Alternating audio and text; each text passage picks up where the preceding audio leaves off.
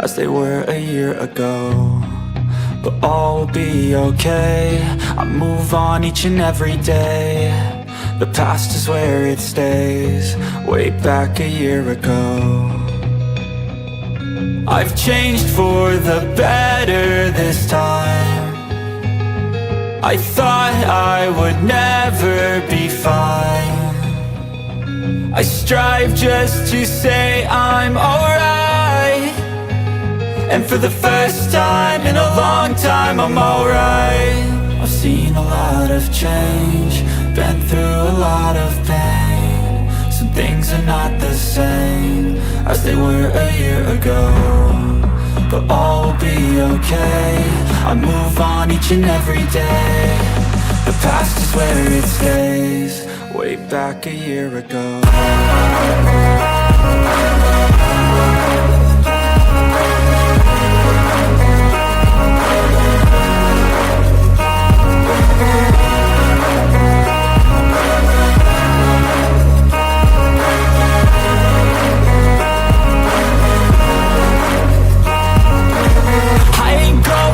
I'm not falling, I'll push all my chips and call all in. I'll bet on myself, you keep stalling. I hear destiny and it's calling. I'll keep my head up high through the downs and lows, and where I'll go in life, still nobody knows. But I'ma choose what's right and take what comes and goes. And ain't no one in life holding me back no more.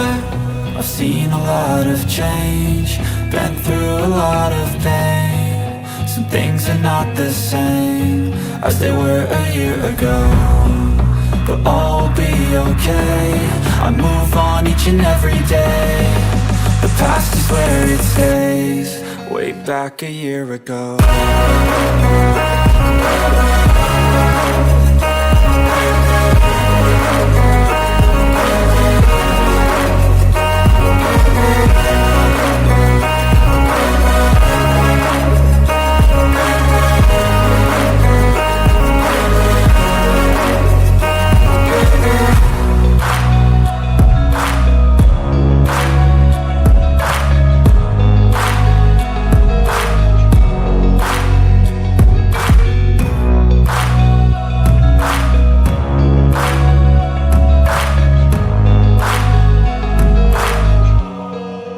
Back a year ago.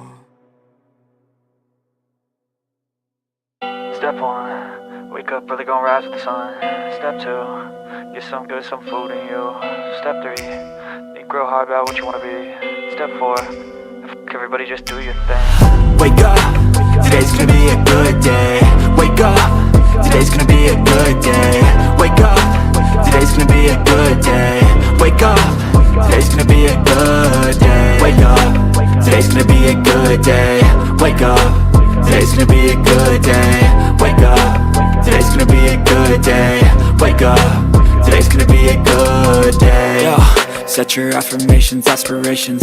I got shit to do, the aftermath of preparation. Good food, good mood, blood in circulation. One step at a time, yeah, that's how you make it. Set a goal you control and the steps you take them. I try to pick one thought, have some concentration. And if I make a mistake, it's called education. I try to do this every day, call it replication. Wake up, today's gonna be a good day. Wake up, today's gonna be a good day. Wake up, today's gonna be a good day. Wake up, today's gonna be a good day. Wake up, today's gonna be a good day. Wake up, today's gonna be a good day. Wake up, today's gonna be a good day. Wake up, today's gonna be a good day. So life ain't easy, yo, I think there's a reason though. Ups and downs, just like every different season, yo. Sometimes I'm high, other times I'm barely breathing, though. I always gotta fight and hide from the demons, yo. Negative thoughts are poison, they rot. Head full of flies, so here come the clouds. They'll never stop unless I can swap all the bad for the good in my head when I'm lost. Yeah, so I'ma fake it till I make it. Positive thoughts are overtaken, I got patience. One day at a time is how you operate a cadence. A flow, you grow, you show yourself a foundation. Stay away from all the shit that causes temptation. I know that I like to do it cause it's sensation. I live my life in my head like a narration. Don't expect greatness, do my best, man, I'll take it. Wake up, today's gonna be a good day. Wake up, today's gonna be a good day. Wake up, today's gonna be a good day. Wake up, today's gonna be a good day. Wake up, today's gonna be a good day. Wake up, today's gonna be a good day. Wake up, today's gonna be a good day. Wake up, really gon' rise with the sun. Step 2, get some good, some food in you. Step 3, think real hard about what you wanna be. Step 4, everybody just do your thing.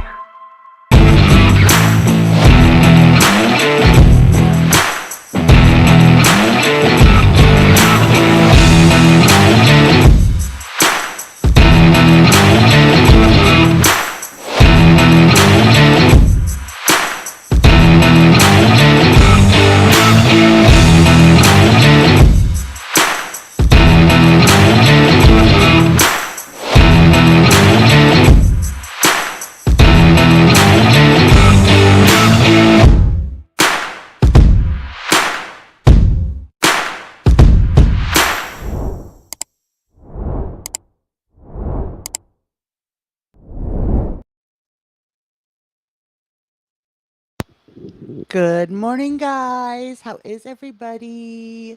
Let me get back to the top of the chat. If you are new here, I'm Dammit Dani. Welcome to the Pickle Palace. If you like the content you see here today, make sure you hit that subscribe button and click that bell so that you're alerted whenever I put up new content. And now's a good time to remind everybody to hit that thumbs up. Thanks, guys. Okay, let me get to the top of the chat. Good morning, Goblin. Good morning, Gail. Good morning, Last Nerve. Good morning, Avery and Jilly. Good morning, Sassy. Let's see. Good morning, Lilith and Becca Boo. And good morning, Leah. How is everybody this morning? I was totally dancing along to the intro. I don't have my fox on this morning, but believe it, I was dancing. You know what, Avery? Allergies have been horrible this spring. People that don't usually have allergies have been having a hard time. 95% is good. Yeah, we've been struggling. Even my husband, which my husband doesn't usually have bad allergies, but yep, even he's struggling this summer or this spring. Good morning, Bama. Aw, Becca. Yes, it's bad, Last Nerve.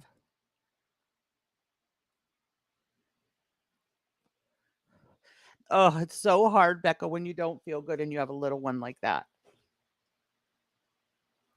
Hi, Irma. Good morning. All right. I do have Foodie pulled up today, y'all. When she does stuff that irritates me, I gotta cover that. But there is good news this morning. Good morning, Annalyn. There is good news this morning. One of missing children. She has been gone for 6 years, and she was found safe. Good morning, Fart Box. Excuse me. So, I love to hear about, a missing child that is found. So this is Kayla Unbehaun, a 9-year-old Illinois girl who was allegedly kidnapped by her mother nearly 6 years ago, has been found safe. She's now 15 and was found in North Carolina. I'm overjoyed that Kayla is home safe, Kayla's father, Ryan, said.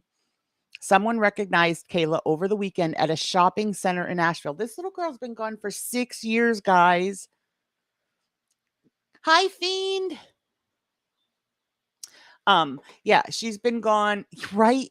Leah, I love hearing these stories. She's been gone for 6 years, and yet somebody still recognized her at a shopping center.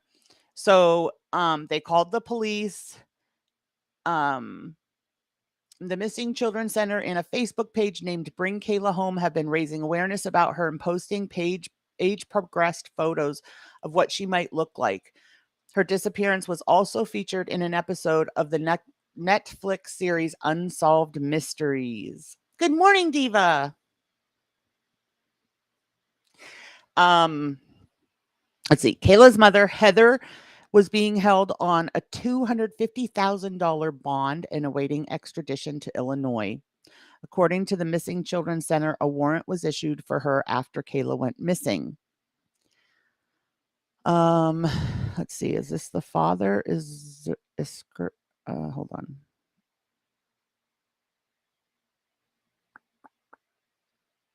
I don't even see who this is, but Iskirka told CBS News Chicago he had expected to pick up Kayla in 2000. Oh, this was the father.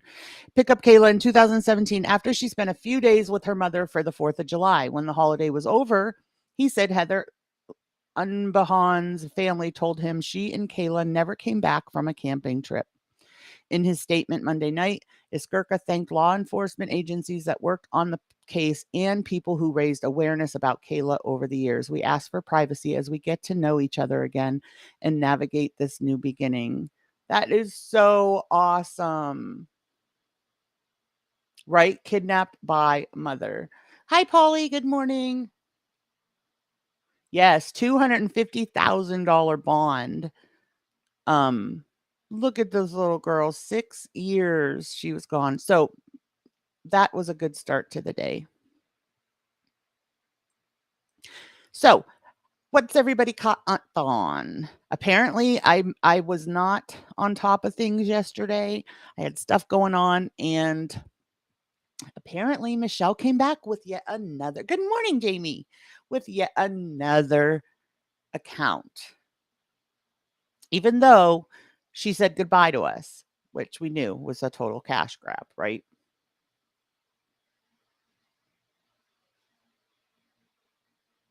This is just a short 5-minute video. MGL Michelle guilty by reason of insanity. This is just a short one, but she has been making appearances on Ski Mask Andy's as usual. So we're gonna watch this one. Actually, to be perfectly honest, I hadn't even pulled this up till the last minute, so we're watching it together.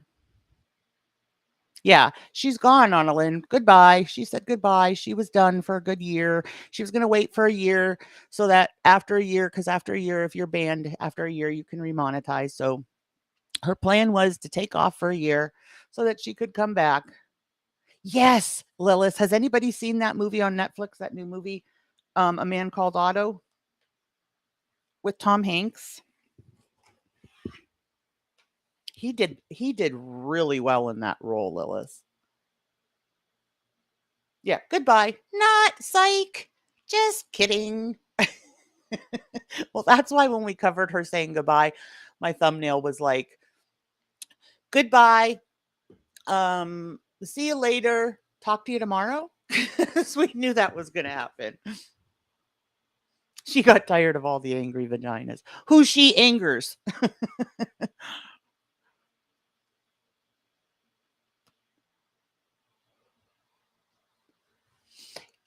She's you guys, she is vile. I was just catching up a little bit on different things with her yesterday.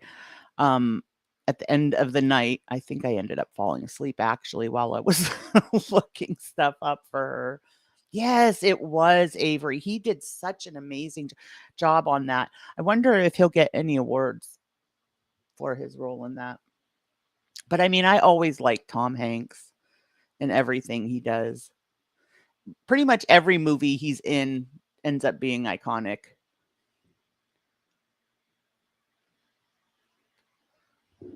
Guys, guess what? I was so excited. So you know how I did the Temu haul? I got an email this morning to sign up for product reviews and stuff off of Temu. So I did, of course I signed up right away. She reminds me of a 5-year-old dramatically announcing they are going to run away. Yes, Diva. Am I the only one who don't have no? Anna Lynn, we can. You're in Discord, which we still need to talk about. You know who, but you're in Discord. We can show it. I think everyone that's seen it, Lilith saw it, V saw it, I saw it. I think every one of us that's seen it would be more than willing to watch it again. It was a really good movie.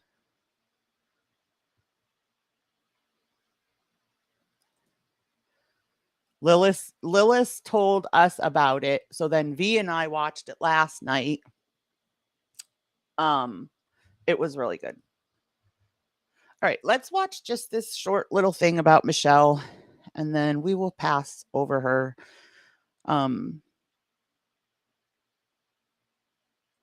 She is. I need to get better about checking throughout the day for her new accounts because her accounts disappear as soon as she puts them up. Okay, Annalyn, we'll do it. Okay, for Mother's Day, you guys, my son sent me, you won't be surprised. My son sent me pickle stuff. So he sent me Blue Diamond Almonds Bold Spicy Dill Pickle flavor. Then he sent me sour pickle balls. He sent me pickle punch twangers. It's pickle flavored salt.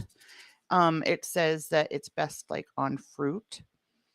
And then he also sent me pickle cotton candy. So I am going to do a taste test of these things either today or tomorrow. My daughter wants to do it with me. She will not be on camera, but you'll be able to hear her voice. But she wants to do the taste test with me. So I will have her just a little ways off cam. But I'm excited because you know me and my pickle stuff. So we'll be doing that either after today's live or tomorrow, just depending. Pickle cotton candy. I don't know how I looked this morning to put it on the cam to show you, but you'll see it when I do the taste test. So I'm excited because you guys know me and my pickle stuff. Although I do not. Thank you, Hannibal. Good morning. Although I told you guys I had bought Hidden Valley Ranch Pickle Ranch. It's awful. First of all, I love the Hidden Valley Ranch that you make yourself, like the packets, that you make at home by yourself. So if you did that and then added like dill to it or pickle, little pickle chunks or whatever, that would probably be good. But the Hidden Valley that comes straight from the bottle, I don't really care for. None of my family do. It's too strong and it's too thick. So I don't know. I shouldn't have been surprised. I did not like the Pickle Ranch from Hidden Valley. A Man Called Otto was kind of funny too in a dark way. All those failed attempts, if you saw it, you know what I mean. I won't spoil. Yes, Avery. But you know what? It was nice because you kind of you knew those were going to be fails.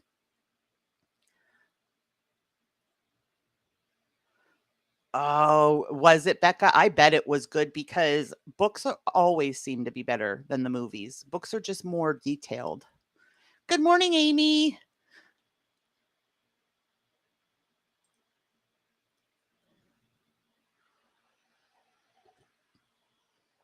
Okay, let's watch this debacle called MGL. And you get so many. You've got a Facebook account, I'm assuming. Almost told on herself there. That's okay, Michelle. We already know you purchase subs. Michelle thinks she knows all the tricks of the trade, yet it's all part of her insanity. Creating new accounts every other day expecting a different result each time. That's true. For her to not get the boot. No, I don't, but that's another story. I can get. Okay, well, other people will understand what I'm talking about, and I'm not reading chat, so they can. I had one until like 2018. This is what fucked me. This is what fucked Michelle Sabate's life up. Michelle's life is all fucked up because she can't YouTube. And it's everyone but Michelle's fault. By the way, hi, Glam. Good morning. Sabotage. Everyone that's streaming. Glam, this, did you all change the your people pro that are pic? stream our video, Beautiful. my last name is Unless I Sabotage. just It's not Sabbath. can only see Sabate. it That now was me. because I'm on a bigger screen. Now make sure you cry about being doxxed, Michelle. What about when I wrote the If you're text? gonna fucking stream us, if you're gonna stream Ski and I, it's Sabotage. Sabotage.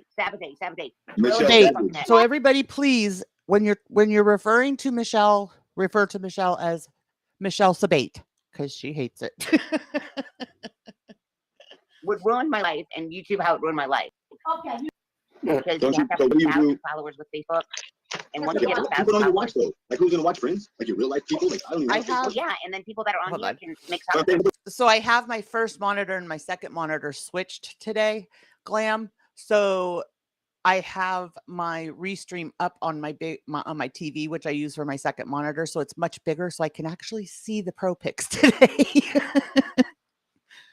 Old eyes are crap.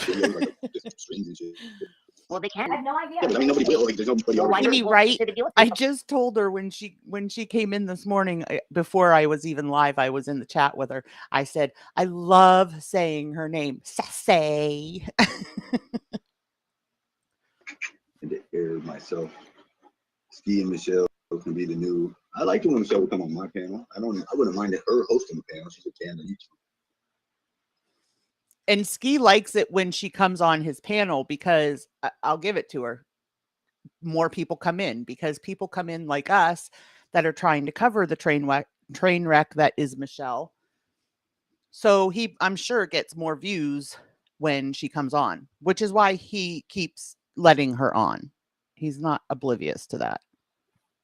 Hey, Hey, darling, baby, darling, What's I don't up? know why I can't get enough of your love, baby. Somebody put a video up. It's on Best of Truth. I'm not advertising channels, right? But she's ending her stream, and somebody put my face and your face on these roller derby people, and they're like dancing on skates. It's like, darling, I don't know why I can't get enough of your love, baby. And you're like swinging me around. You got a sexy ass in that video. Oh man.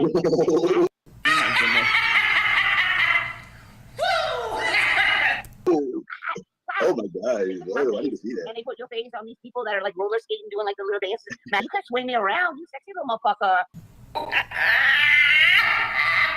Good morning, Yeah, Mrs. man. Coral. Dance like Good to that. see you. Not that ass watching the video. Okay, so apparently Michelle is in this video was asking people to go sub up to bot, which is Best of Truths. So I am going to put her link right here in the chat. So if anybody wants to follow, she covers mainly MGL. Junior. Oh my God! Darling, I don't know why. You got me blushing over here, Love you, Michelle. baby. This is the first time that your sexy talk has ever turned me on. I'm all shaken up. Now I can't control myself. Oh, I don't know why. Can't get enough of your love, baby. That's a song. It's a song. Oh, I thought that was Guys, me. she did not even last 24 hours when she quit. Who does that sound like? We've never lived through that, y'all. On the skates, and they're like doing all the dance moves and stuff. It's my face and your face. Man, you are swimming me around. You were scooting me down. You got the boom, popping ass, and I'm like, I need a copy of that video. Oh Lord. She wants a copy of that video. I wonder for what. So city girl. You Her live. It's on there right now. It is hot. You need to go steal that video. Oh, You can use it in fair use, can't you? no, I mean, not really. Can't you say I'm using it in fair use like everyone streams us? Thank you for always telling on yourself, dumbass. Say, I'm asking because I don't know any better. You can say whatever you want. I don't know. Yeah. No, I didn't. I said, For fair use for entertainment. Yeah, I have those pictures pulled up, Avery. But yeah, I agree. There's, I've said it a million times. Some people just go too far. I get that they find it funny and everything else, but in the moment it's funny. But when you consider the fact that you are literally giving away her location, but beyond that, whoever owns this building, you're affecting the tenants that are in that building. Yes, too far. I agree. Okay, Jilly, no problem. You gotta fucking see it. You gotta see it. Oh my God, it's so awesome. You gotta see it. It's not just me who believes it. They all want us together, Ski. It's not just in my dreams, right? Right? Ain't that right? Legit. Legit. I knew she was going to say You're that. like dancing on roller skates and you're spinning me around. You're dipping me. I need to Charlotte, get I this. don't know why. Can't get enough of your love, baby. It's like she just played it. Like I had to come over and take a link. Oh, Nope. you look sexy. You got that ass popping.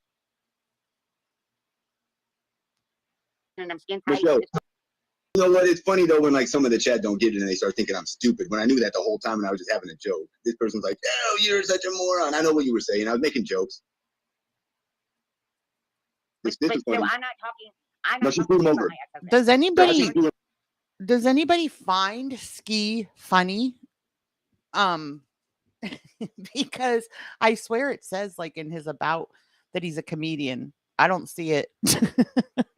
over. For discovery on how he's in contempt of court.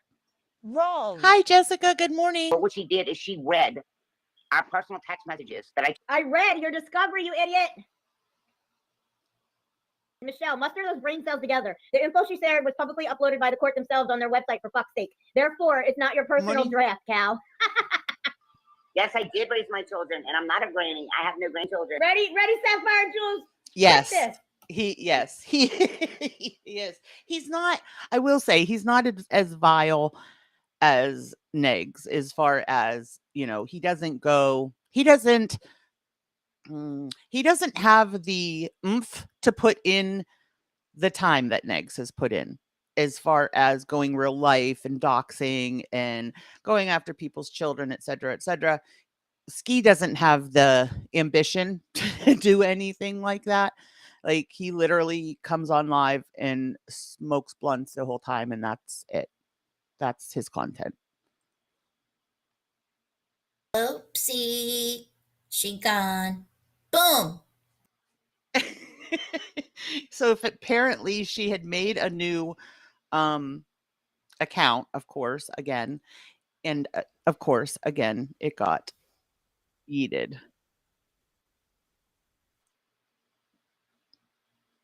All right, I'm going to do the Summerwell stuff last so that we can give it the attention that it deserves. Yes, MGL Jr. and Negs Jr. on a win. Exactly.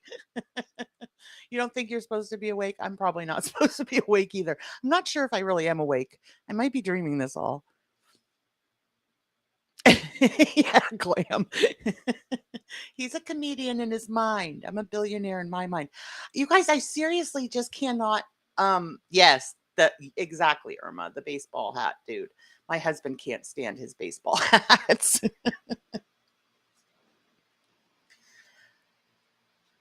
Beggs is on another level type of a-hole. Oh, yeah, definitely. Did they really leave, guys? I heard through the grapevine that they left Rumble and everything.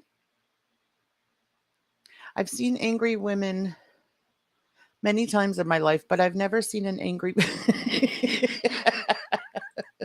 Same.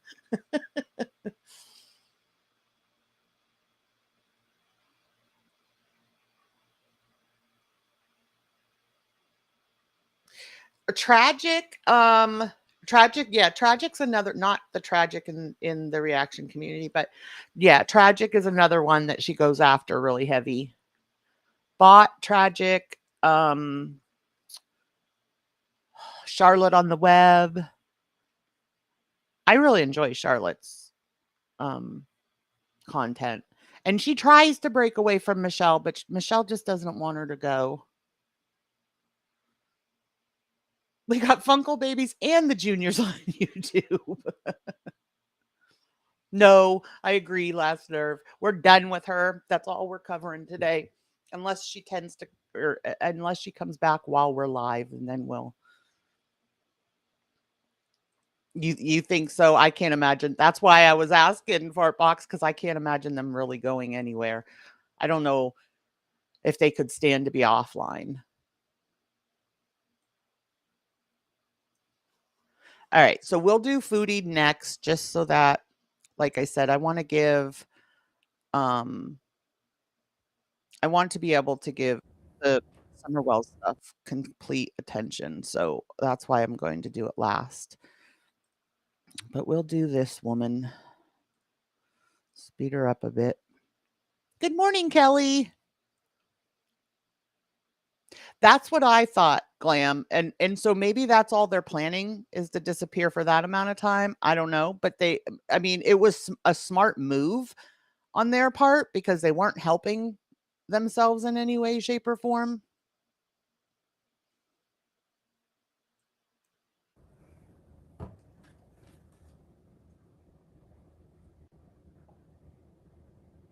Thank you, Glam. Hi, Hellfire.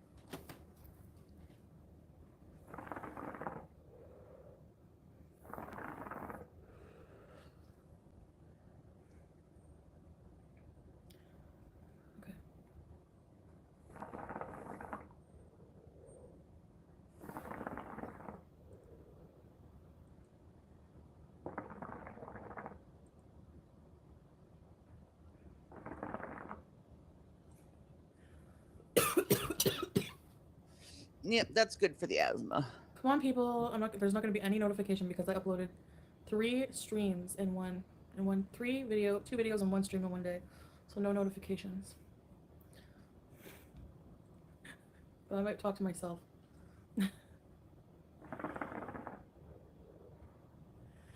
Aisha!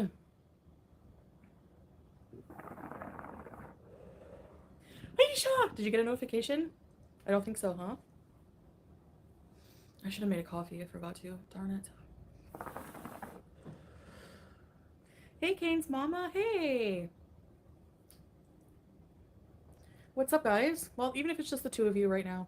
No, you didn't, eh? Yeah, because I did the mukbang within 24 hours. Mukbang, I love how she thinks this is a something flex. else, I forget. Oh yeah, that weird cartoon. And the live stream, so that nobody will get notifications. The thing my is, gosh. Aisha, like, I can't Lilith, even put out... she made Becca. Hi, cats. Good morning. Yes, she ate 3 grilled cheese sandwiches and then she made a pot of homemade creamy tomato soup for herself, and it was like in a serving bowl. So she had a whole serving bowl full of, I can't speak, full of creamy tomato soup, and then she had 3 grilled cheese sandwiches on the side. Hey, you be nice to her, Cammie. Chantel, to be fair, sets herself up for the doxing, shows the beach across, right? Solo reveals the info in the fuse box. Chantel keeps hinting and signaling, then she wonders why her location is shared. A whole pot, Annalyn. Enough for 3 folks. Yep, exactly, Jilly. I wasn't mad. No, the soup didn't look bad, Sassy. But you know what confused the crap out of me? When she says she's adding cream, that is not cream. It's way, way, way too thick for cream. It has to be sour cream. She said adding cream and then she squirts it in like you know how like you can get sour cream in those squirt, bags?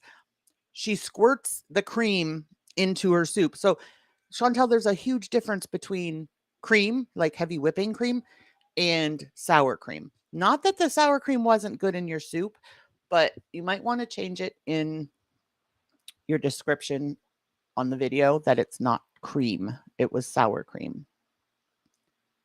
Another light snack for our foodie.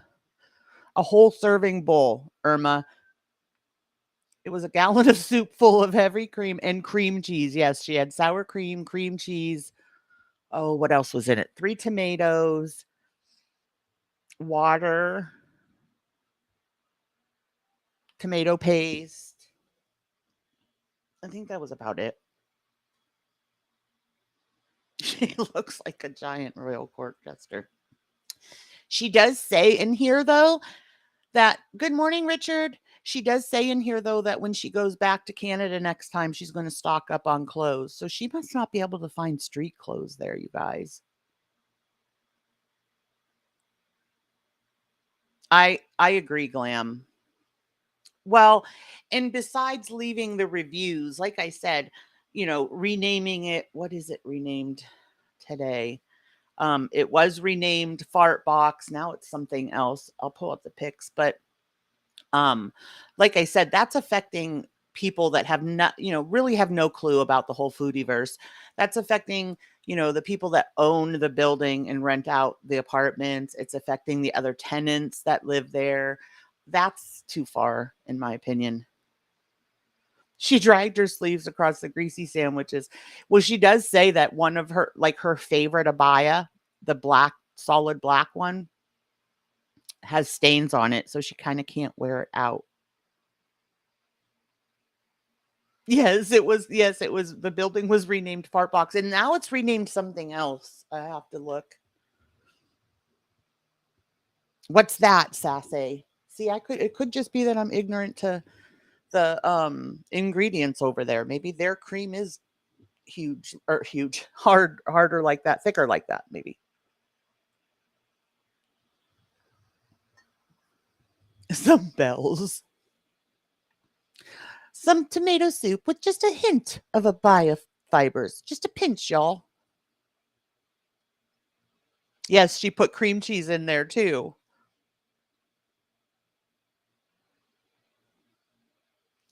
Oh, yes, there was butter and olive oil and onion in it. You're right. She started with butter and onions. And how come she always puts in olive oil and butter? She taunts people so much it's bound to happen. Deliberately make enemies and you will have enemies. Yeah. Jarella, did I say good morning to you? Good morning, Jarella.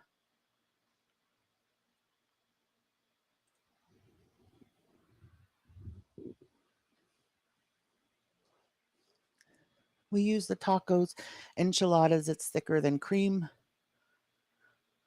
but not sour cream. Oh, all right. I'm like, that is not cream, not the cream that I know.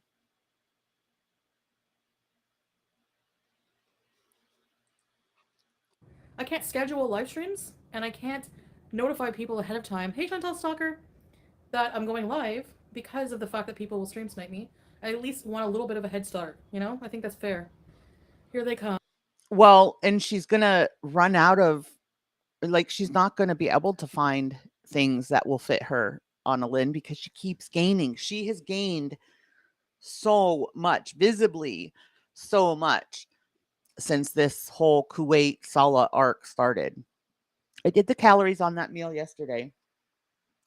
3 homemade grilled cheese and 3 small panero tomato soups. That's the closest in ingredients to match. It came to 2,100 calories and 2530 milligrams of sodium. Oh my gosh, that's an entire day's worth of food, you guys. Right? I agree, Jarella.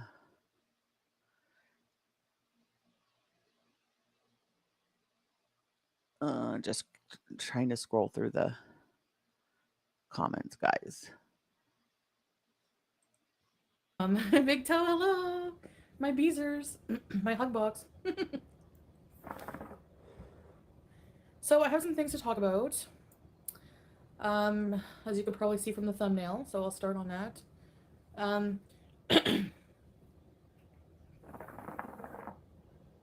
to be smoking my shisha, relaxing. Good morning, Kaya's $7 tip. Love the So- name. I And then see eventually another people will know cook-off it's associated coming. with this Foodie watching versus this, huh? Cobra. You know who does those all the time? Is MCM. I love when she recreates some of the things like that Cobes makes or Pete's made or whatever. You're gonna make a wee coffee? I should have made one, but I'm having sweet orange juice instead. So Salah's out and with his 8th wife, so I know I need to freeze them. I know. I always forget. It sounds so good.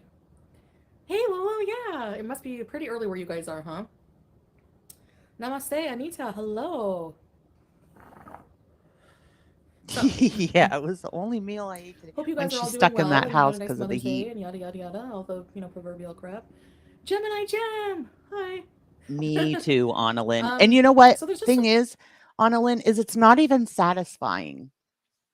like when I crave like chocolate or something like that and I give into that craving, it isn't even satisfying. So afterwards, I'm like, why did I do that? Like, you know, Oh my gosh, Lillis, he's he does that all the time. He always makes burritos out of everything and he stuffs them so full that they crack open. And so then he has to put more and more tortillas down so that he can keep the stuff inside of it.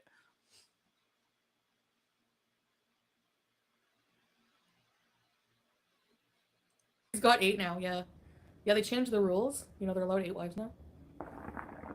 2023. Yeah, this abaya is nice, eh? Thank you. I have like a few handful of abayas and I just rotate them. My favorite one, um, which is just black, but it has like a little bit of detail and has pockets. And I love the way it fits me. Is actually a little damaged, so when I wear that one, I stained it, so it's not. It can't come out. Stain can't come out, and She stained a black abaya, guys.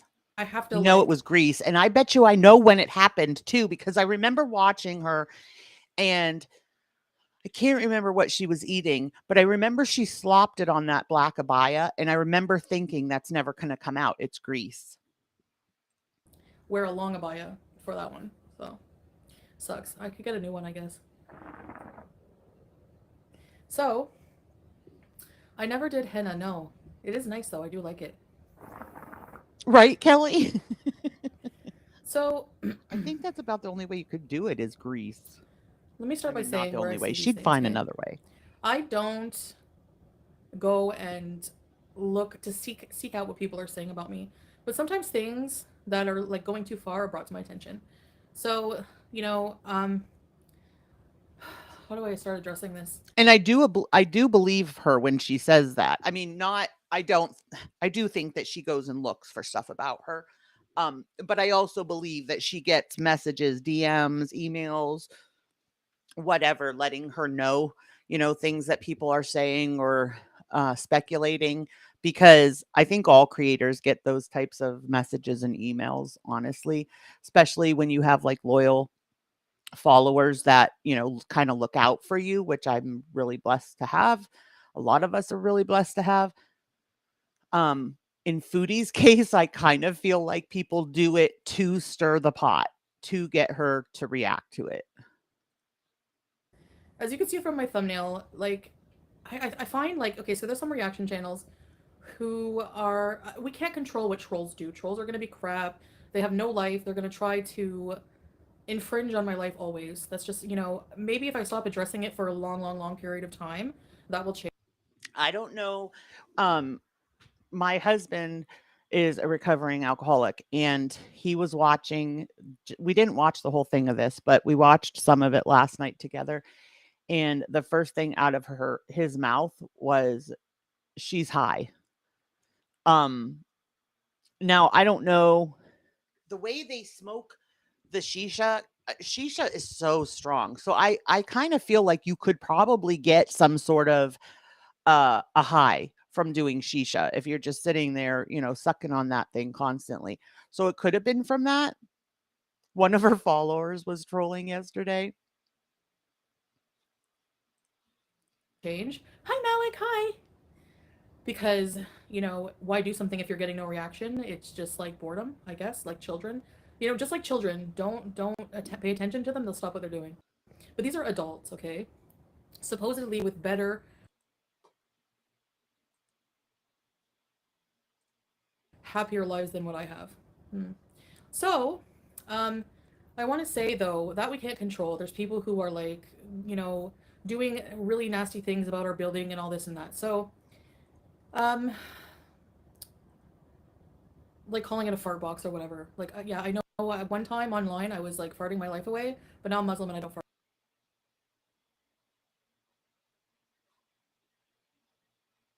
No, my someone, I don't fart. What just happened?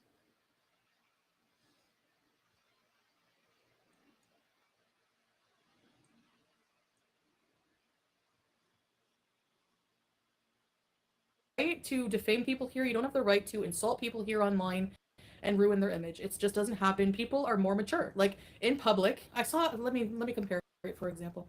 I saw a video, like people are not on the street drunk, throwing up, and making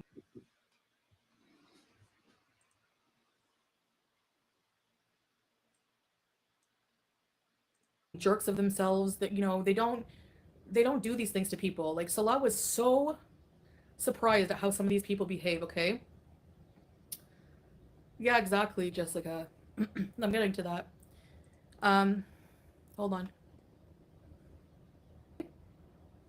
Or what? Let me know if the quality's okay. Is it okay? Hello.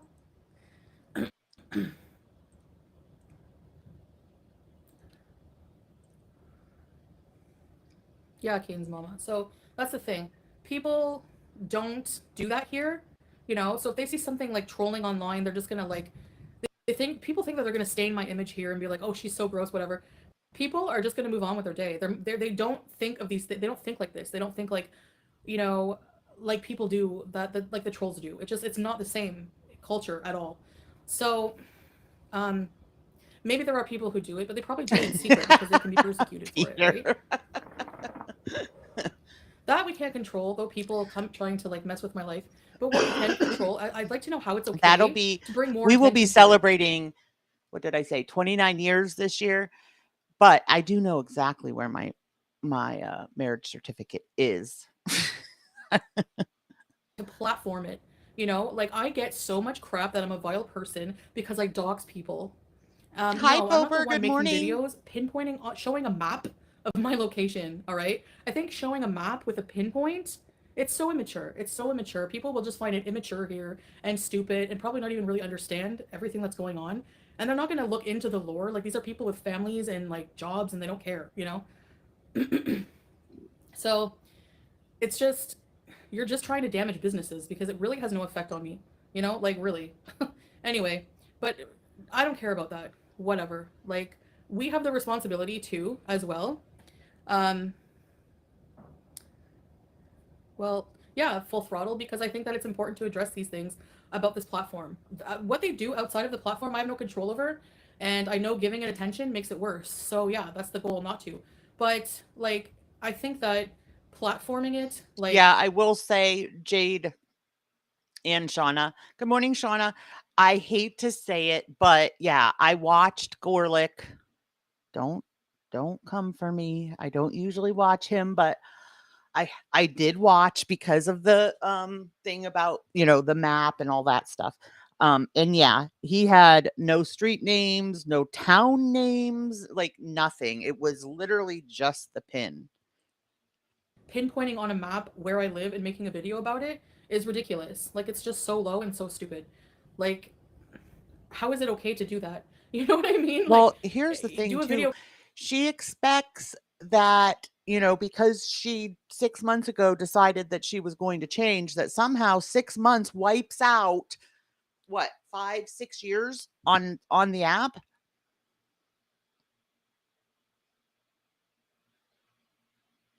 Yes, I heard that too, Peter. I did not see it, but I did hear that. Good morning, Juicer.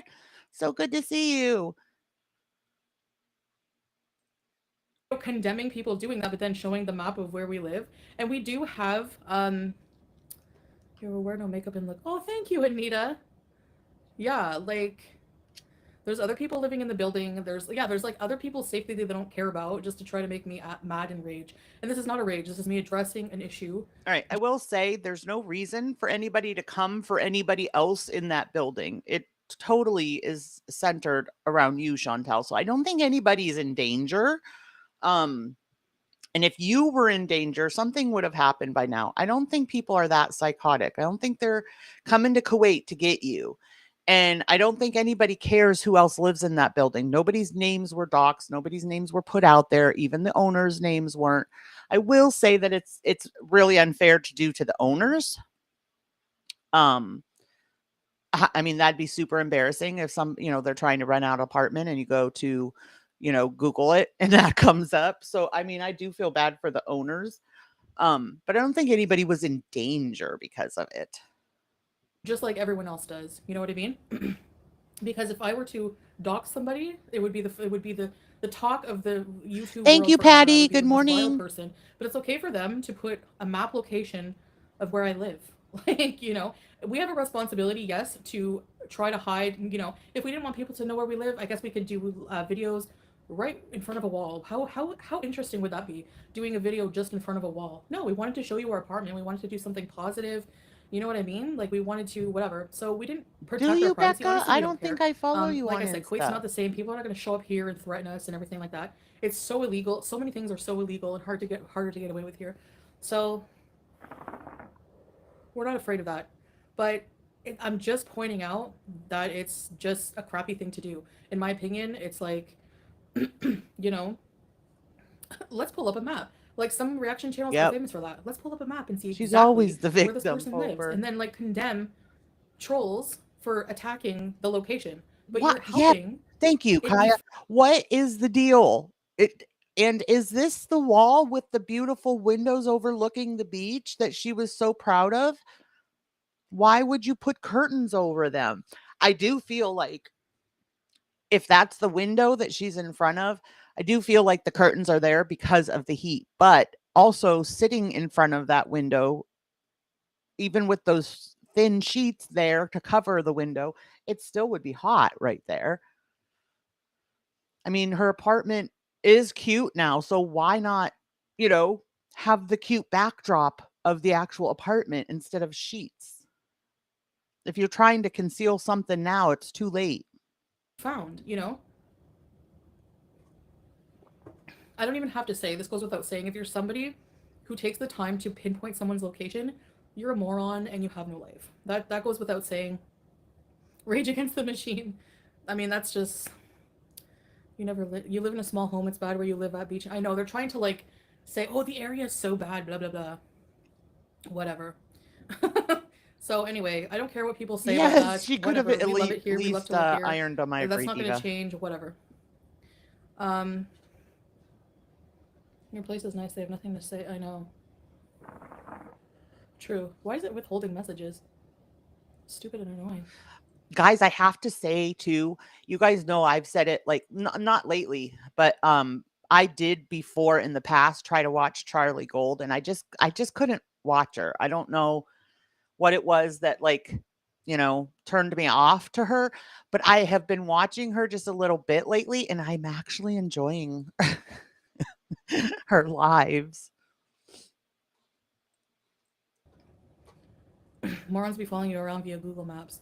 Yeah, if you want to search my location, do it on your own. Then. But you don't have to Archie, good publicize morning, it. Archie. You know what I mean? Good morning, Brandy. Everyone hates Corlin. Yeah, him too. There's other ones though that just like, you know what I mean? There's other. It's not just him. There's other pathetic people who. This hair is bugging me. This lint. Who try to who have done that. There's other people who have done it first. Like did a full lowdown showing our whole building. You could vaguely say she lives in this area, blah blah blah. You don't have to give like the exact block, the exact apartment.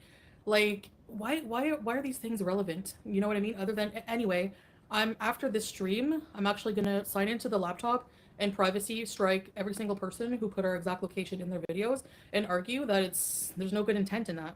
And we'll see. Maybe they'll keep it up because our name and everything is not in it. It's a public listing.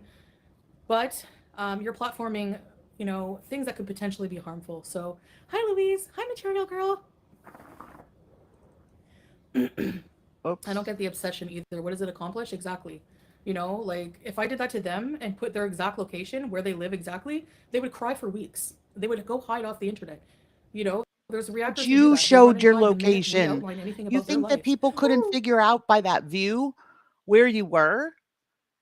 Chantel, you're not new to this. Like, I'm so tired of her acting like it's everybody else. You aren't new to this. You know what people are going to do. You knew that they would find out where you were according to the apartment tour. Just looking out the windows, that was enough for people to find you. Cry victim. To be honest, no one gives a shit if they know where we live or not, because this is immature and childish behavior, obviously from the brainless haters channels. And just ignore these nuts, baby, period. Yeah, exactly. Like, it doesn't affect our life at all. Like, it doesn't. Like, I don't know. But it's just, I wanted to speak out against, like, the hypocrisy always. Always, always pointing it out. How it's like, it's okay for them. It's okay for them to cry victim if it's done to them. Exactly, And even in a less Maggie. invasive way, Good but morning, it's okay for Maggie. them to platform putting up on the map my exact location. Like, I are you think so serious? too, Irma. Yeah, they're saying there's prostitutes. There's prostitutes everywhere. She is Everywhere. Are you kidding? she is totally feeding into the hands of the trolls at this point because her numbers are lacking. Her views are lacking. Guys, I the last live that I was in of hers, she had like 600 people in there. Like her numbers used to be like 2.5k in a live. She had like 600. I mean, I would kill for 600, but that's really low for her. You're gonna act like there's not more prostitutes in the US? Please. If you weren't so intriguing, people wouldn't stalk you. It's literally like drugs to them. It's so sad. I'm always amazed at adults acting like this, you know? Yeah. So I Patty. just find that wrong and I wanted to speak out against it, you know? Um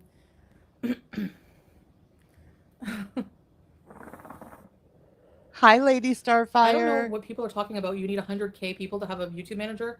That's not true. Like, I did Google it and it does say that on one website, but then how do I have a manager? Like, I had that one manager from a while ago. Then I didn't hear from them for like ever. And then I got an email recently that somebody was taking their place.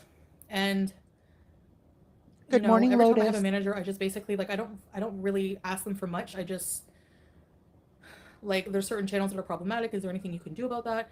Right, Becca. I mean, she knows this. She's not stupid. She's not new to YouTube. So I'm just waiting to hear back, but that's about all I need their help with, really. I mean, I don't know. I guess tips, but that's what they do is give you tips. But they said they would look into some things for me. But that's about it. I don't know. These people going too far, doxing people, and they think we're going to be afraid of insecure about the new home.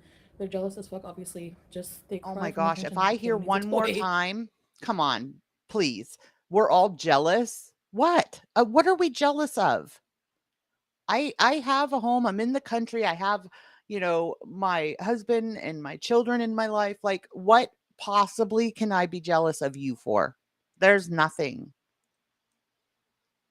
No, it's true. They act more If I had childish to than wear an abaya and a hijab, even here, where our temperatures don't usually get even to 90 degrees, we're so humid though.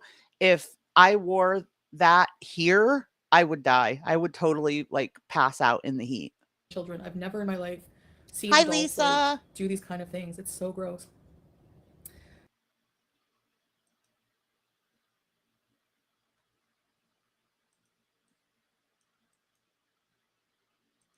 You're the best thing to happen to Chantal. Yeah. And I think people are like big mad about that. Like a lot of people, it's been very revealing to me and shocking, but it's We're finally not set in. mad about People that. hate when other people are happy. Misery loves company for sure, 100%. And they think that I would always. They're wrong about me. They were wrong about me. They think I was always going to be a train wreck, which is not the case. Black's chaos. Welcome back to our restoration. Reebies. Hey Blacks. Hey Blacks. Hello Beezers. Hi babe. Same. I Very nice have of her. never Probably. desired to go there either. Yeah, and I mean that's fine if they are, but then don't like shame other people for their homes either. They be hating when you're up. Yeah, exactly. Well, you can stay mad because, I don't know. It is. It's true. Misery loves company. And it was so hard for me to wrap my mind around that. Like, and then they try to like deflect or try to use the excuse that I'm a vile person. Meanwhile, these people calling me vile are the same ones doxing my location, doxing. But Chantal, you've never thought twice about doxing people. And I don't care if it was a year ago and it wasn't since your big glow up that, well, what you think is a glow up. I don't care. You've done it over and over and you've never thought twice. Now it's a problem because there's doxing going on.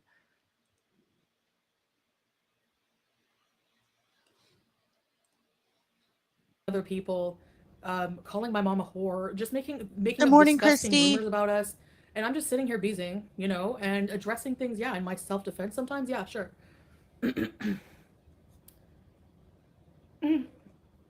No more hamsters for me. Exactly. I guess turn off made me sad, but just rejoined. Yay! You're working at So middle of on working point, day. Diva. It's true, Blacks. They have no lives. It's true. Hi, Witchy. Hi, and thanks for rejoining.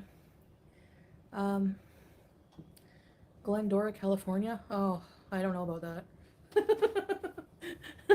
But thanks, Louise. Thanks for the super chat. Eat Howie. Might sound Who called nice your mom between for? Olive and Marie. FFG. She sat there and targeted my mom for a whole live stream. Chantal Marie Doxy Olive. Yeah, work out hard, baby. I'm going tomorrow. I have a lot of work to do in the home. I have to clean. I was gonna go live and clean, but I want to get these things out that I have to say. So I want to address also, I want to point out some things. Good point, Becca. Okay.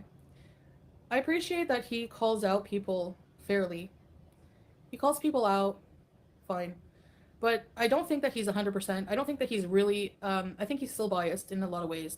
And I'll point out some examples. Now, he Good gave morning, me crap King. yesterday in his live stream for not reacting to Charlie, not giving Charlie praise for coming after FFG. And I'll tell you why that is. Yes, I find her roasting FFG funny. In a defense of my mother, and this is low for me to say. Honestly, I feel like she has no right to use the word beezing anymore. She gave up that right. She gave up the right when she gave Sam away, and she gave up the right when she turned into a not beezer.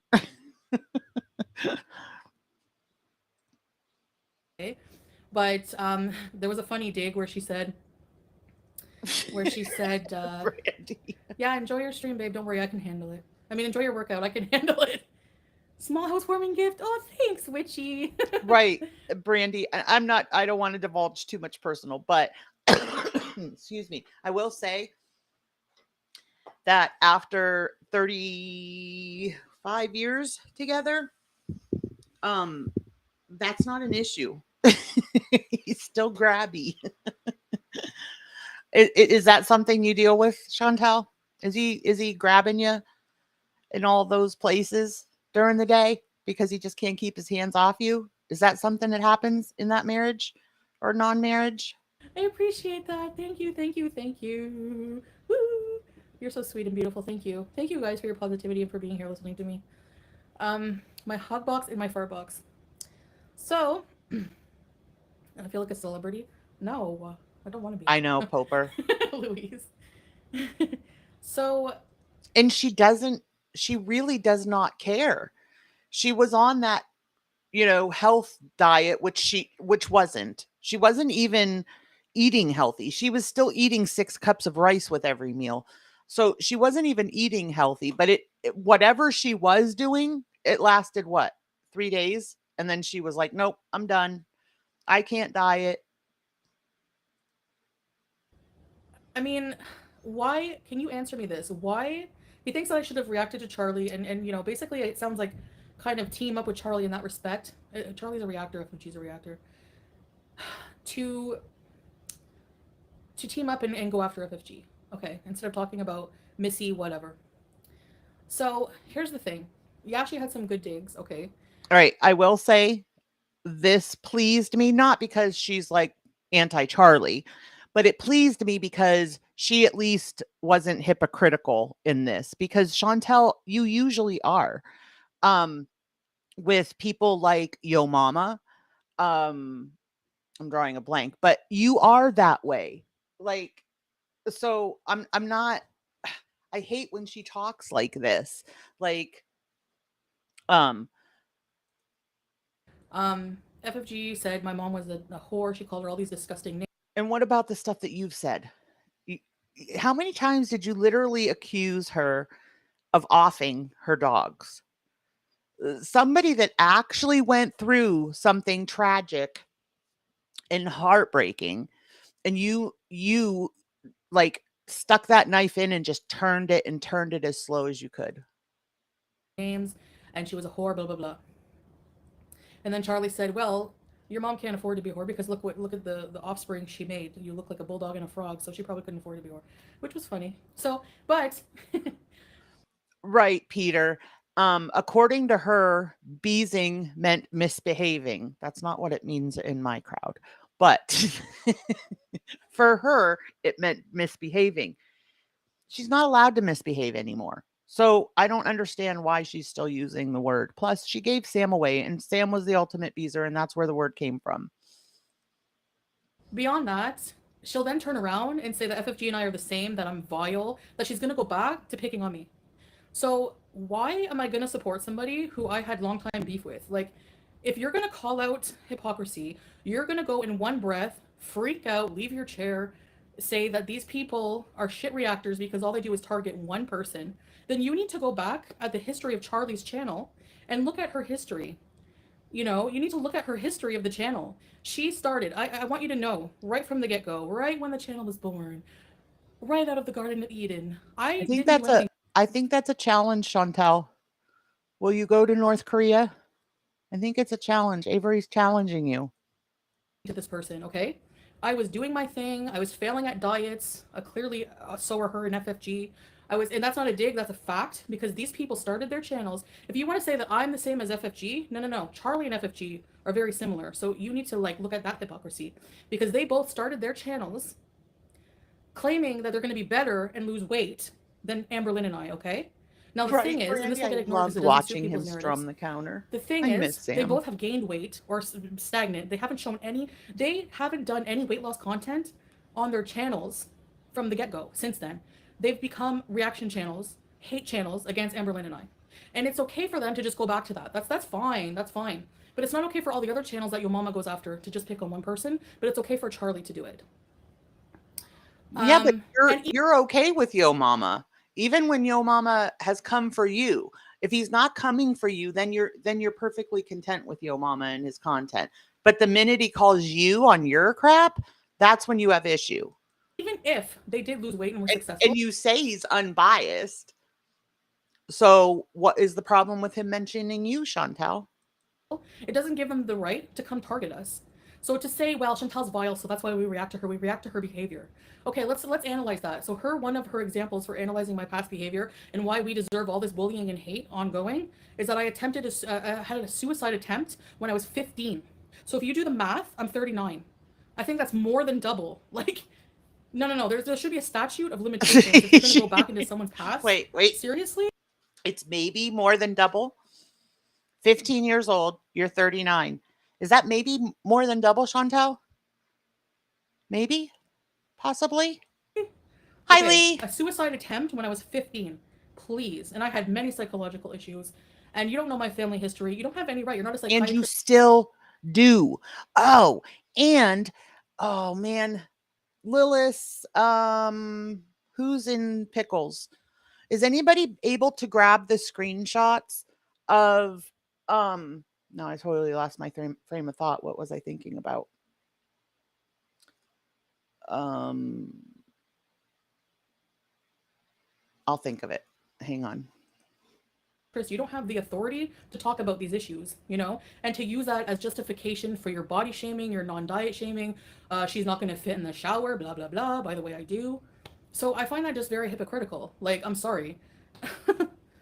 Yeah, women should be lifting each other up, not trying to sit there all badass like, I can one up on you. I can get a better dig than you. Because honestly, I find all of those digs childish and I don't want to react to them. I was addressing actual rumors that Missy was saying as falsehood, you know? But like these little childish digs between two creators, I don't care. And I'm not going to praise somebody. Oh, I know what it was. So is anyone in Pickles that can grab the screenshots of that Twitter account that was, it was somebody from Kuwait that just happened to happen upon Chantel content on Twitter. And don't tear up my chair, Cammie. And so they were like setting things straight and saying that with the with an election happening there, they're not renewing visas. So they were saying basically, good morning, subscriber. They were saying basically when her visa is up, she's not going to be able to renew it right away because they're not renewing visas at this time because of the election. Who is going to, just because we have solidarity in hating one person and then go back to treating me like crap and calling me vile in the same breath. It's not going to happen. Like that just doesn't make any sense.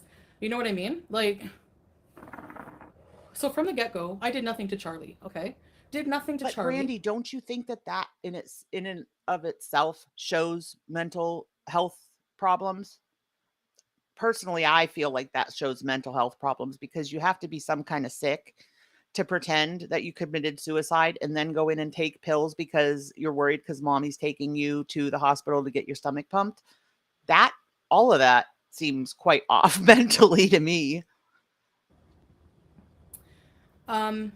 Just Thank like you, Glenn. I did nothing to FFG, and they both react to me in vile ways. So they're more like, how am I like FFG? Do I have look? Where's the similarity? We have big chins. Like, are you kidding? Where's my channel targeting one person? Well, Hi, Toriana. you have big chins on YouTube. You don't have big chins on TikTok, Chantel, because on TikTok you are the pointy chin queen. Your filters make you the pointy chin queen. Yeah, Morning, why are Amber all these Chick. other fat women making fun of the same two fat women online? And and yo mama, if you want to be completely non-biased, you have to include Charlie in that. You have to. She's the same. I don't care like if you like her more for whatever reason. That's exactly, she does the exact same thing. She's exactly just like FFG. Maybe more articulated. No. But doesn't matter. And looks don't matter. Like what are we talking about? Who's ugly? I won't. Who? Like, who cares? I don't quite see that. I will say I was impressed because Charlie keeps it classy. She doesn't raise her voice and rant and rage and scream, at least not that what I've seen lately. Like I said, I haven't been watching her long, but I will say that she keeps her cool. Like, it's never been an issue of like any looks. Who cares? Like that doesn't make you a better person. Yep. Whatever. Exactly, Annalyn. So I find it childish, honestly, and I go back to the That's roots. the only thing that, and you guys, I hate. This is why I hate being called a reaction channel. Reactions don't have to be ugly and negative. You can react to somebody and just be completely, truthful and unbiased without the rage, without the ugliness, without, stooping to her level. That's the one thing that like gets me as far as being referred to as a reaction channel. I don't have to be nasty and ugly and vile to react. And if there is something that she deserves kudos for, I'll give them. Not seeing it today, but we have been targeted. Amberlynn and I have been targeted by these people from the beginning, and we did nothing. We did our vlogs. We still do our vlogs. Amberlynn doesn't even bother to defend herself, and I need to take a page from her book in that. Charlie is one of the OG chicks who only existed to try and be weight loss channel against Foodie Beauty. Exactly. Just like FFG. Similarities. Let's say that. And then, just like FFG, when I defend myself, she calls me a bigot. She finds some, just like FFG saying I'm anti-Semitic when I target her. So no, I can pinpoint more similarities between those two. Ones that people don't even care but about. Chantel, you have literally said, see, you can't get angry because people call you out on things you have actually done or said. You literally have come off as a bigot numerous times. You have come off as homophobic, transphobic. You have used the LGBTQ community to get views during the month of June. I mean, these things that people call you out on actually were done by you. Hi, Anastasia. You're arrested not Thank more you, than Patty. booze and stop drinking. Whatever. I mean, so I did nothing, doing my vlogs. Yeah, I'm not succeeding at weight loss, whatever. Call out the crap, whatever. But, it's not even about not succeeding, Chantel. It's about coming on here telling us you're going to go to the gym, you're going to diet, and literally lasting 3 days and then giving up. You have no care in the world for your own health, which I totally can't understand. Good morning, oranges, porranges. If you're so happy in this marriage, wouldn't you want to live longer? I mean, I can't grasp it. If you are so happy, you're living, your best life, then do something to keep yourself around longer. I don't understand why you would want to continue to slowly kill yourself off. And it's not even, honestly, Chantel, it's not even slowly anymore. I mean, you're going on fast forward now. Her, and I said some not nice things, of course, but it stopped eventually. Like eventually I didn't even talk about Charlie, and she still stays talking about me. She still stays targeting me just like FFG. So she doesn't go real life. Okay, fine. She doesn't go real life, but she still does the same type of content, which you don't call out. She'll say something about FFG in your live stream, yo mama, and then she'll go, exactly. Okay, so we're going to go back to targeting Foodie Beauty, and you go, okay, yeah, facts, no cap, yeah. Okay, so that's okay for her to do it, but you're going to call out FFG for doing it. She's hungry, Dani. Yeah.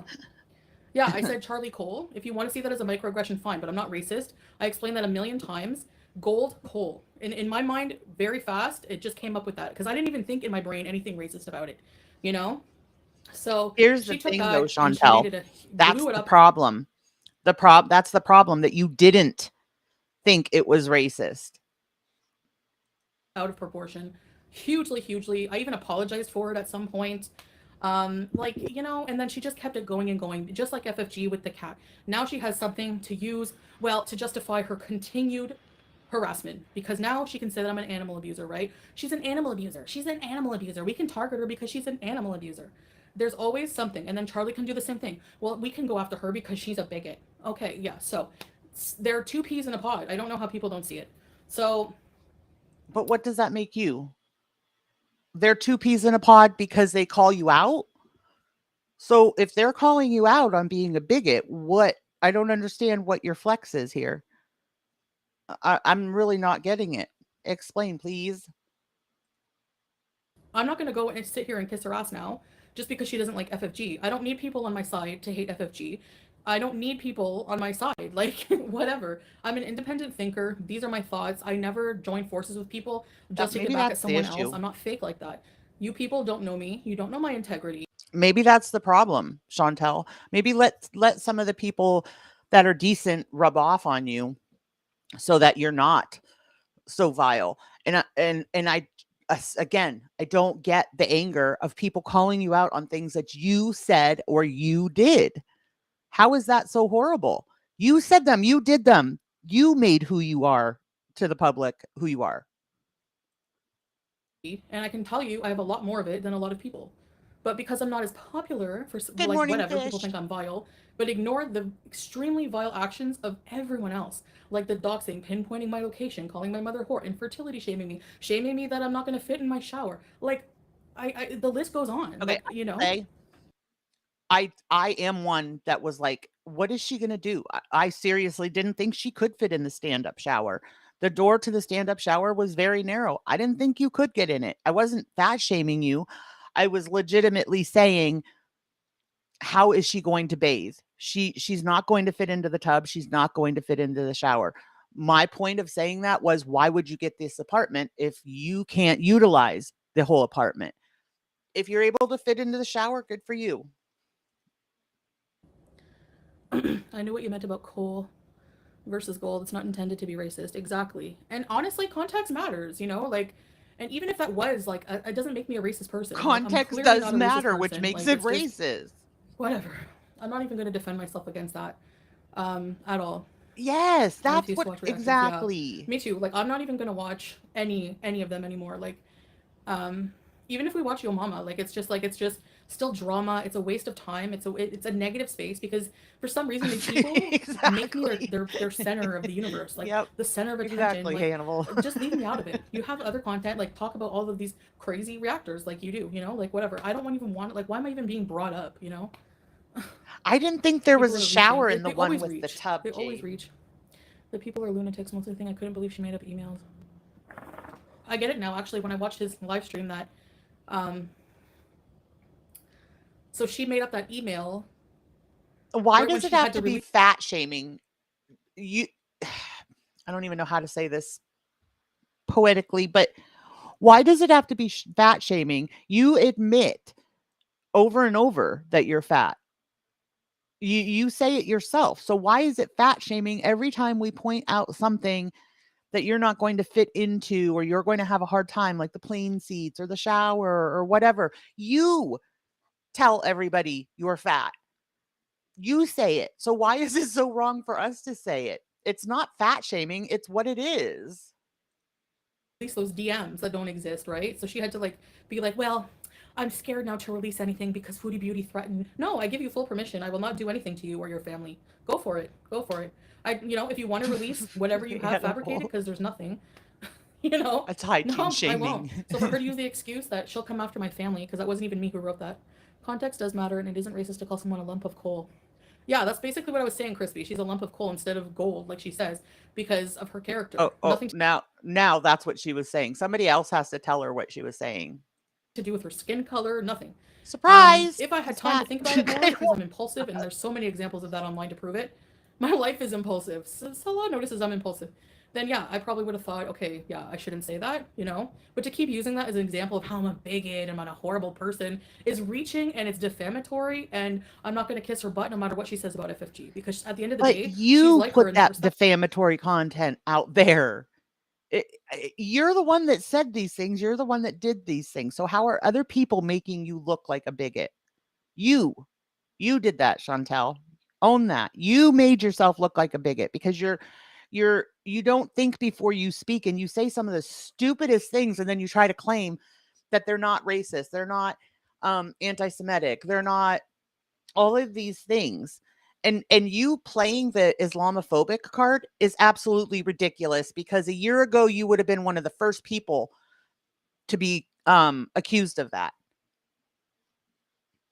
How about telling the public that your ex should have been offed by his government? What about all these things that you've said? That's all we're doing is pointing them out. We're not making up lies about you. Fact. I don't care how popular they are. I don't. Like, you know what I mean? I don't care. I have my Beezers, and that's all I've ever said I care about. Whatever.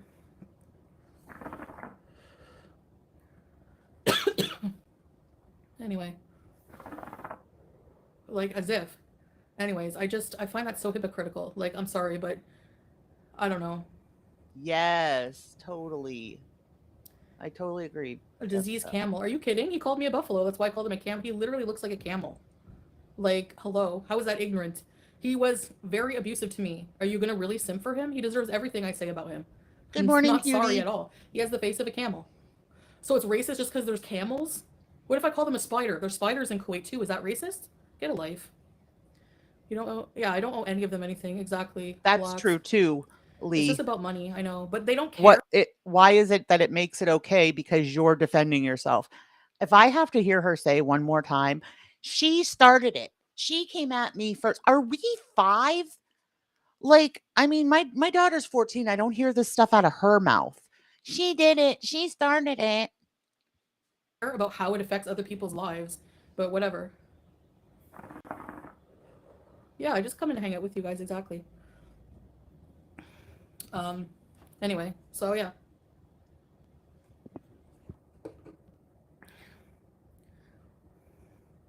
It's not valid criticism, though. It's not criticism. What people do on reaction channels or hate channels is not criticism. When you constantly over criticize somebody, like criticizing every little detail of their life, that becomes bullying at some point. For sure. If there's something worth criticizing, whatever. But the people doing the criticizing are bigger messes.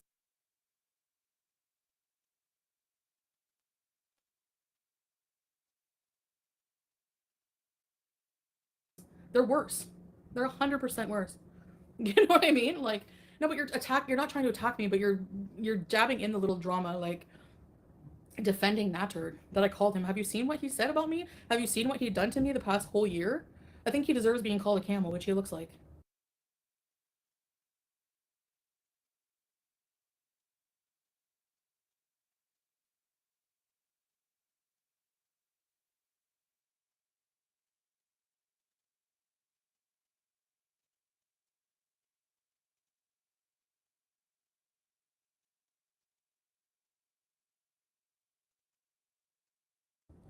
And I don't care. I think I'm racist for that, whatever. He doesn't deserve anything except jail time. It is witchy, yeah. Targeting the same two people.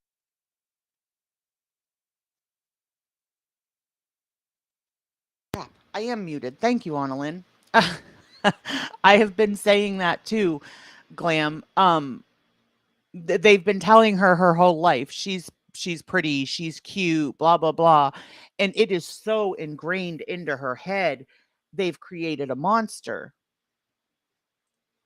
People over and over and over, even if you call it react, let's take a look at what I you're don't doing. have the It's counter like up. you're putting someone under a microscope and being a hypocrite. Like, look at yourself.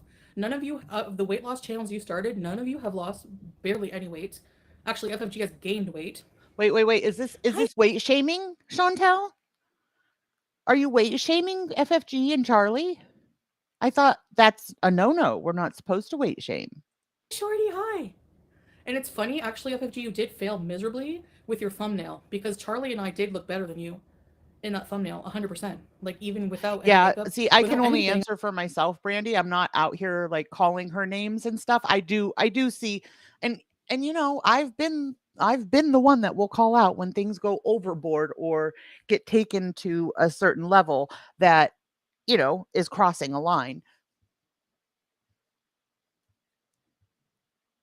Hit the siren, smash the glass. There's fat shaming going on. I still looked cute, so I don't care. Whatever. I'm not being conceited, but I mean, I have eyes. Um, no. FFG shoes. They twist things. They twist things. That's not my problem. Yeah. So, what else was I going to talk about? But I think that'll try to. I think that'll be it for once and for all. Like we really want to try so hard. As you can see, even watching Yo Mama streams is not good for us because, you know, it's still talking about drama, and then I come online and I say these things about it, and I shouldn't even address it, like, period. But when it comes to like pinpointing our location and things, people can go to a new low and then try to cry victim if like it's done to them. Like it's just stupid. You know, like people go to really big lows when it comes to me, and like honestly, all I do is my videos, or defend myself. You know. Absolutely, Lee. She still has those temper tantrums. Remember when Nads tried to get her to go on normal walks every day, or when he tried to get her to go to the gym, or even just recently when Sala tried to get her on a healthy diet and get her to go to the gym.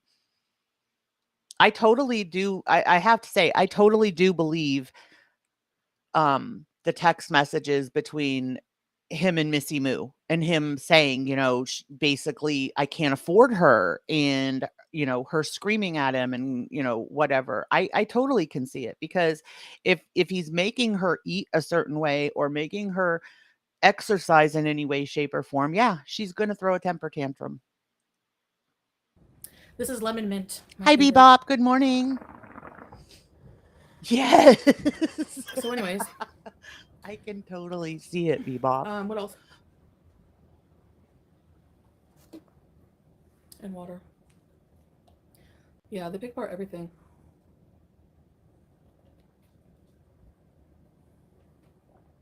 He wasn't gaming on the old place. He's in the spare room. You draw and make funny. Yeah, I like being like weird and silly, you know? Sometimes. Those videos are just for fun. I don't think I even make any money off of them, barely. Maybe like $100 or something. Not much. You're vaping mango peach. Oh, yummy. That sounds delicious. In the vape we have, it's mixed berries and mint. She loves her mint. It's like 10, 11 here. You should do more impressions. So, yeah, I don't have filters, and look at my makeup is like half off, mostly off. Hold on, I gotta approve this message. Sugar cream bread? What the heck? Where's that from? We're just working on getting some new furniture in here, like some different furniture, and fixing up the place more, and then we're gonna do chicken tacos. Yummy, I want tacos. And then we're gonna do a reveal of like everything. Just Boozing literally just said you threatened her even though you're on live right now. Report her entire channel. She's trying to get you in trouble. I threatened her? What? I didn't threaten anybody. Hi, Jericho. Good morning. My nieces love and support me. Thank you. Do you think she ate the cake? Probably. And that's not a dig. I probably would. I would too, of course. Someone sent me a cake, which is like the lowest kind of trolling ever. Like, how do people find that funny? Like, that's what I mean. Like, get a brain. Like, you know she... Wait a minute. You just said you'd eat the cake. So if you would eat the cake, how is that even really trolling? And how is it such a horrible troll if you ate the cake? Has food. These same people will attack her for not succeeding on her diet and then send her a cake. Like, you need a life. You need morals and you need a life. Plain and simple. Enough said. Grilled cheese. You're a dangerous lady making all these threats. Yeah, from I'm so glad I'm in Kuwait. I'm in a different country from these people, these parasites. Honestly, for real. So, anyways, I know this gives them life and content Right? for I don't remember her complaining, Jessica, when people were sending her boxes of lakmas. days, but I wanted to say that the last thing, I guess, is exactly why. So just call me a dummy, yo mama, for not kissing Charlie's butt after her going after FFG. I don't care if FFG ever disappears. Honestly, whatever. Oh, wait. Are you saying you have an issue with Yo Mama? Did he not agree with you? Did he not hug box you? You know, if she's still on the platform, it's for whatever reason. Who cares? Like, you know, I'm not gonna go and completely disregard her also targeting me, because when it comes to mentally how they affect me, how they've affected me, they both equally have done crappy, really crappy things to me, and then both cry Kind of victim when I funny, defend Plug. myself or say that I'm a bigot or whatever. They ruin my reputation, because I still have people calling me a bigot to this day because of these things. It's like your peanut. So yeah, I agree with a lot of what he says about some things, but when it comes to being fair, I don't believe that's true. And that's because, like, completely just disregarding, like, praising Charlie when she's equally a bully. Hi, JB. Equally. Good Just go look at her morning. It's good to channel. see you Like, she too. disappeared for a while, but before that disappearance, she was very vile. Very vile in the things she would say. Like, she's disgusting in some of the things she would say about us. Like, are you kidding? She made fun of Amber Lynn in a whole video for not being Exactly, able to walk Wookie. to a Good tree. morning, She Wookie. made fun of her legs. Like, how is that okay? How is that okay? And he actually has the audacity to say things like, fine, target Foodie Beauty all you want, make fun of her all you want. Go for Okay, Pickle. I will say I do agree there. Like, Amberlynn's legs are scary. Health wise, they are scary. So I wouldn't be making fun, but honestly, I don't I don't react to Amber because Amber doesn't bother me. Um, I feel like Amber is way less into the drama than Chantel. Chantel embraces the drama because she knows, good morning, Collie. She knows that it's going to help her with her views. So I feel like Chantel feeds into the drama and she low key likes the drama, whereas Amberlynn tries to stay out of it. I don't know. She just does not bother me like Foodie does. And maybe it's because I don't watch her enough. I don't know. People's looks all you want. Good No, morning, that's not Terry okay to do Lynn. that to people. And you know what? Like, maybe people will Morning. never change, but Let me I sit don't want behind to be a you. platform that encourages that kind of thing, and that's exactly what you're doing. You know?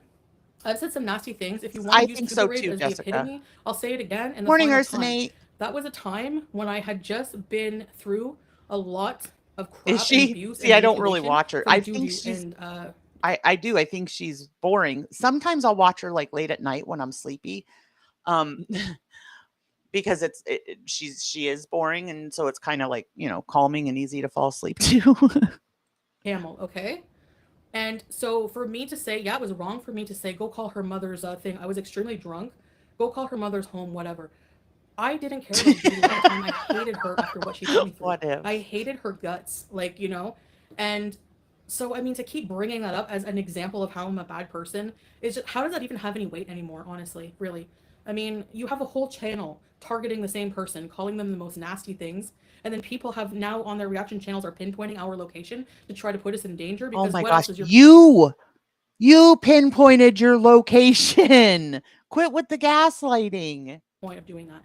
Why put the exact location? You're hoping that something Oh happens my to us. lord. I mean, come on, it's clear, you know? It's just whatever. It's so hypocritical. Hold on, I'm trying to approve this message. Guys, if your message doesn't show up, it's because for some reason they get withheld. I said ALR has cankles, like, yeah, but I don't make videos about it. I said it like once when I was She's so ridiculous, you guys. And she gets called out on it and she's like, "Yeah, but how come there's always there's always an excuse for you, Chantel, when you do the same exact things, actually worse, actually way more vile than most of us do." But there's a reason, there's an excuse because so and so did it first, or I didn't make a whole video on it, or whatever. It's okay if it's you doing it. monitor. I don't make videos about it, highlighting it, and being self-righteous about it. And you know what? Who cares? And I wasn't even mean when I said that. Like, you know, I Thank have you, half cankles Brandy. too. Whatever. Like, if anything, I support Amber Lynn, and I've always defended her. Like, I made fun of her. Like, I talked about her like once, and I deleted the video in good faith because I apologize for that. You know, I was wrong. I was a piece of crap. But none of these people who make videos about other overweight people and fat shame them on a daily basis ever have any conscious breakthrough because they make money off of it. So not only do they fat shame the same two people, they make money off of it. She only makes videos of her head because she's not lost weight. Yeah, like, I don't know. Exactly. That to me is almost the same as hiding behind an avatar. Sassy, You're I'm sitting gonna there be judging saying fat that all women day now. from the neck up. Good morning, Grateful Light. You know, like, and it's not a pissing contest. Losing weight is not a pissing contest. It's not one size fits all. I always say this. It's not like that. Like, who cares if someone's struggling with weight? Like, to target overweight people, like, especially people who know what it's like to struggle and to feel ashamed of yourself and everything. You think that putting the fire under their butt is bullying them? You think that's going to have a positive? You think that you're going to get a positive effect out of being negative? Like, how does that make any sense? I swear people don't have brains. I swear. Right. Yes, it was a red dot on a cartoon continent with a beach. Exactly, Bebop. She showed everything that was needed to find her location. And like I said, she's not an amateur. She's been doing this for years. She knew what she was doing. She does. She has, like, okay, cankles, whatever. Her legs, fine. She has lymphedema, but like, to make a whole video just making fun of the fact that she can't go up a curb, or she can't walk to a tree. Oh, sorry. Or she can't do this and that. Like, it just gets old. Like, I don't know how people are even still reacting to her at this point. She does vlogs in her kitchen. Like, how is that even? You know what I mean? It's just so stupid. Be right back, guys. I need a refill. I think I can't see comments at all.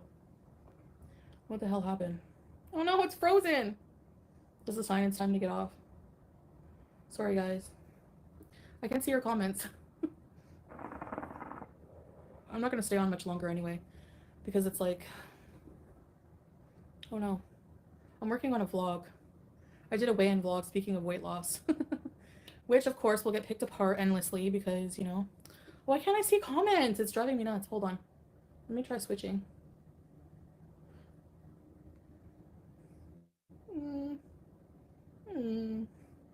Nope, no comments are showing up. Like, everything is gone.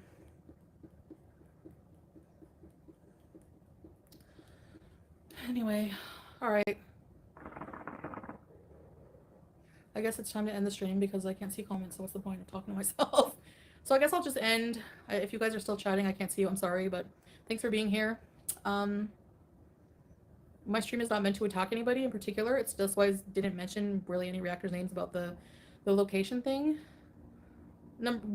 Also, another reason is that they're smaller channels and they just die and live for any attention because that's their content, sadly. But I really want to try to just do my content. Like, if that means, like, just not going live for a while just so I don't get into any drama, you know. No, I'll probably still go live. But I definitely enjoy doing the vlogs and the videos. But I have to say, like, I just wanted to say some things about the whole situation. You know, I find it very hypocritical. I'm not going to sit here and praise somebody who's just targeted me for years as their content. Because if you compare, like, I could do a community post comparing side by side Charlie's channel and FFG's channels, and they all have very, very, very negative content towards me. To an obsessive degree, like a weird obsessive degree for content. So I know that, you know, your mama always targets FFG, which rightfully so, because he does point out a lot of her BS. But you also have to acknowledge the similarities with Charlie's channel. Otherwise, it makes you a hypocrite as well. So that's all I wanted to say about it. And we really just have to stop watching all drama channels and just focus on beezing and just focus on... Peter, she showed the window and the beach and the view from the apartment. That's all anybody, you know how the farms are. That's all the farms needed to find her, was the view. Doing our content, and that's about it. So again, I think it's wrong that people showcase platform on their channels where people exactly live, and I don't know, I'm gonna try Not that, like, whatever. You showed where I you guess I'll exactly try to live. privacy complaint just because I'll see. I don't know if it will get taken down. Usually things like, you know, my bankruptcy information had all my name on it and everything, my legal name. So that got taken down pretty quickly. But I don't know if they will with the address thing because of the Google, like it's on Google, public, whatever. I don't know. We'll see. And like I want to say, I know I have a responsibility to protect my own privacy. I acknowledge that. But at the same time, I'm just pointing out that you can't condemn trolls for coming after my home when you showcase it in platform Right, your channel with Terry, map and location. also Just doesn't make she flip-flops with Yo Mama. Like, she loves Yo Mama when Yo Mama's calling other people out, but if Yo Mama calls her out, then she has an issue with them. sense. So that's all I wanted to say. Next beezing, we'll do something fun for beezing. Maybe I'll cook in the kitchen with you guys or something because it gives me something to do. One problem I have with finding motivation to cook is that it's kind of boring. So I usually put on something to listen to, like music or maybe a stream or something. I don't know. Even that drama I can't. Even other people's drama now. It's just sickening. It's just so negative. It gets it's boring to cook. How is it any different than what you would be doing otherwise? You would just be sitting on the couch, watching YouTube or listening to YouTube anyway, even though you don't check on hashtags Foodie Beauty or anything like that. You don't look up anything. No. After a while, it takes a toll on the mental health. So maybe a live stream with you guys cheering me on, cooking, you know, getting sweaty in the kitchen. I have to start cooking again. So anyway, same old story. Plug. All right, guys. I love you guys. Plug, did you see what I put in pickles yesterday? Did you see my mother-in-law bought me a KitchenAid? I'm sorry I can't see your comments right now, but thank you for being here. Thank you for rebeezing those of you who have rebeezed, and we'll beeze in the next stream. When I end this stream, leave in the comments if you want beezers, like because you guys are beezers, you're paid members, so I feel like you have a right to say, you know, give opinion on what kind of content you want in the live streams too, and I can take that into consideration. Like, you know, I don't know, fun stuff. Maybe we can like walk down to the beach sometime. I don't know, something like that. But yeah. Also, another point. They're really into like estate sales and stuff like that, and they've been going to a lot more lately, Plug, because of my son's buying houses. So she found a brand new, apparently it was like a moving sale, and these people, you know, were moving and couldn't take their stuff with them. She got my son and my daughter-in-law, they were just about to spend like $1,800 on a bedroom set, and they got them this bedroom set, and it was like brand spanking new, a brand new mattress that had never been used. The whole set was like $350, and they were just about to spend $1,800 on a set. The curtains closed because, like, I don't think you can see much during the day except reflection. Yeah. So, I mean, at nighttime, and there you go, you Plug. know, Ursinate has a anyways, KitchenAid for sale.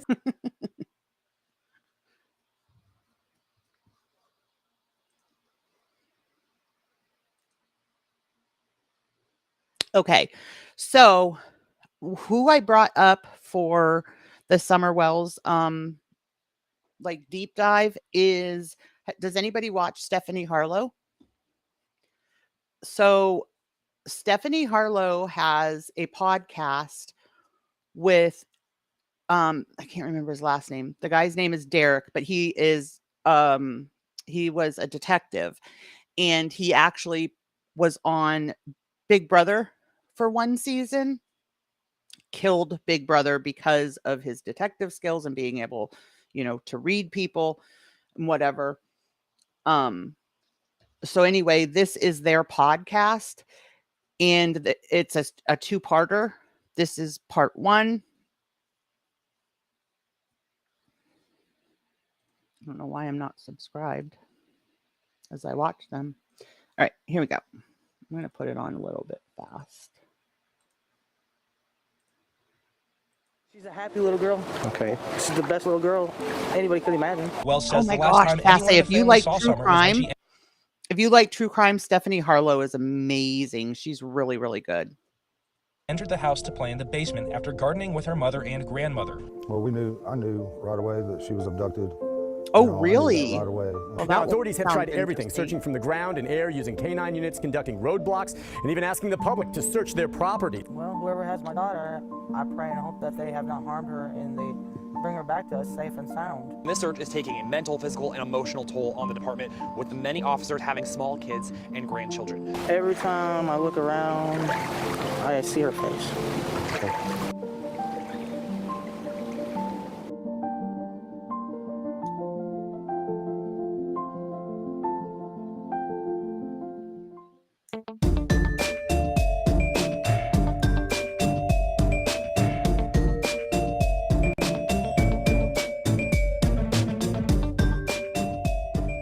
Hello, everybody. Welcome back to Crime Weekly. I'm Stephanie Harlowe. And I'm Derek Lavassa. So as you probably saw from the lead into this episode, or heard if you're listening on audio, we're covering the Summer Wells case today. And this has been a highly requested case. I'm going to get a little bit more into talking about why we're covering Summer Wells today and for the next few episodes, because we are going to go pretty deep.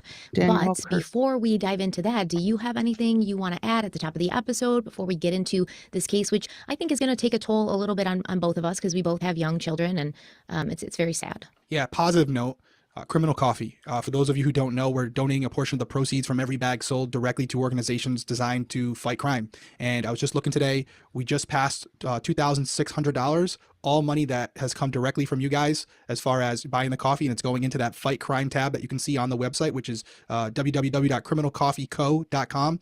We're going to try, I think Stephanie and I have talked about it, we're going to try and do a donation every quarter. And so we started end of April, early May, so we're coming up on that first 3 months. So we're probably going to do a donation at that point. We're going to take some time. We're going to solicit your help as far as where we're going to donate the money to. So if you want to be in that first donation, now's the time to get some great coffee. Ray is make really a good donation. too. Again, you can go right on the website and you'll see the ticker on the Fight Crime tab, so you know exactly where we're at. I'd like to set a goal of $3,000. I think that'd be a good goal for the first one. I mean, small little business like that, donating $3,000 to an organization or a family in need, I think can go a long way. I absolutely agree. And, we are going to be wanting to have all of your help in deciding where this money goes. So maybe we'll do a live or something, and we'll give you options, and we'll vote, and we'll discuss it. And it'll be something that really, I think, brings us together as a community, and something we can feel good about in a time when there just doesn't seem to be a lot to feel good about. So that is a great thing. And bonus, Criminal Coffee, very good coffee, not like you're spending your money on something you're not going to like or use. And the holiday season's coming up. So I think it's fun to give as a gift, because I know everybody in my family is getting Criminal Coffee this year.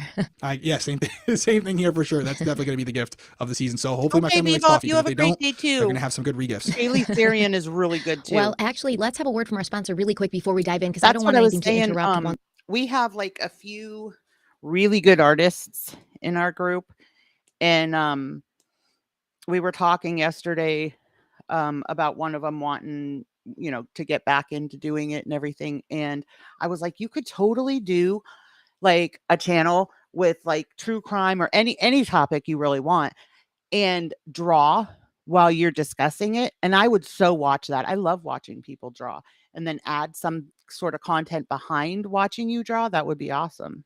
Once we get started. So let's have a word from our sponsor. And today our sponsor is Surfshark VPN. I don't know about you guys, but I personally don't like to be tracked or watched when I'm on the internet. And that's why I always use Surfshark VPN. I say it all the time. If you're not using a VPN, you should be. And Surfshark VPN is the best one. Their utilities are powered by robust security mechanisms, but they are designed to be simple and intuitive to use, which is very important for me, because as Derek, I suck at technology. I'm calling him at least 4 or 5 times a week, asking him how to do something very, very basic that I should know how to do by now. So if it's easy for me, it will be easy for you.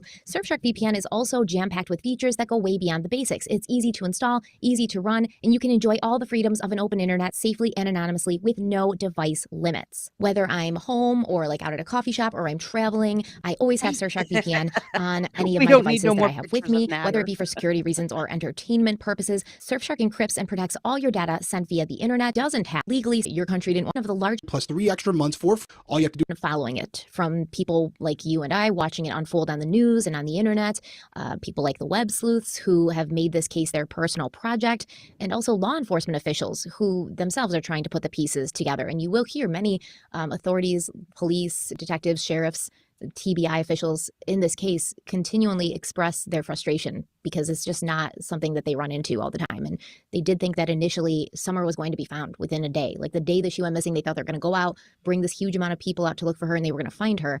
And they didn't. Due to the widespread attention, the investigation and news coverage of this case has been marked with a great deal of speculation and rumors, which is often what happens when so much is left unknown and when the official narrative doesn't really add up. Now, I did cover Summer's disappearance on YouTube when she had initially gone missing, but so much has happened in the last year. So much more information. A bunch of YouTube creators were covering this story and totally turned it into a major circus. People were making humongous amounts of money off of it. Yes, this is a true crime channel. This one is her with Derek, but here, I'll put her link in. Actually, I need to copy the link to this too. Anyway. So this is the link to to their podcast with both of them.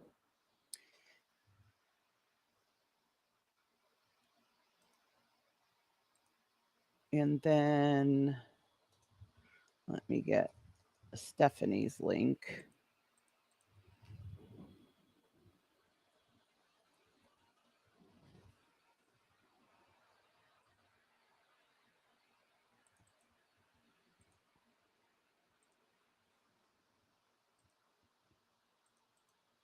Thank you, Brandy. Brandy has it. Thank you, Brandy. And more updates have come to the light. And I know there were a lot of people who did want us to talk about this case on Crime Weekly because Derek would be able to contribute. So many people, so many DMs, Patreon, on our other posts, nonstop Summer Wells. And personally, I wanted to present it to you as well because I want to get your unique detective perspective, which, there's going to be a lot of things that you see, a lot of interviews, things where I'm going to look to you as the, quote unquote expert in this arena to see what your opinion is on it. Because I'm sure it's going to be different than mine, or it might be different, or it might be the same, which will just then validate how I already feel about it. Yeah, no, I'm looking forward to it. These cases are always great because, as you said, I'm going to have a different perspective on it. It may turn out that we have the same overall opinion, but everybody, whether they have a former investigative background or just different life experiences, they could look at the videos, the exact same video, and feel differently about it. Yes, and I'm also hoping that regardless of, whether we feel the same or differently, this is still a case that's unsolved. This little girl's been missing for over a year now. So with our two heads put together and with the hive mind of our community, we might see something in the comments that also triggers us to go down a different path and start thinking about it differently. That always happens, and we really appreciate that this community brings us that sort of hive mind where we can get different ideas and look at things differently than we would have otherwise. But I believe in June 15th, I want to say, will be the 2 years that she's been missing. As a warning, there are multiple rumors that have muddied the waters of this case. And if you're familiar with this case, you know how crazy it's gotten. And I want to kind of use us talking about it here to sort of hopefully separate what's true, what could be true, and what's absolutely not true. And in that way, hopefully get closer to figuring out what actually happened. Let's do it. Summer Wells is the only daughter of Don Wells and Candace Bly, and she lived with her parents and her 3 older brothers, ages 7, 9, and 12, in a 750-square-foot home near the center of an 11-acre wooded area located at 110 Ben Hill Road in the Beech Creek community of Rogersville, Tennessee. Rogersville is a small town in the Appalachian Mountains with a population of under 5,000 people, and it's situated at the northeastern tip of Tennessee near the Virginia border. Rogersville, and the area where Summer lived specifically, it's pretty rural and isolated, and the Wells family's closest neighbor seemed to live across the street on another hill. Also living on the property in a small trailer was Summer's maternal grandmother, Candace, and this is going to get confusing because Summer's mother is also named Candace, and then Summer's grandmother is named Candace, so we're just going to try to keep it simple and, cut down on the confusion, and we're going to refer to the grandmother Candace just as grandma or the grandmother, so that we can keep track of who was doing what and who said what, because especially in this timeline that we're going to go through today, we have Candace and Grandma together a lot, so it'll hopefully make it easier. On Tuesday, June 15th, 2021, Summer was at home with her mother, her grandmother, and her 3 older brothers. her, Summer's guys. father, Don, was at work that day. The Tennessee Bureau of Investigations reported that Summer went missing from the area of her home around 6:30 that evening, and when her mother last saw her, she had been possibly barefoot, she was wearing a pink t-shirt and gray sweatpants. Now, this is something that also gets kind of messed up because in a lot of the initial reports, it says she's wearing gray shorts, and then in the later reports, it says she's wearing gray sweatpants, and what Summer's wearing on this day is going to constantly come up and be put in question. Initially, Summer's mother, Candace Bly, had claimed that she and her mother were planting flowers, and Summer had been outside with them helping, but Summer had wanted to go inside and play with her brothers. So Candace walked her to the front door, and she called inside to let the boys know to keep an eye on Summer. Candace then walked back to Grandma's trailer to help her adjust her knee brace, and she returned to her own house just 2 to 5 minutes later. But when she went inside, she saw her 3 sons watching television, but Summer was not there. She asked the boys where Summer was, and they told her that Summer had gone into the basement to play with her toys. So Candace went down into the basement, but Summer wasn't there either. Now, there is a door in the basement that leads to the outside, and Candace said that sometimes Summer would exit that door and circle around to the front of the house where there was a swing that all the kids like to play on. Candace began looking for Summer and calling her name inside and outside of the house, but there was no sign of the 5-year-old girl, and she has not been seen since. Now, for some context, I want to show you some video footage of the home and the basement where Summer allegedly was when she disappeared. What you need to know is the basement was also a bedroom that Summer shared with her parents, Don and Candace. And you don't get to this basement room by walking down a flight of stairs. I was gonna say, you get this there by is an odd. This house is kind of odd. I guess they're going to show it, but like to get down in the basement, there is like a cubby hole underneath their kitchen counter that you have to crawl down into the cubby hole to go downstairs. kind of going into a crawl space that's located under a desk. Chris McDonough is a retired Oceanside, California Police Department homicide detective who is also a nationally recognized criminal behavior expert, and he's assisted and consulted on some of the country's highest profile child homicide cases, including John Bunny Ramsey, Elizabeth Smart, and the West Memphis Three. He also has a YouTube channel called The Interview Room, where he does his own investigations into current and ongoing cases. So I already said this, there's a lot of noise. You guys want the channel link for Chris McDonough? I can put it up. I personally do not care for Chris McDonough. YouTube and in the internet space about the Summer Wells case. And I will say that there's a lot of people out there doing a lot of good work on this case. And then there's some people who I will say are not, that they are profiting from this by getting like super chats and donations. They are making wild speculations, wild accusations, and it's just kind of really muddying the waters. But Chris's work stands out as the best and the most thorough, in my opinion. And he's interviewed many people involved with this case, including Summer's mother. And this footage that we're going to play for you was actually from his interview with her. And he's been kind enough to give us permission to use this for what we're doing with Summer's case today. You walked into the house. I walked into here. Get up. I walked in here and them three were sitting right here, bro, with their eyes glued to the TV, like always. And I said, boys, where's your sister at? Well, she just went downstairs, mom, to play. So I went over here like this. So this is where the stairs are. Okay. It's actually down under there. Oh, down into her bedroom. Our bedroom, and then hers is on the other side. Oh, okay, in the basement. Yeah, in the basement. Well, this makes sense now, see? And then I yelled, I said, Summer, Summer. And she didn't, I listened for a minute, I didn't hear nothing. So I went like this. This is how I would get down here. Yeah. I don't know if you want to come down here or not. Do I got to be tiny to get in there? No, you can we come in from the other side? Well, we can, but it makes more sense if you went this way. Okay. Well, Dawn uses it, so oh, man. You can get down there. No, Girl my can get 6 down foot there. husband can fit down here. You can. Huh? My husband's 6 foot. I know if he can fit, you can. Yeah. Oh my gosh. Way to go. This is my husband's room. Okay. And over here, well, it's a mess again. That's all right. But this is where Summer and little Waylon was. Because Waylon's only 9. Okay. And they stay down here.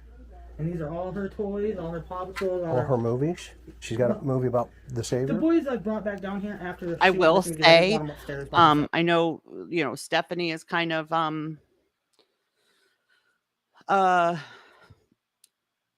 like praising his channel or whatever. I'll say that when because he had just kind of started out on YouTube when the Summer Wells case happened, And there was a lot of people that left his channel because they were not happy with how he handled the case. Okay. And this is all her toys. Them are all her toys. All these toys that are down here are dang are all hers, except for like the trucks and the Teenage Mutant Ninja Turtles in the game system. That's the boys'. Okay. But them are all her toys. And she's really into Paw Patrol. I see Yeah, that. I've been collecting from day one. I don't recall if this was locked or not. I don't recall that. Okay. But I know it's hard on her. But I know I did come out here and I said Summer, because sometimes she'll sit right here and just sit here and play, just for And usually when she comes out and she goes directly that way up to the swing. Okay, so this is like her, Yeah, she where just she walks- come running out. Yeah, Oh yeah, she you can goes see the here, she path just go here. right to the swing. Right, you can see where she could have run right up to and here. this is all the further she would go. She wouldn't leave. Okay. I mean, I get, Lotus, I get why people are suspicious of the parents. I understand, like they aren't, I don't really want to say they're not good people, but kind of. I mean, they're addicts. There's speculation that the kids have been neglected. Shortly after Summer disappeared, their boys were taken from them by CPS. And I did just hear something this morning or yesterday that Dawn basically admitted that they're not getting the boys back. That was also like a point of contention between viewers because they were mad because they didn't seem to have any. It didn't seem important to them to try to get the boys back.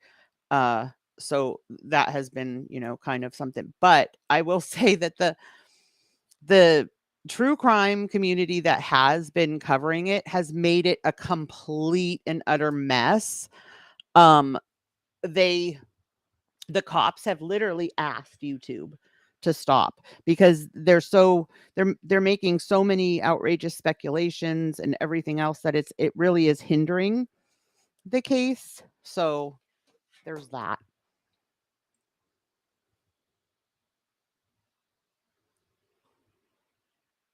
Nowhere else. Okay, so you saw the clip, you heard Right. How what would was you being not remember said. every moment of First that play, right, impressions. Brandon? God, so many first Or impressions, and Lotus? I don't want Who said to. I don't want to get too far ahead. Just to kind of recap what you're saying so far, we're talking a very small window in which she was there and then she wasn't. And from what you've told me so far, I'm assuming there's been some corroboration between the boys and the mom as far as her bringing Summer into the house or sending her into the home, going to help grandma out for 3 to 5 minutes, coming back and then asking the boys, "Hey, where's Summer?" Right? I'm assuming with investigators, there was some interviews with the boys that confirmed, yeah, mom did come back only 3 or 5 minutes later. And there's 2 things we can confirm for you, Mr. Police Officer. We can confirm that Summer did come into the house. So there was someone who saw her come into the house, and we saw her go down to the basement by herself. And mom did come in 3 to 5 minutes later and ask. See, where's then Summer? I watched. That's what I also watched a video this morning where I guess originally the boys had told the police that they saw Summer walk out the basement door, which doesn't make sense if you see the layout of the house and where she said the boys were and where Summer was. There's no way that the boys could have seen Summer walk out of the house unless they were outside or down in the basement.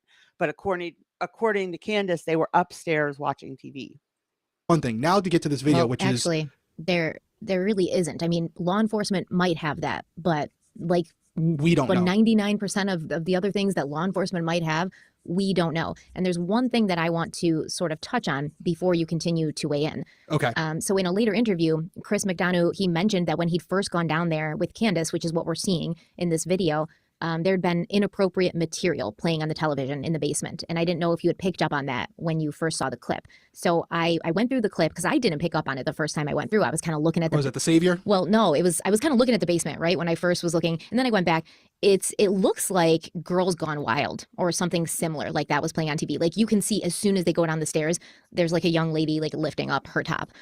So some people online were like, oh, that probably was a commercial for Girls Gone Wild. But I don't think that they air those commercials anymore because I'm pretty sure Girls Gone Wild is like bankrupt and Joe Francis went to prison. So don't think that they play those commercials on TV anymore. So I do think it must have been a videotape in the VCR that was playing down there. And I don't know what that means, but it does provide some context maybe to what life was like for Summer and the other kids in this house. Yeah, that's interesting. And it could mean something. It could just be poor parenting, or it could be something that it was a recorded video that had that commercial in it.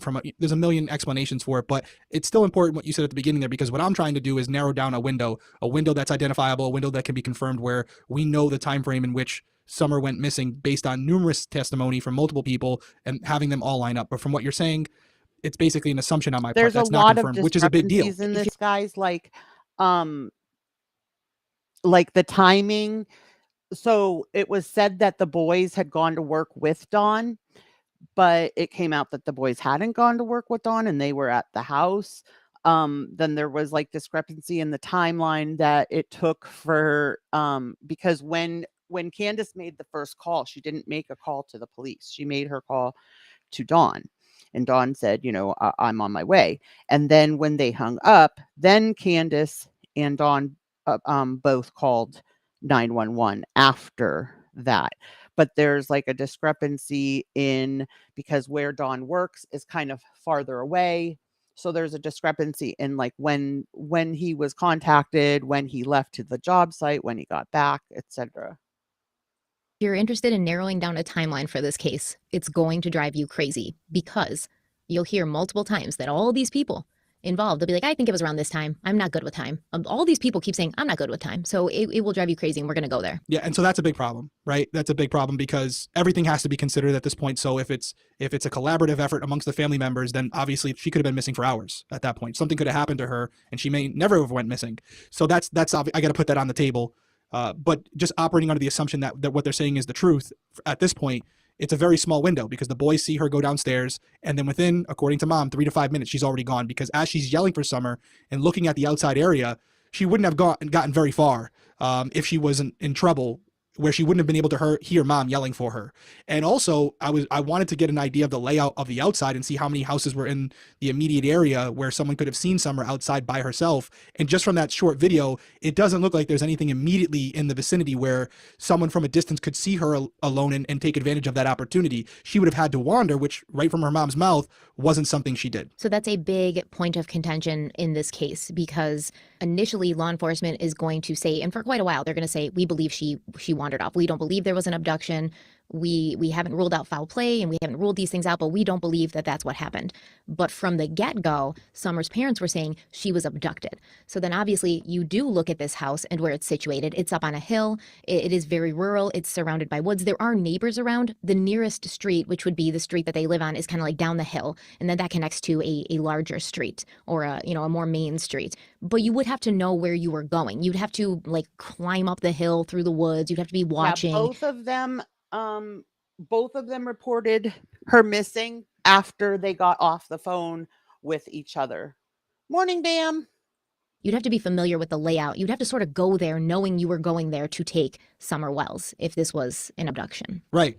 And that's what doesn't really line up, because there wasn't a big window there for that. And how would they know that she was going to be alone outside at that specific moment for that very small window of time? That doesn't add up, which I can see how law enforcement has come to that conclusion, that it's very difficult based on what the witnesses have told them that this could have been an abduction. It would have had to have been, for lack of a better term, an inside job. Or her wandering off, right? But her parents insist she did not wander off, and we're going to get into that. I mean, she's probably barefoot. She's very well aware that she can't sort of wander off, and she's never done it before. So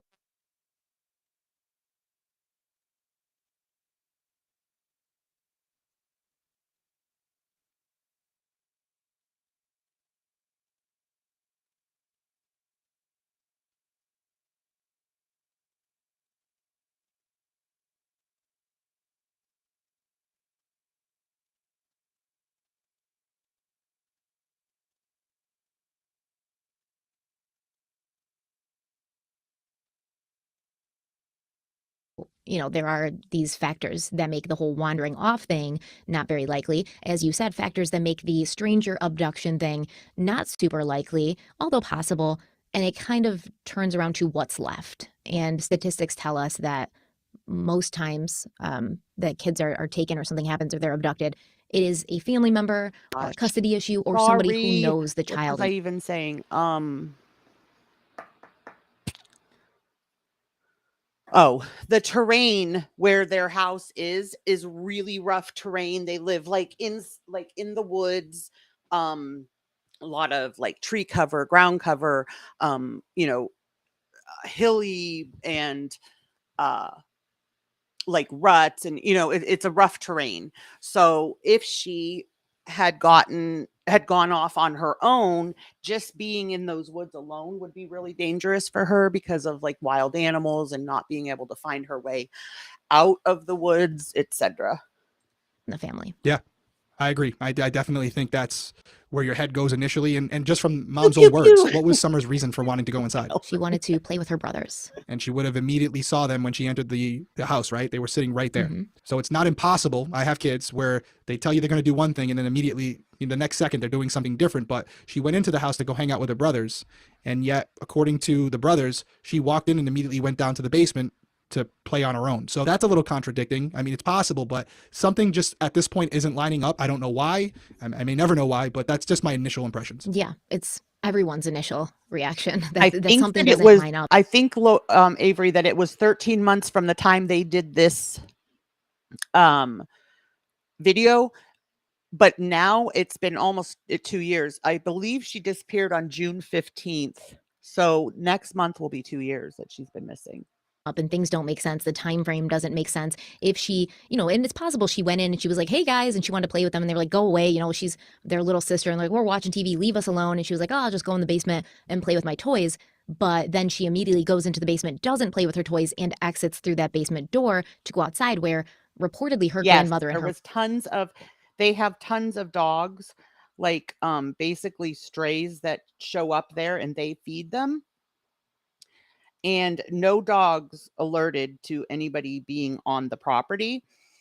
When the police brought the police dogs out, they tracked her from the house to the road, and then once they got to the road, there was no more spots that the dogs picked up on. her mother are, but instead of going around to find her grandmother and mother, she wanders off into the woods for no apparent reason. That's a tough one. That's a tough one to swallow. All right, we're going to take a quick break. We'll be right back. Take the stress out of meal plan of convenient involved on the table every week. They deliver what's going on. I've been going through the same thing as well. It feels like all the food, even when you take gifts. One more.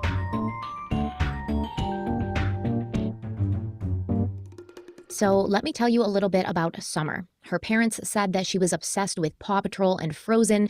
She was also a little bit of a tomboy, having grown up with 3 older brothers. She loved being outside and swimming and playing in the mud and dirt. And in some pictures of Summer, you'll see she has a very short haircut, almost a shaved head. And Summer's parents have stated that this was because Summer wanted to look like her 3 brothers, who also had close cropped haircuts. But once again, they gave different reasons for Summer's haircut. One interview, Summer's mother, Candace, said, "Oh, I have short hair, so she wanted to look like me." And then when there was an interview with Don and Candace, who are Summer's parents, they said the story about her wanting to look like her older brothers. And this has very consistently bothered people because when you look at the missing person posters for Summer, she has longer blonde hair, but when she went missing, she had a very, close cropped short haircut. So people were wondering, why did her parents choose this picture that doesn't look exactly like she would look when she went missing to use for a missing persons poster? But that's just something that people have said. I just want to put it out there. You guys can pick it up if you want to pick it up. But here are Candace and Don kind of explaining the haircut thing. She was a tomboy. I shaved my head. She wanted to have her head shaved like me and the boys did.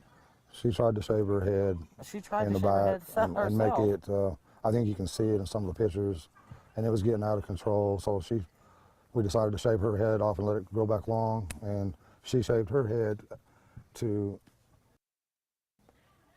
she wouldn't feel bad, and but it didn't bother her at this point. The day of Summer's disappearance has created quite a puzzle for everyone because there's a lot of things that don't make sense.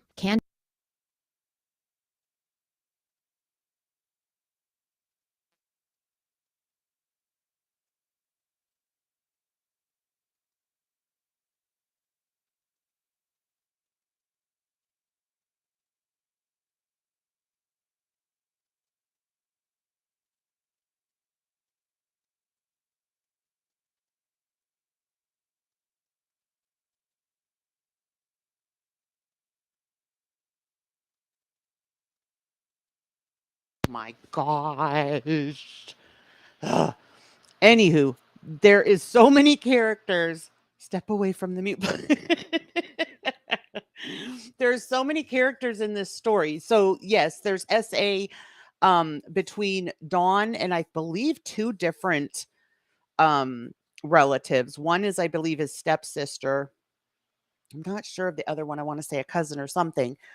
But yeah, he admits it, but he also acts like, oh, they participated too. Like they wanted it too. These kids were younger than him and he was only 17. Candace claims that Summer went missing after just a few minutes of not having eyes on her. She then called her husband, Don Wells, who was working in Jonesboro at the time, which is about a 40-minute drive from his home. He claims he told Candace to call the police. He then hopped in his truck and began driving home, at which point he also called the police. Now, the 911 calls have not been released, but the dispatcher communication from that time has been. The parents have called in and advised that the mother had went for a walk. Came home, now they can't find her. They've been yelling for her. She's been off for about 10 minutes now. So the dispatcher said that Candace claimed she had gone for a walk, and then when she came home, she couldn't find Summer. And Don Wells has claimed that he made it back to his house before the police arrived. But the dispatcher says that Summer has only been missing for about 10 minutes, and the police responded right away. So it's very hard to understand how Don could have made it to the Ben Hill area before law enforcement did when he was working 40 minutes away. And in a later interview, Candace mentions nothing about going for a walk. Instead, she says this. I don't go on walks around here or runs because I'm scared of the bears and snakes and even the coyotes that are around here. And this was not in response to her, the dispatcher thing. She wasn't saying this as like, no, I wasn't going on a walk. She was just mentioning that there's a lot of wild animals out in the woods. And that's why they kind of told Summer to not wander off because of these wild animals. And so she's stating that she doesn't go for walks, kind of unprompted from the dispatcher. Well, see, and that's the thing, Avery, is the parents are so troubled. They've got, such a history of, drugs and alcohol and everything else too. So, these people that made it into such a circus, like Molly Golightly, JLR, I can't remember all of them, but there is a crowd of true crime channels that really made this into a circus, standing outside the Wells home, all kinds of stuff. I'm not saying that the parents had nothing to do with it, but I am saying that we have a legal system for a reason. So far, these parents have not been brought up on charges at all. So until they are, and they have a jury of their peers deciding, I'm not going to, convict them and fry them for the disappearance of their daughter, because I would feel absolutely horrible accusing them of that outright and then them not being involved. Footage, because that hadn't been released by that point. So, maybe the dispatcher misunderstood, or Don Wells gave the dispatcher inaccurate information, because both Don and Candace called the police. But in Candace's version of events, there was no walk, and she says she never goes on walks because of all the wild animals in the area. All right, so just to have a better understanding of the layout, is Grandma's trailer, it's a trailer, right? Yeah. How close in proximity is it to the main house? You'll see a little bit better in different interviews that are coming up, but it's pretty close. The front door that you kind of saw her walk in, where she was in that room with the TV and everything, it's, it's straight ahead. Grandma's trailer is right there. Like if you walked out that front door, you would see it, she did it right with across a the lot. driveway. So it's in a line of sight, and you don't have to cross any other houses or anything like that to get to Grandma's trailer. No. Okay, that's important. And, in case Summer had came out the house and walked back to Grandma's trailer, because there's really no path where she could have crossed someone with malicious intentions on that way, unless they're on the actual property. The other thing is, and this may just be the dispatcher relaying it, I don't really classify walking from the house to, the trailer as a walk. That's kind of just staying on the property for me. Now, that could be, like I said, the relaying of the information to law enforcement officers responding that, oh, mom went on a walk. She just got an initial reaction from mom, so she may have assumed she went on a walk, when in reality, she was just walking from the trailer to the house. So that's not a walk. The other question I have for you, Lotus, as far as Don. And they are, heavy drug and alcohol users. So that's like, I admit their past history and everything is a total mess, and it makes it look really, really bad. But again, they did take lie detector tests. They have spoken to the police time and time again. As of right now, there's no charges being brought. Yes, I think so too, Amber. Yep, and they were begged, like, the police begged them, "Please, like, step out of this. You're making the, case harder for us and blah, blah, blah," and they didn't. That right there tells me that they are not doing this for the right reasons. They are doing this totally for money. Because if they were doing it for the right reasons and they were told that they are hindering the investigation and they still continued to do it, they're not worried about this little girl. They're worried about their bank accounts. Sorry, not sorry. Jonesboro, you said it's about 40 minutes away. I kind of assumed that there was an interview conducted with the brothers. I'm sure there was. We don't know what was said. Do we know if anybody confirmed that Don was at a work site or wherever he was supposed to be during the time or any point? The parents have done themselves no favors being online. The parents have been very involved with YouTube and, YouTube creators and they have trusted creator after creator, and they keep, eventually the creators are like, no, something's awry. Like, they totally, if they didn't do something to her, they totally knew about what happened to her. Yeah, they absolutely only care about the victims. I'm so tired of hearing them, Amber, claim that they're doing good things, that they're not. They are harassing these people. And what was it? There was one child that they were totally harassing, standing outside their house, blah, blah, blah, totally, accused them of being the ones that did something to the child, and they weren't. And I don't recall there being an apology video on that during that day by anybody else other than a family member. So law enforcement has not released that information. And as far as I know, nobody else has been able to get that either. Because sometimes YouTubers will, take it into their own hands and they'll start calling around and they'll check like, hey, it was Don at work that day, but maybe his boss has been instructed not to talk to anybody by police. I'm not sure. I'm sure the police checked that to see if he was at work, what time he left, etc. But also what you have to understand is Don Wells works in construction. So he works at different sites. So he'll basically like drive to a site. And he seems to be, I think, Molly, Bullhorn Betty, they got him fired from one of his contracting jobs. How is any of that going to help find this little girl? They were so proud of the fact that they got him fired too. How is that helping this little girl? Like a manager or a supervisor of some kind. So his boss wouldn't be there with him all the time. And there is going to be a lot of question about if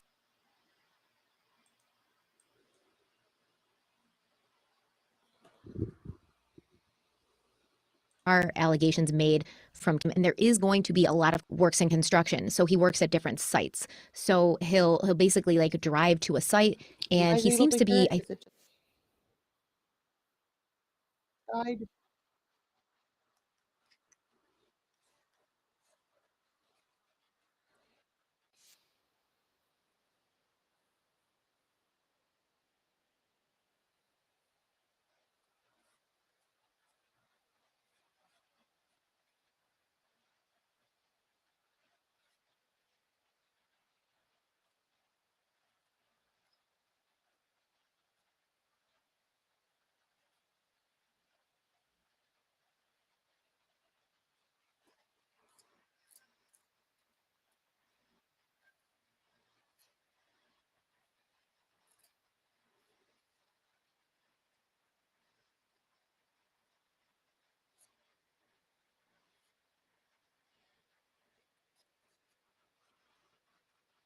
Oh, you can't hear now? Still?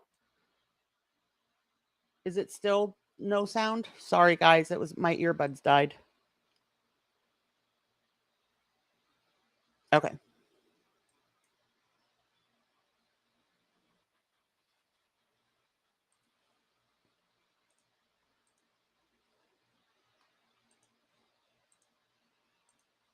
All right. Let me know if it's back up.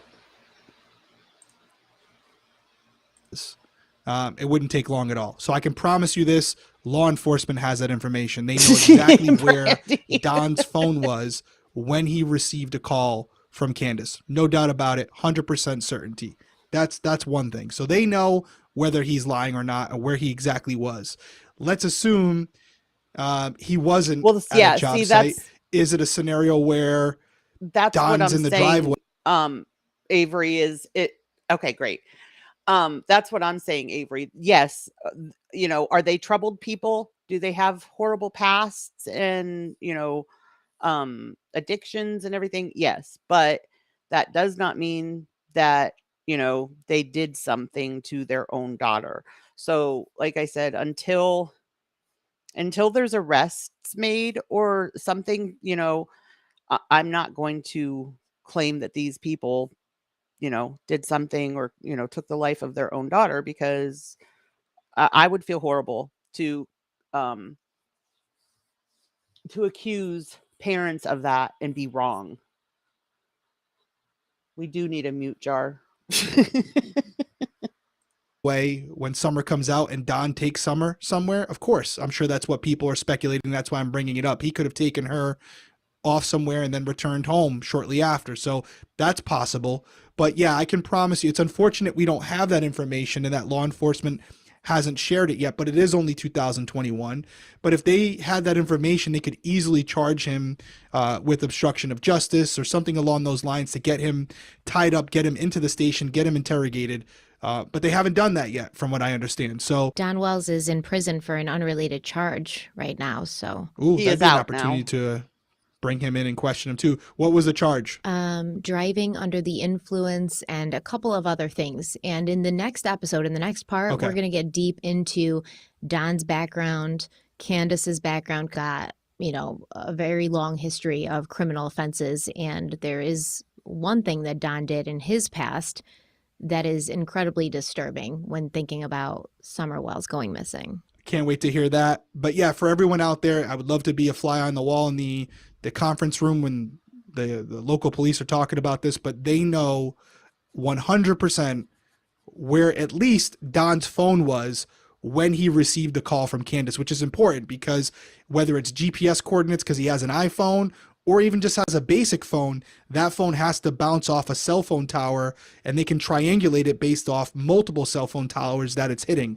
So there's no doubt they would have a general vicinity at minimum of where he was when he received that call from Candace. So here's the thing. I'm kind of skipping ahead and I don't have my notes for part 2 in front of me. So I'm not going to have exactly what, but they had 3 vehicles basically on this property. Okay. You've got grandma's truck. You have Don's work truck, and then you have Candace's car, which I can't remember what it is, maybe a Subaru, but it's a brand new vehicle. And it has this GPS tracking system in it. I forget what it's called. OnStar. Something like that, OnStar. It's called something different, but like Trackstar or something, but very similar exactly. So Don decided to take Candace's new car to work that day instead of his work truck. And when he was asked about this, he said, well, you know, I'm paying $600 a month for it and it's just sitting there not getting used, so I thought I would use it. And he even said that when he got to work, some of the guys he was working with made fun of him because they were like, why are you, you know, we're doing mudding and stuff and drywall today, like why are you bringing this new vehicle here?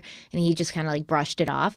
But then later he's interviewed by a YouTuber, I forget who, and he seems to be under the influence of something when he's talking to this YouTuber, but he makes a statement along the lines of, I have about 7 alibis, including that GPS. Candace has none. He says that. Oh my to gosh, this I didn't hear that. For whatever reason, some people think that Candace and Don I were think like so trolling people, but too, Brandy. But when he was on Big Brother and I would say that he was good looking, people were like, are you kidding me? But I think he is too. to understand, this is in the aftermath of their 5-year-old daughter being missing and nobody knows where she is. So to even think that they would be doing that wouldn't make a lot of sense for grieving parents who are worried about where their daughter is. So either he means that, which I'm leaning towards that, or they're just very messed up people who would spend their time when their daughter's missing going on different like YouTube channels and making things up and trolling each other. Not only did they go on YouTube channels, but they went on YouTube channels under the influence. And then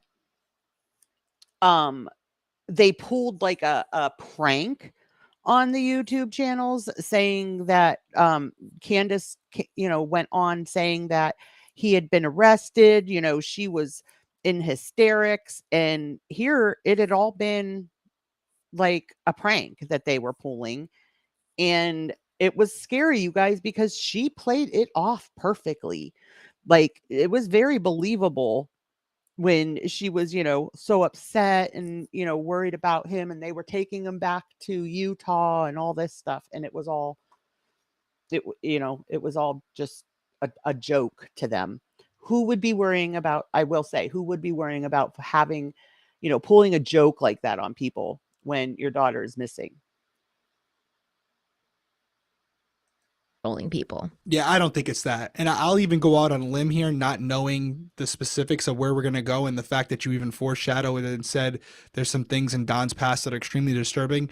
I'm going to go out on a limb here and say, regardless of that, it would be pretty stupid to say you're at a work site where more than Avery, likely I feel like I'm not a profession, like legally, I'm not a detective, I am not a police officer, I'm not in the FBI, I'm not a lawyer or a judge or any of that.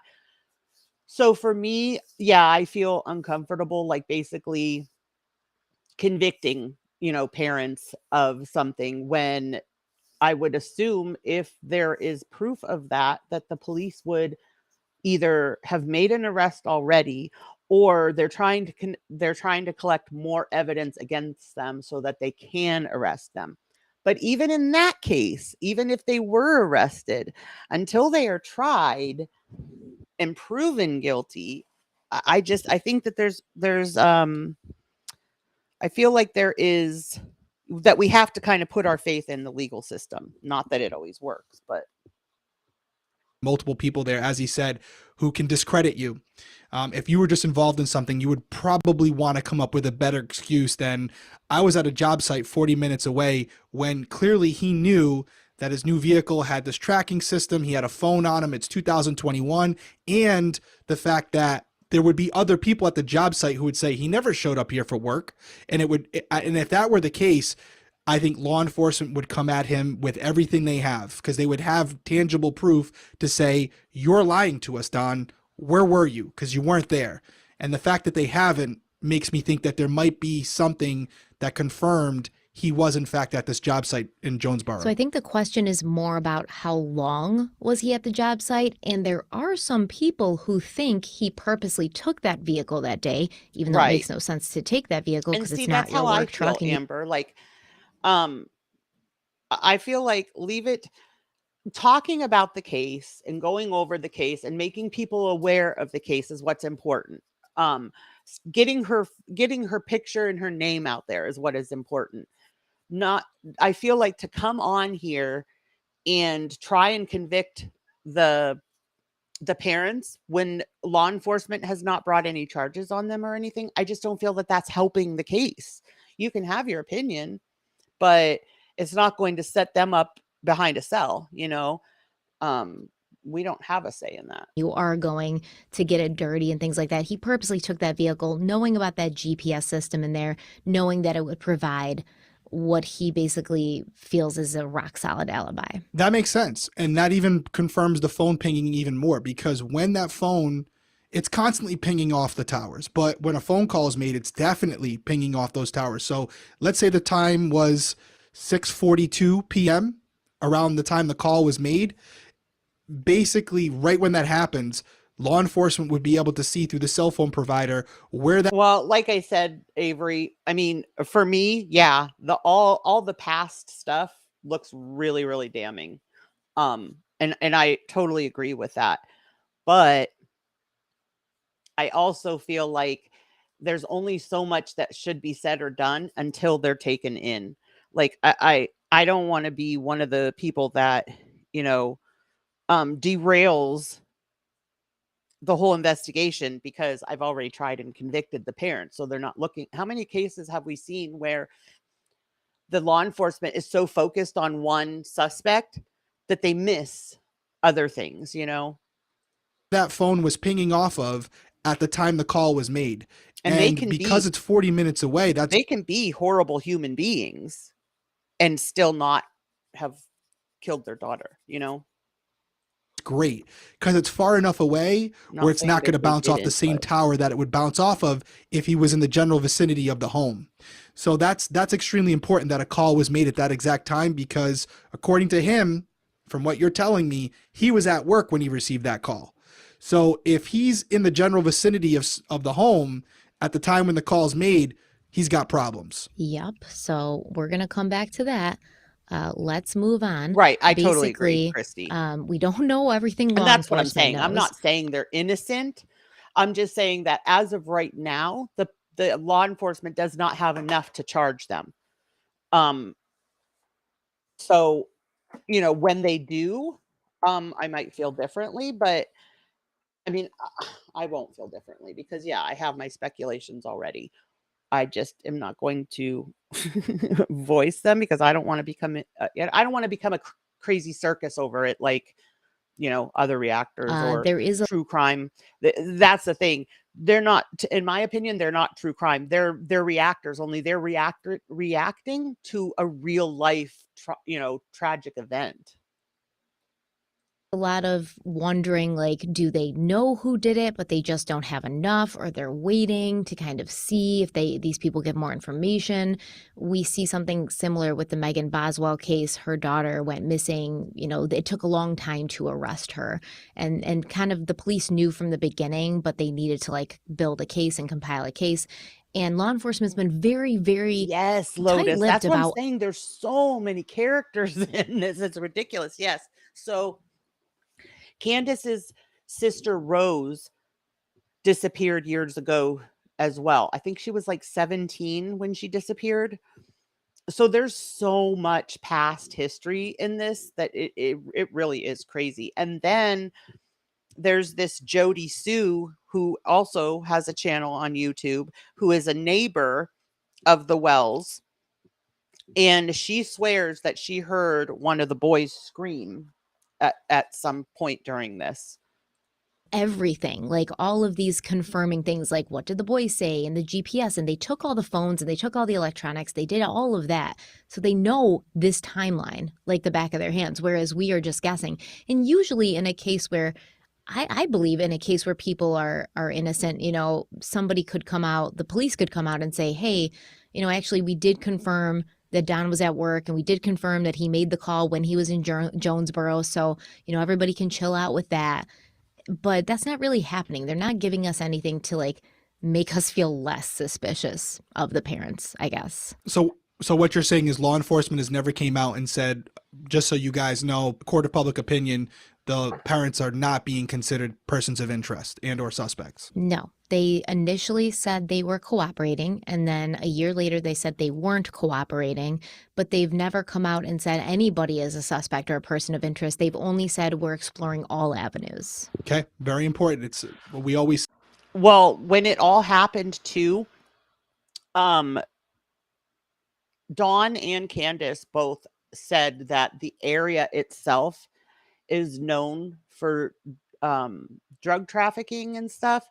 So whether or not that was like to set up, you know, somebody else as suspect, you know, kind of to put the attention off of Dawn and Candace, I don't know.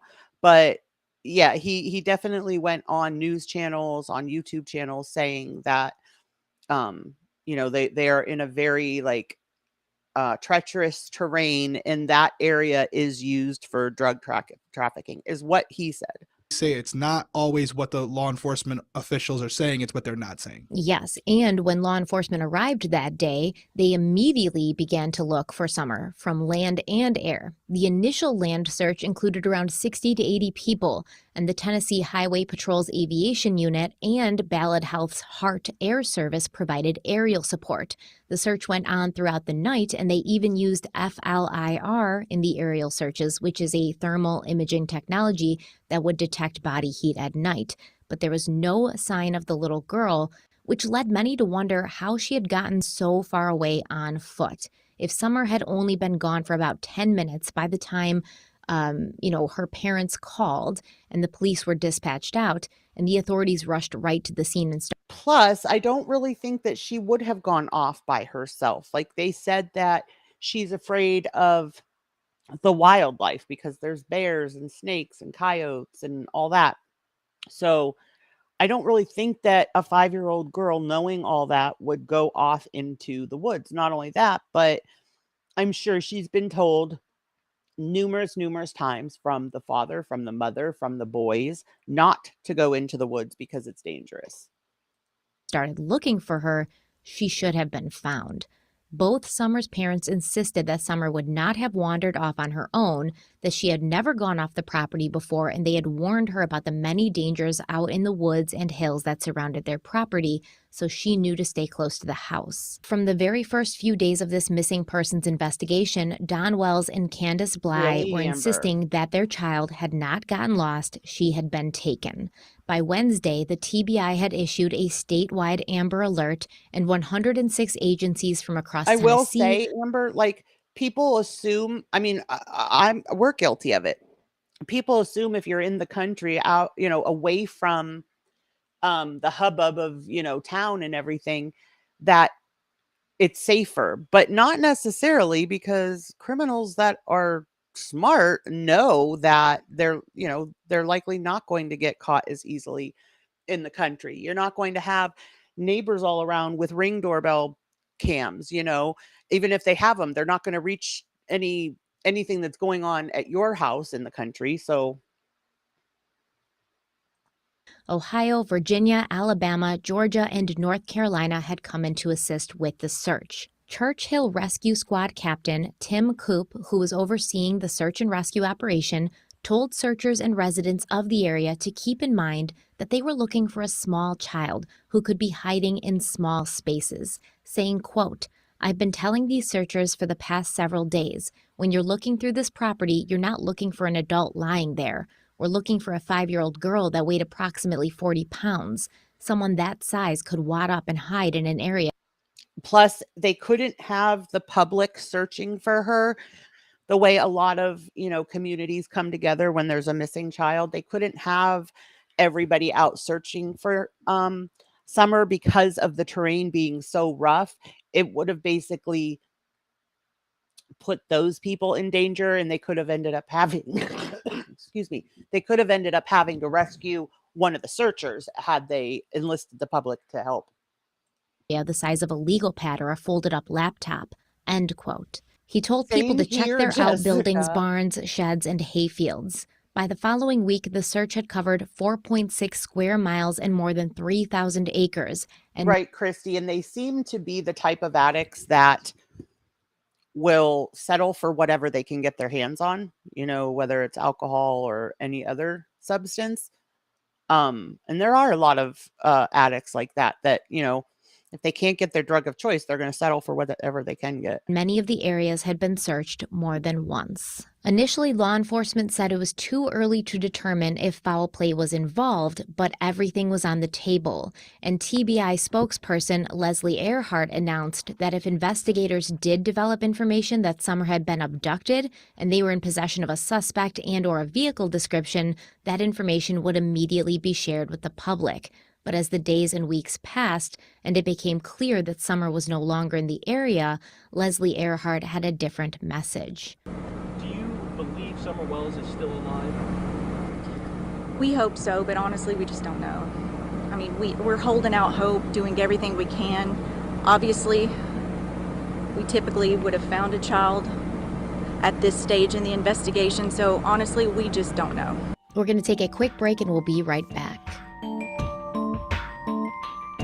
App is that one about private Don Wells, Grandma Bly, and a 15-year-old boy named Also, Hunter.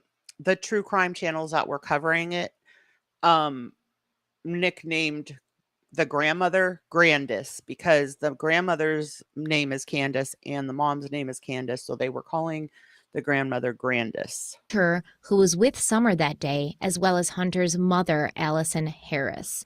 Almost all of the people involved in this timeline will consistently say they don't know exactly what time things I'm happened not sure throughout the the day. They're only acreage, able to give a Jessica, but yeah, they had a lot.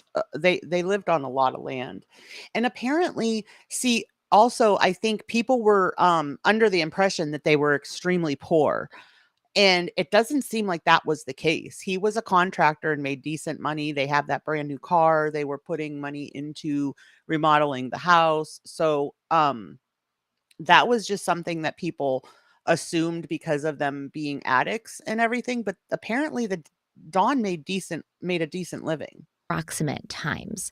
Don Wells claimed that he left for work early that morning around 7 a.m. And the last time he saw his daughter, she was sleeping next to him in Right, bed. Amber. Candace claimed that she woke Summer up early So on that morning because that's why I kind of feel like they didn't have to sell her, you know. I'm not saying that they didn't. I don't know what their part was in any of this yet. None of us do because no charges have been brought up against anybody, but um it just I wouldn't think they would need the money because he made good money. Yes, I saw the stairs. Was that not ridiculous, Ghost? they needed to drive Grandma to the Holston Valley Medical Center in Kingsport, which was about 25 to 30 minutes away from their Ben Hill address. Brandy. Don, My husband always called his grandmother Grammy, and it was so hard to get out of the habit of calling my mother-in-law that. And then somehow when my daughter was little, she couldn't say Grammy and she would say jam instead of Graham. So then she became Jam. Wells claims that he left for work that morning around 7 or 7:30. He couldn't really remember, and the last time he saw Summer, she was asleep in bed with him. I think So when did you leave your house? When did I leave my house Yeah. that morning? I'm not sure. You know, it might have been about 7. And I hate to say it, but I don't keep my eye on the clock every minute either. And that was one of the things that was really hard in this case is it wasn't just like Dawn or Candace that couldn't pinpoint exact times. None of the people involved could pinpoint exact times. Hunter, the boy that was with them when they went to the swimming hole, he couldn't pinpoint exact times. The mother of Hunter couldn't pinpoint exact times.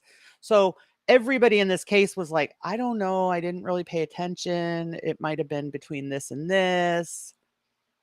7:38 even. Okay. I'm not sure. And Aw, JP, I'm going to that's ask you a cute. few questions. Okay, Like I said, yeah. I need you to, I know they might be pushy and painful at times, so just Well, I take it for what understand. they are. When was the last time you saw Summer? That morning when I woke up, because she was sleeping in between me and her. I'm going to look up the behavior panel guys and put in the link for their video on Dawn and Candace. Her mother. Okay. Did she wake And I up? was kind of laying on her foot a little bit and stuff, and I was like, oh, my back. You know. Did she wake up? Did she wake up? No. Okay. No. I was wondering what she said to you, the last thing she said. What are the last words she ever said to you? Do you remember? I'm not sure if it was that night or not, but I remember, you know, clearly, I was like, Summer, you got to sleep in your own bed. And then she come back with big old crocodile tears in her eyes, and she said, but Daddy, I want to be with you. So I don't know why this bothers me, and it could just be the cadence of his speech, but I hate when somebody's asked a question and then they repeat the question before answering. It feels like you don't know the answer and you're buying time. My kids do that all the time when they're caught doing something. I'm like, Aiden, what are you doing? He's like, what am I doing?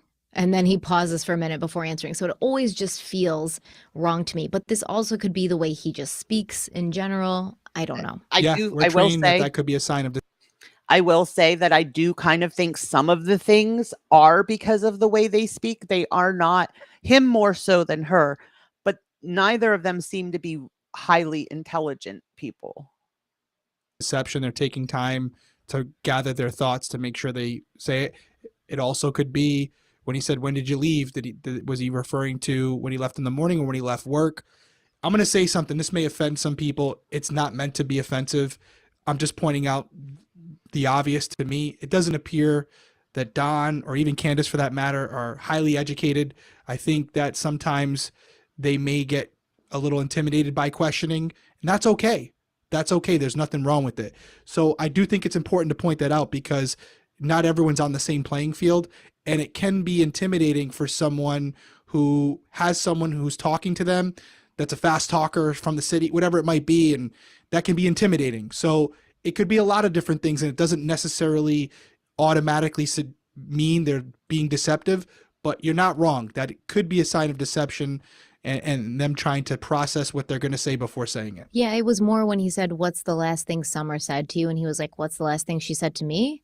You know, it was kind of that one that got me. Yeah. Yeah, but but I also, the thing is the last thing that she said to him would have been the night before, because when he left in the morning, she was sleeping. So it was like a groggy kind of, goodbye in the morning or whatever. also I do notice that he does this a lot though in Okay, interviews. Lotus. And I will say, like, I agree. I don't know about his education level. He actually does appear to me to be pretty with it. But if somebody's not comfortable answering questions and getting interviewed, Don and Candace sure give a lot of interviews. I mean, to everybody and their mother. And I have to feel that the police probably told them to not do that at some point, because this was causing so many rumors and people were speculating so much, and it was all over YouTube. But it seemed like they were very interested in getting out front of this, because within just a couple of days, people were suspecting them, people were talking about it. It seemed they really wanted to get out in front of it and kind of tell their stories over and over again, which I feel did end up kind of backfiring on them, because they told so many different versions of the same story that even the untrained sleuth is going to be like, hey, what's going on here? You know, we've heard several different versions of this. What's happening? What case does this case remind you of? Oh, I forget his name. The little boy who went missing when they were camping. Dior Coons. Dior Coons. Yeah. Parents giving interviews, things like that. So yeah, it's interesting. But they've given way more interviews than Dior's parents. And I'm suspicious of Dior's parents all day, all night. But Candace and Don have given way more interviews to everybody than Dior's parents ever did. Can see that. So Don Wells leaves for work that morning. Candace had to bring her mother to the hospital because Grandma was having some knee pain. The way that she got this knee pain is also on the table, because she claims, or at least Candace claims, that it was because her sons were like kicking their grandmother when they were at some gem mine or something, I believe the week before. Once again, this is more in part 2, and I have my notes upstairs, but we'll get back. I will say it seemed to me in the beginning, and in the beginning, I feel like, I don't know, like I said, I don't know if they're involved or whatever, but in the beginning, they were doing a lot of interviews trying to get the word out. At least that was, the story. They were trying to get the word out. That's why they were doing interviews.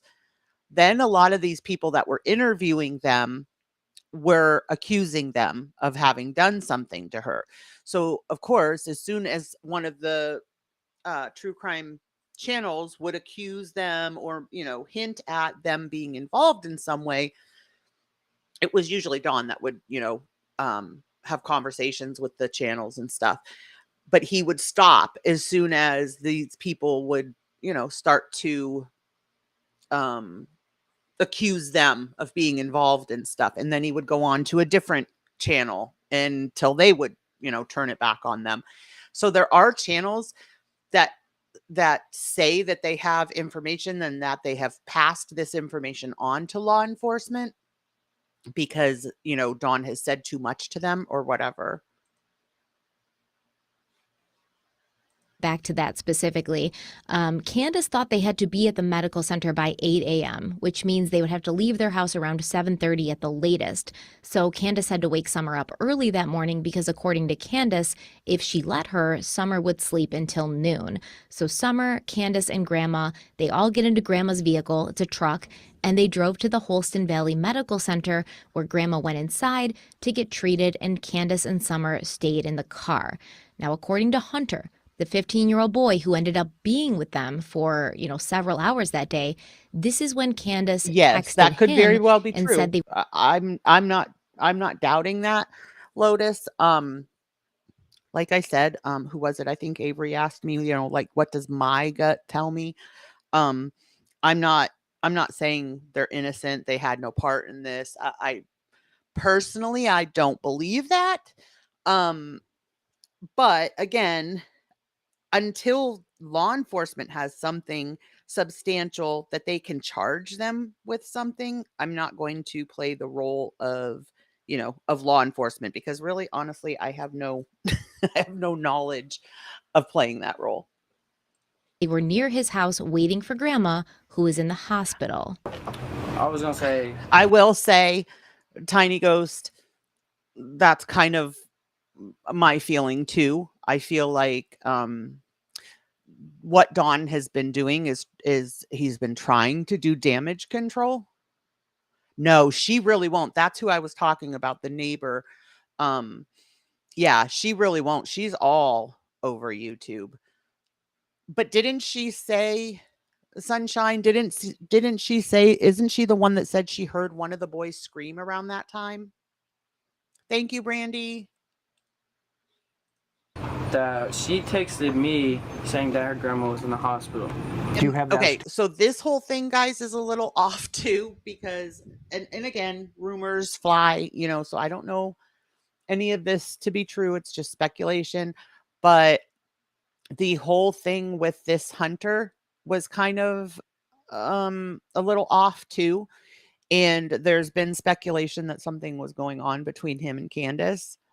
Again, it's speculation. I don't think anybody knows, if there's any truth to it. Text? But it is odd. The TBI has my phone. Got it. I'm just using her dad's I thought phone. so, Chris. Okay.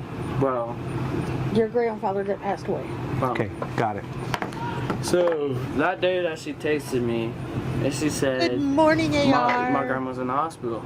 Well, her mom's in the hospital, but we called her grandma at the time like we used to. So I called her up. I said, y'all want to come over here for a bit? Because she's going to be in the hospital for a while. Because she messed up her knee or whatever. Okay, so I might have missed this because I am writing notes as you're talking, so this does happen from time to time, so I apologize if you already have. But when I wrote my initial notes, the brothers were 7, 9, and 12. Now you're mentioning this 15-year-old boy, Hunter. How did he come into the equation? Okay, it's very weird, right? I mean, it's confusing even knowing who he is. So Hunter's a 15-year-old boy, and I'm going to kind of get into the... Here is my thought on the Hunter thing. It is odd. And I don't know if there was something between her and him, but because of the substance abuse and the drinking and everything else, and here she had bought this Hunter who was only 15. She had bought him like a twisted, what do they call that? Twisted tea or what? She had bought him some sort of form of alcohol. Supposedly she bought it for herself. He said he wanted it and she gave it to him.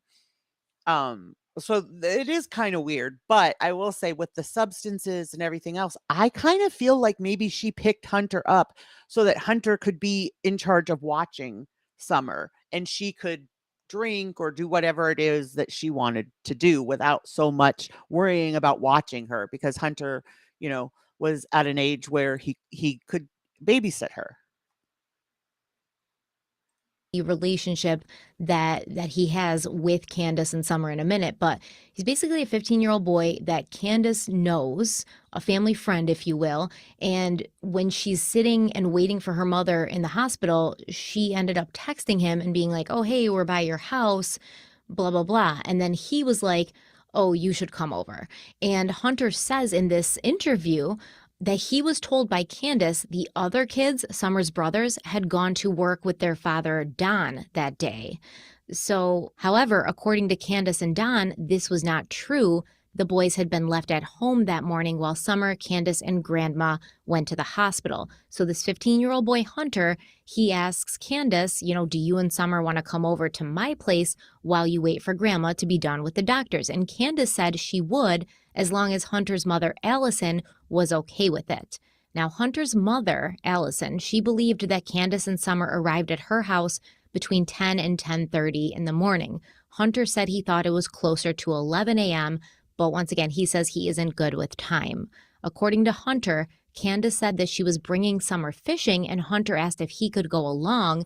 Candace said that would be fine as long as it was okay with his mother, and his mother, Allison, said it was fine as long as he wasn't gone too long because his grandmother, his own grandmother, was visiting later that day. So the dynamics between Summer's family and Hunter's family, according to Hunter and Allison, they were very close. They treated each other like they were family members. Hunter said he viewed Summer as a little sister, and she loved him because her own brothers weren't always so nice to her, and Hunter paid her a lot of attention, and he would give her piggyback rides, and he wanted to show Summer how a real big brother would treat her. Apparently, these two families were very close until something happened that had caused a rift, and Hunter had actually not seen Summer or Candace for a while until that day, June 15th, when they came to his house. Now, Allison, Hunter's mother, she claimed that she and Candace had been friends for roughly a year and a half. She actually said they were like sisters, and her first impression was that Candace was a good person who was just looking for a friendship. So they got very close, and in this interview, you've got Hunter, you've got Allison, and you have another woman sitting next to Allison, who I believe is Allison's grandmother or Hunter's grandmother, but they never really verify like who all of these people are. But this older woman that's sitting next to Allison, she kind of pipes in because apparently this woman, who I believe is Hunter's grandmother, she says that she met Candace and Summer and the boys at a local community area, and she was kind of the one who had introduced them to Allison. And this woman says, you know, she felt from the beginning that Candace was kind of dirty, unwashed, and she let her kids run all over the place. And then Allison starts talking about how she would always buy food for Candace and for her family, and she gave her money. And then Allison starts talking about she believes Candace wanted to buy drugs because Candace had told. And then there was a story that they told,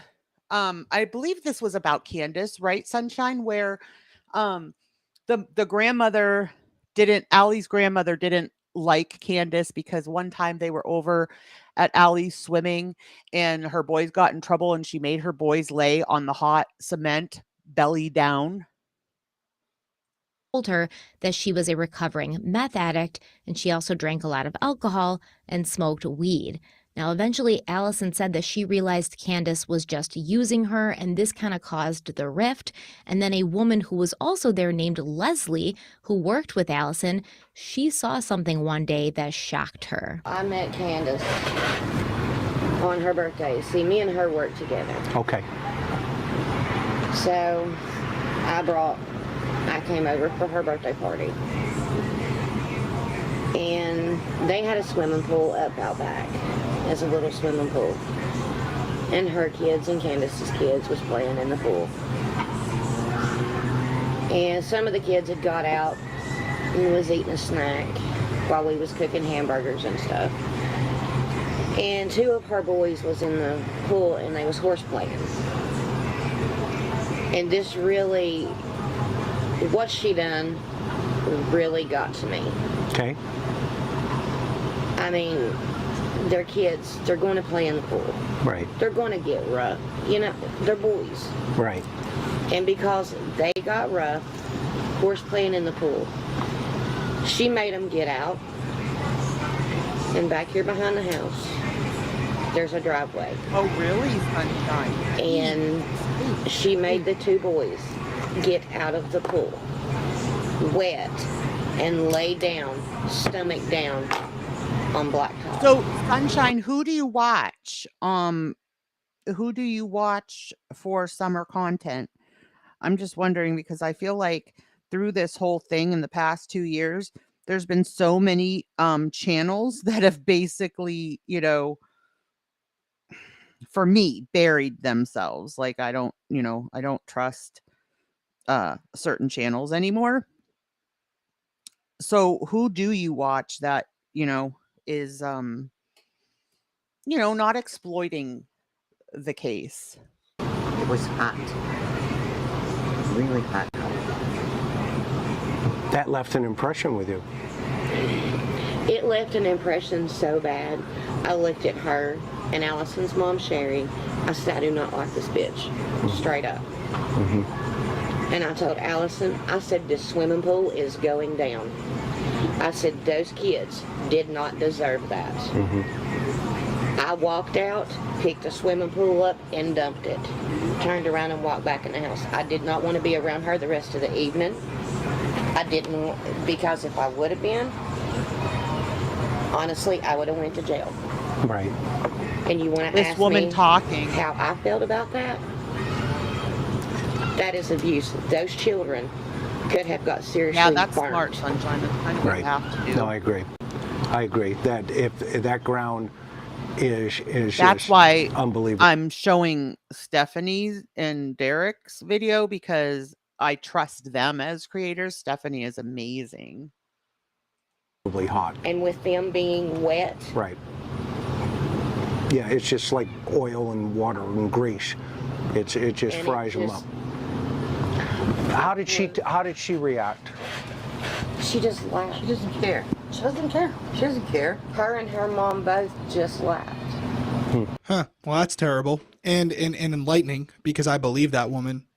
I believe that woman wholeheartedly without even really seeing her face. No incentive to lie, and it's too descriptive, too detailed, and it does speak to the idea that when we're kind of exploring all options from this incident, it appears Candace was pretty extreme when it came to disciplinary actions, and it makes you wonder what other things she could have done to both the boys and to Summer, and could she have maybe gone too far? And that, I'm sure that's why this is important. It absolutely is important, because it gives you a little bit of an insight. I don't feel like if they were involved, I don't feel like something happened and it was an accident. I feel like if they were involved,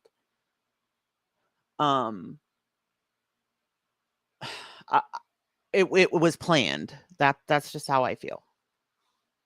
Into the type of disciplinary tactics that Candace may have implemented with her children, which I agree with her. I'm sure you do too. I think I know you well enough to know that is a form of child abuse, without a doubt.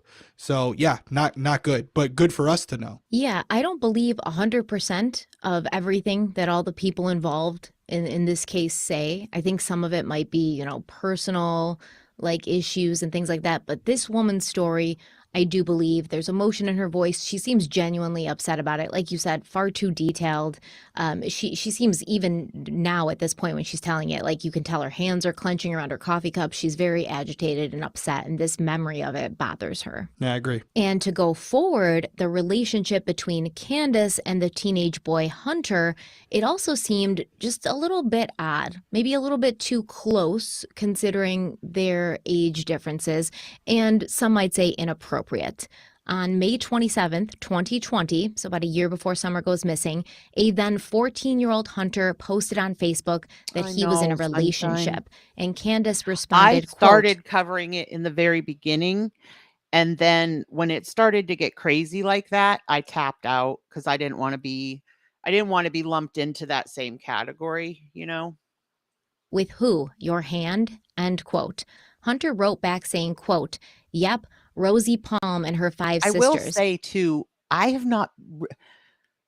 I can't really get into Prayer Garden. I don't. Maybe she's different now after doing it longer or whatever. But when I watched her back then, it just seemed like all speculation flying. Whether it was her speaking, her chat, whatever, it just all seemed very. It was all speculation. I didn't feel like she was reporting facts on the case, End quote. And Candace responded saying, quote, and her brothers, end quote. To this, Hunter told Candace, quote, fuck you too, end quote. And Candace replied back, quote, no, bro, I don't fuck my homies, end quote. So keep in mind, this is a 30-something-year-old woman and a 14-year-old boy. I personally probably wouldn't have an interaction with a 14-year-old boy like this. Like I wouldn't have even come into it and being like, with who? Your hand? Because he's a child, he's a minor.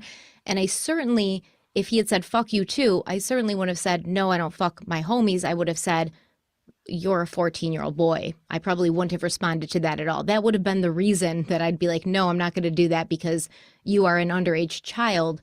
But instead, the reason she wasn't going to do Okay, that was Sunshine, because I'm sure if you've been on this, and I'm sure you have been in Cher's streams. What do you think there?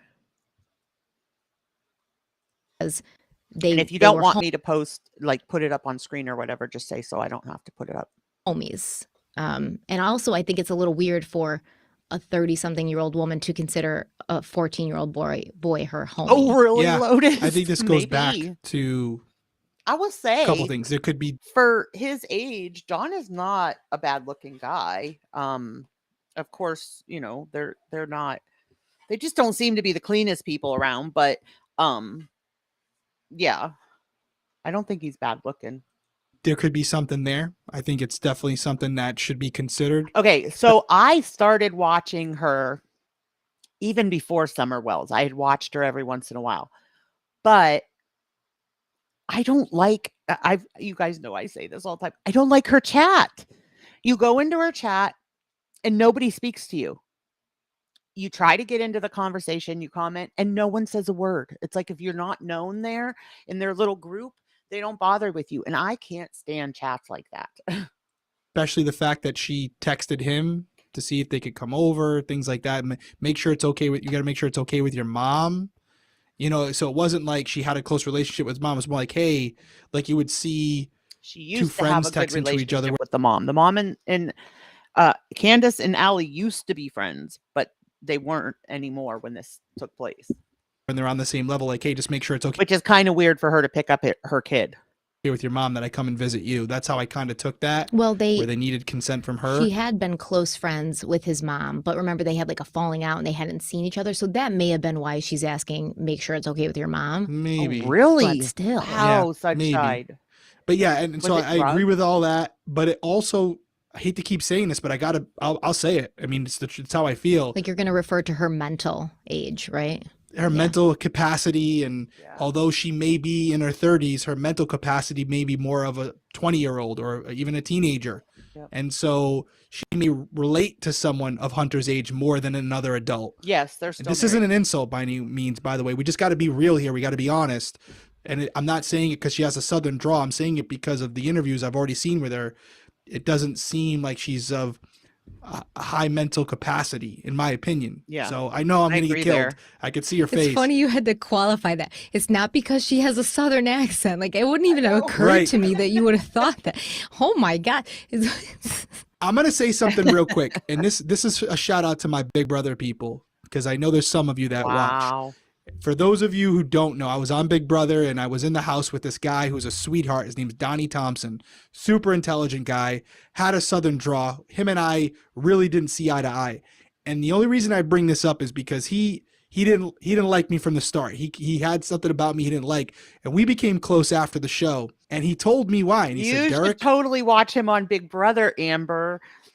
He killed it on his season because of the detective thing. He could tell when people were lying to him. He killed it on Big Brother. He totally won that and deserved it. it was the way you spoke.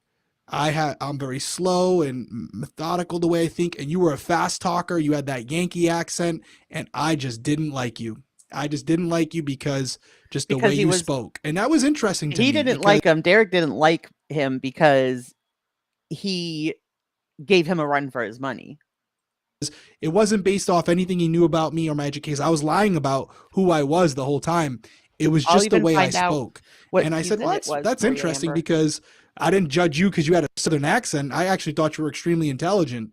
So it's just interesting how sometimes the way someone speaks, you can make an initial judgment about them. So I'm probably overqualifying here. I know they're going to call me out. All right. It's funny because listen, Donnie was one of my favorites on your season, actually. I know you've told me. And I wonder if you're okay. So he has been on, why can't I find which? Okay. He was on Big Brother 16.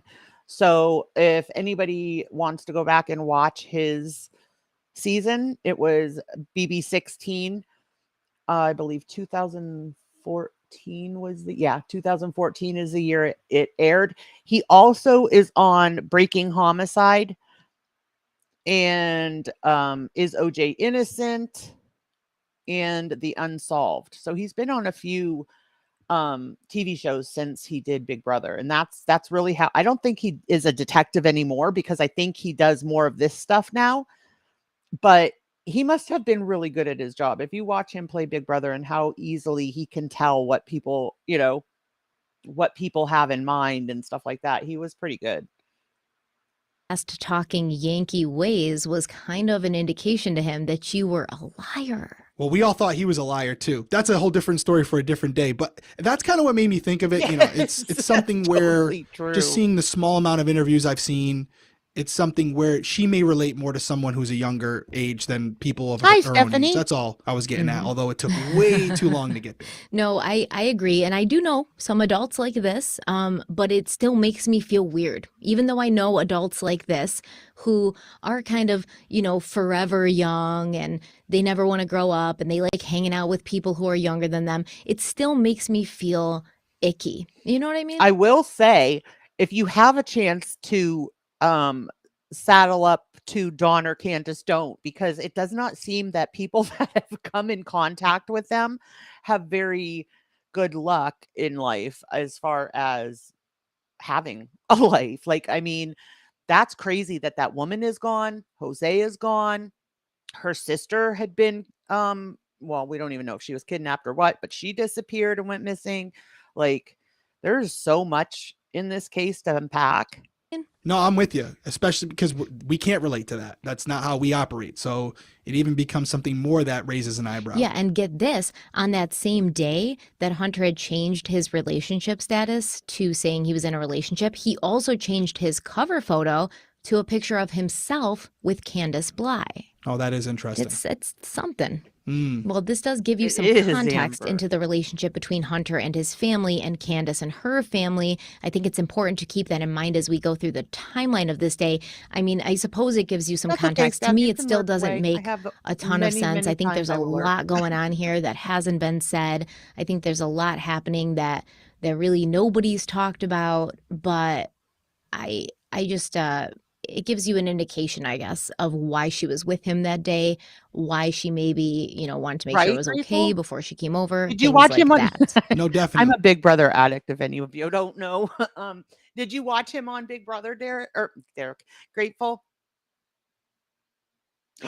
What? I never heard that, Sunshine.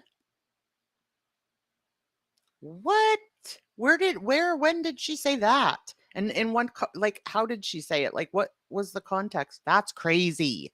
And as far as the specifics, the facts that we're going through, I'm trying to narrow down a window where someone other than an immediate relative saw Summer that day. And I know we're at 10:30 right now, where the last we're leading off at is there was a possible meetup later for fishing. So I'm interested to see where you go there. But before we get into it, because we're getting into the good stuff now, let's take our final break. We'll be right back. For 2 years, and that has the one made for kids, and it's really there's models with C. I was bought the set and for .com. McDonough that she had dressed Summer in her bathing suit before they had left the house that day, saying, quote, "I actually put her bathing suit on before we left home because it was really hot out that day. It was just something small and thin, not so hot because I know she gets too hot," end quote. But Hunter claims that Summer changed into her bathing suit at his house and she had put on a pair of shorts and a pink or purple tank top over the bathing suit. So Candace, Summer, and Hunter get into Grandma's truck to go fishing, but before they even left the driveway, Grandma called and she said she needed to get picked up. At this point, Hunter claims Candace was in the driver's seat, he was in the passenger seat, and Summer was sitting in the back seat behind the driver's seat. According to Hunter, they left and went to the hospital to pick up Grandma, and from there they went to Walgreens to drop off a prescription for pain medicine that Grandma had gotten from the hospital. Hunter said the line at the drive-through pharmacy was long, and when they dropped the prescription off, they were told it was going to take about 30 to 35 minutes to fill. While they were sitting in the line at the drive-through. Gosh, Sunshine. Wow. Hunter claims that Summer's father, Don Wells, called his wife Candace, and he told her that there was a man on their property who had been there for about a week or so, watching and stalking the kids. Now, this call was confirmed by Don Wells when he was on the Dr. Phil show. He said he had called Candace from work because he was thinking about leaving early, but when he found out that she was not home and they were out running errands, he decided to just stay at work. What Don allegedly said during the call was about a guy named Andy or Andrew or Anthony who was hanging around the property and watching the kids. Now, that's what Hunter said. He said it was an A name. He thinks it was Andy or Andrew or Anthony. He couldn't remember. But, he claims that this is the conversation that happened because he asked Candace what Don said when Candace got off the phone. Now, this has not been confirmed by Don or Candace. They claim it's nonsense that Don never said that. And Candace said that Don just called to see how soon they would be home, and he did not mention anything about a suspicious guy hanging around their property. Now, moving on with Hunter's timeline, they left the pharmacy with a plan to go back when the prescription was filled, and Candace said they needed cigarettes, so they went to a discount tobacco store near Long John Silver's. At this point, Grandma was in the passenger seat, Summer had been moved to the middle seat, Hunter was sitting behind the driver's seat, and there was a box in the seat behind the passenger seat. And this box is going to stay there for, the majority of the time. When Hunter initially got in the car, there was a bunch of boxes in the back seat. He said he moved one to the back of the truck, and he moved one over to the side, and so that him and Summer had 2 available seats to sit in. At the store, Candace purchased cigarettes, a can of Twisted Tea, and 2 puff bars, which are nicotine vapes. They then headed to Warriors Path State Park. Grandma stayed in the car to add minutes to her cell phone, and Summer, Candace, and Hunter got out and walked to, I wouldn't call it a lake. They don't call it a lake. They call it like a swimming hole, but it's a pretty big body of water. And they went there because Summer wanted to swim. So Summer started swimming while Hunter and Candace watched from the shore. According to Hunter, Candace gave him the Twisted Tea she had purchased, and they shared the vapes while they watched TikTok videos on Candace's phone, and Summer played and swam in the swimming hole. Now, there is a video of Summer swimming on this day that Candace posted to her TikTok account, which, if you're watching on YouTube, you'll be seeing right now. And this video, according to the timestamp, was posted at 12:21 p.m. Hunter said that while Summer was swimming, Grandma got out of the car and she came down to the swimming hole and she began hanging out with himself and Candace. But then at one point, while Candace and Grandma were distracted, apparently they were looking for flowers to pick, and Grandma had seen some flowers there at the park when they'd been there for an earlier visit that she had wanted to pick, so they weren't paying attention. Hunter says that Summer went under the water and Hunter had to jump in to see if she was okay. Let's go from the moment you see her, and what did you do? I just threw out my shirt down and just threw myself into that water to see if she's okay. Okay, so you, and what about, he said that he asked you for the tea and that you gave him a tea. He didn't ask me for nothing. Okay, He asked me for a Mountain Dew. Okay. I got him a Mountain Dew. Okay, where? So Candace claims they got home, Summer was asleep, but she told Summer they were back. The 5-year-old jumped right out of the car, Honey, and Candace said that giving him a Twisted Tea is the least of your worries. She's afraid she's going to get in trouble for that. That's the least of your worries. I don't think the cops are too worried about that part of it. she had her 3 sons come out of the house to help her unload the groceries, and they brought some of the groceries to Grandma's trailer and then the rest into Candace's house. You get home, you take the groceries inside. Is Don home, by the way? No, he's okay. not. Okay. Actually, I parked the truck and I opened both doors. It's really hard because this lawnmower is. But I opened the doors up and I shook her. I said, "Wake up, we're at home." She jumped right up. Okay. Like nothing. I unbuckled her and I said, "Come on." I said, "Mom, I'll be right back." Went in there. And got the boys and they got so ridiculous with this case that there's a picture of her in the car with 2 gallons of milk, and she's kind of like hunched over sleeping. They got so crazy with this case that they had certain channels had made up that she was already passed at that point when the picture was taken of her in the car, and like basically that's why she was leaned on the on the milk, like because it was cold, like as if to keep her cold. I mean, they really went crazy on this. Sitting on the table. And I said, come on, let's get the groceries out. And we brought them all in the house, went through them all. What happens when she comes in? The boys are playing where? No, the boys are actually sitting here. Okay.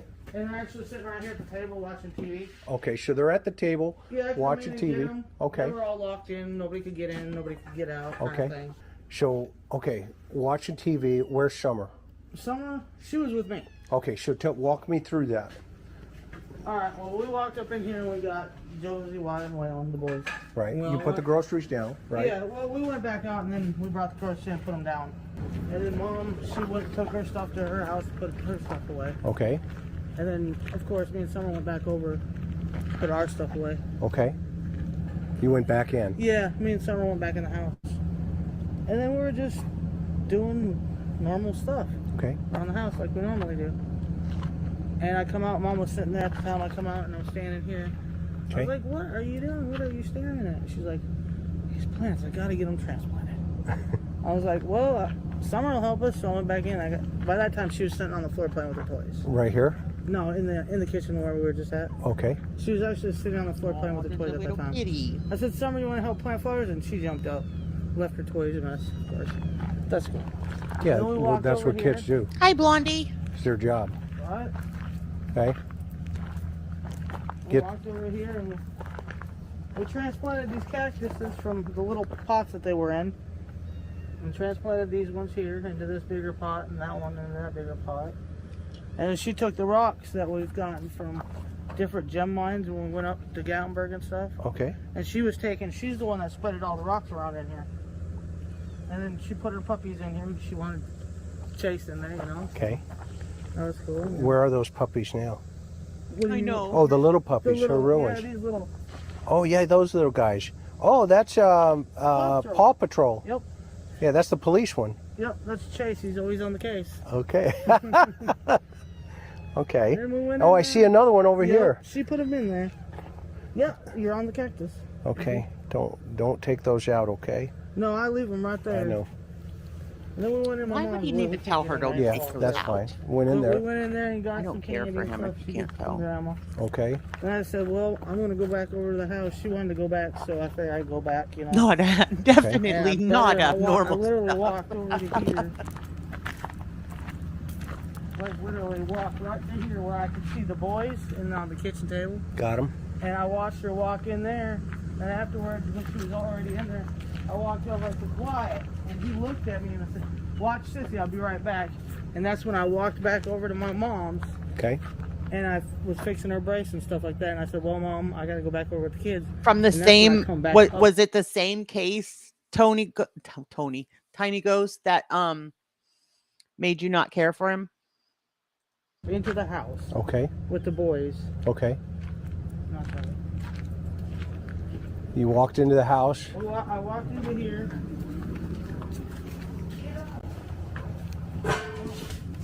Get up.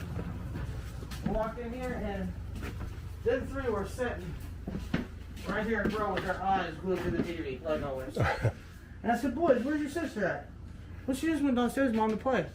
God, these videos are so valuable. So valuable. I wish we had them on every case we do. So much I can take from it. Quick points.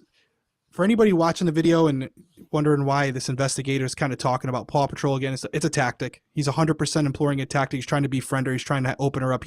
He might have an opinion on certain things. He's trying to put her in where she feels comfortable. So it seems a little weird sometimes the way he's talking, and there's a tactic behind it. I can tell he's done a lot of interrogation, so he's doing exactly what we're trained to do. The video gave some context to the layout. As you had said earlier, trailer's super close. Like you can see one residence from the other. It just kind of, I can see why people would think that this is someone who lives there, because it doesn't appear, it's very protected. If I'm getting the layout, if you go out the side door, not the front door that she keeps going in through, the door that Summer could have gone out where she wouldn't have seen her, it almost looks like you have to go left to get out. And he acts so above it all. That's what, I mean, that just, I can't stand arrogance. And he's so arrogant. I don't care how many years you've had on the job. You did not learn about this case and 5 minutes later have it all figured out. To the main road, and there would be no reason for someone to go out that door and go left. She would go right back around the house to the trailer to see where mom and grandma are, or she would go right in front of the house. So that doesn't make any sense that she would go out and go left. And if a vehicle with someone in it, or even someone walking down I feel like they would know. They would know that someone else was there on their property. It would be very hard for that person to get onto the property undetected. And not only undetected, but it would be hard for someone who has some type of malicious intention to know that there's no one on that side of the property that would see them as they're walking onto the property itself. A lot of things that would have to be perfect for the offender to carry out this abduction without being detected or seen by someone. And listen, they got like, I'm being like probably exaggerating because like I said, I don't have my notes for part 2 in front of me. They got something like 20 dogs up in that place, okay? Like tons and tons of dogs. And Chris asks her at one point because he shows you when he's pulling in all these dogs running up to his car. And then he says something to her like, wow, you got a lot of dogs here. And she's like, yeah, they're not ours. People just bring them here and leave them, you know? Like, so they got a ton of dogs that I guess are like stray dogs, but also figure they find that property to be their home. They're always around there. So there's a ton of dogs all the time. Because they And you'd feed them. think if somebody's creeping up on the property, at least one of those 28 dogs is going to bark or make some sort of noise. And if you think about the time, she's like, I walked over and said, watch Sissy. And I walked back, helped her with her brace, and then said, okay, I got to get back to the kids. It's literally 2 minutes. 2 minutes. How did anything happen? How was Summer so far away that by 2 minutes she couldn't hear you calling her? Or how did somebody snatch her in 2 minutes without you seeing, without her screaming, without any, indication that they would have had to have pounced at the exact right minute? Yeah, something is absolutely not adding up there. And even to go back further, because you just kind of jogged my memory, I think this is something fair to say. As a parent, as an investigator, there's no doubt in my mind Candace is very loose and that's being nice with her supervision of her children. We're going back to the swimming hole. If that's all Right. true, that she didn't even notice her daughter went under. Some And of then if like you not wanna all make it even- dogs are barkers, but if you have 28 dogs on your property, yeah, there's going to be barking if you pull down that driveway. Go even more extreme. She has a 7, a 9, and a Good 12-year-old morning, at home. The Lizzie. 12-year-old's in charge, and according This is the Summer Wells case. This is part 1 of Derek and Stephanie's coverage of it, and then the second part we'll watch on Friday. to her statement, she left around 8 o'clock in the morning and didn't return home until 3. So essentially, a 12-year-old was in charge of a 7 and 9-year-old for the majority of the day. That's not acceptable, and you could have your kids taken from you by social services if that was put out there. So, and even when she's explaining it to this investigator, she doesn't see it as a problem. So there's this very loose parenting where the kids kind of have a lot of freedom, which creates opportunities for bad things to happen. And I'm not even talking about criminal activities, just accidents where the kids could hurt themselves and nobody would really know for an extended period of time because there's no adult supervision. So I'm so glad you picked up on that, those boys being home alone all day, because it's not as if she was running out for a quick errand. Like, I'll be back in 30 minutes or I'll be back in 45 minutes. That I could understand. But to leave them alone for that long without any supervision, and she kind of made it seem like from the whole beginning of the day to the end, they were just sitting in that position watching TV. And do you hear what she said in that one interview? Yep, they were here all day. The whole house was locked up. No one in, no one out. What does that even mean? Yeah. No one out. What, are they locked in? They can't leave? They can't open the door and leave if they wanted? How did you lock them in?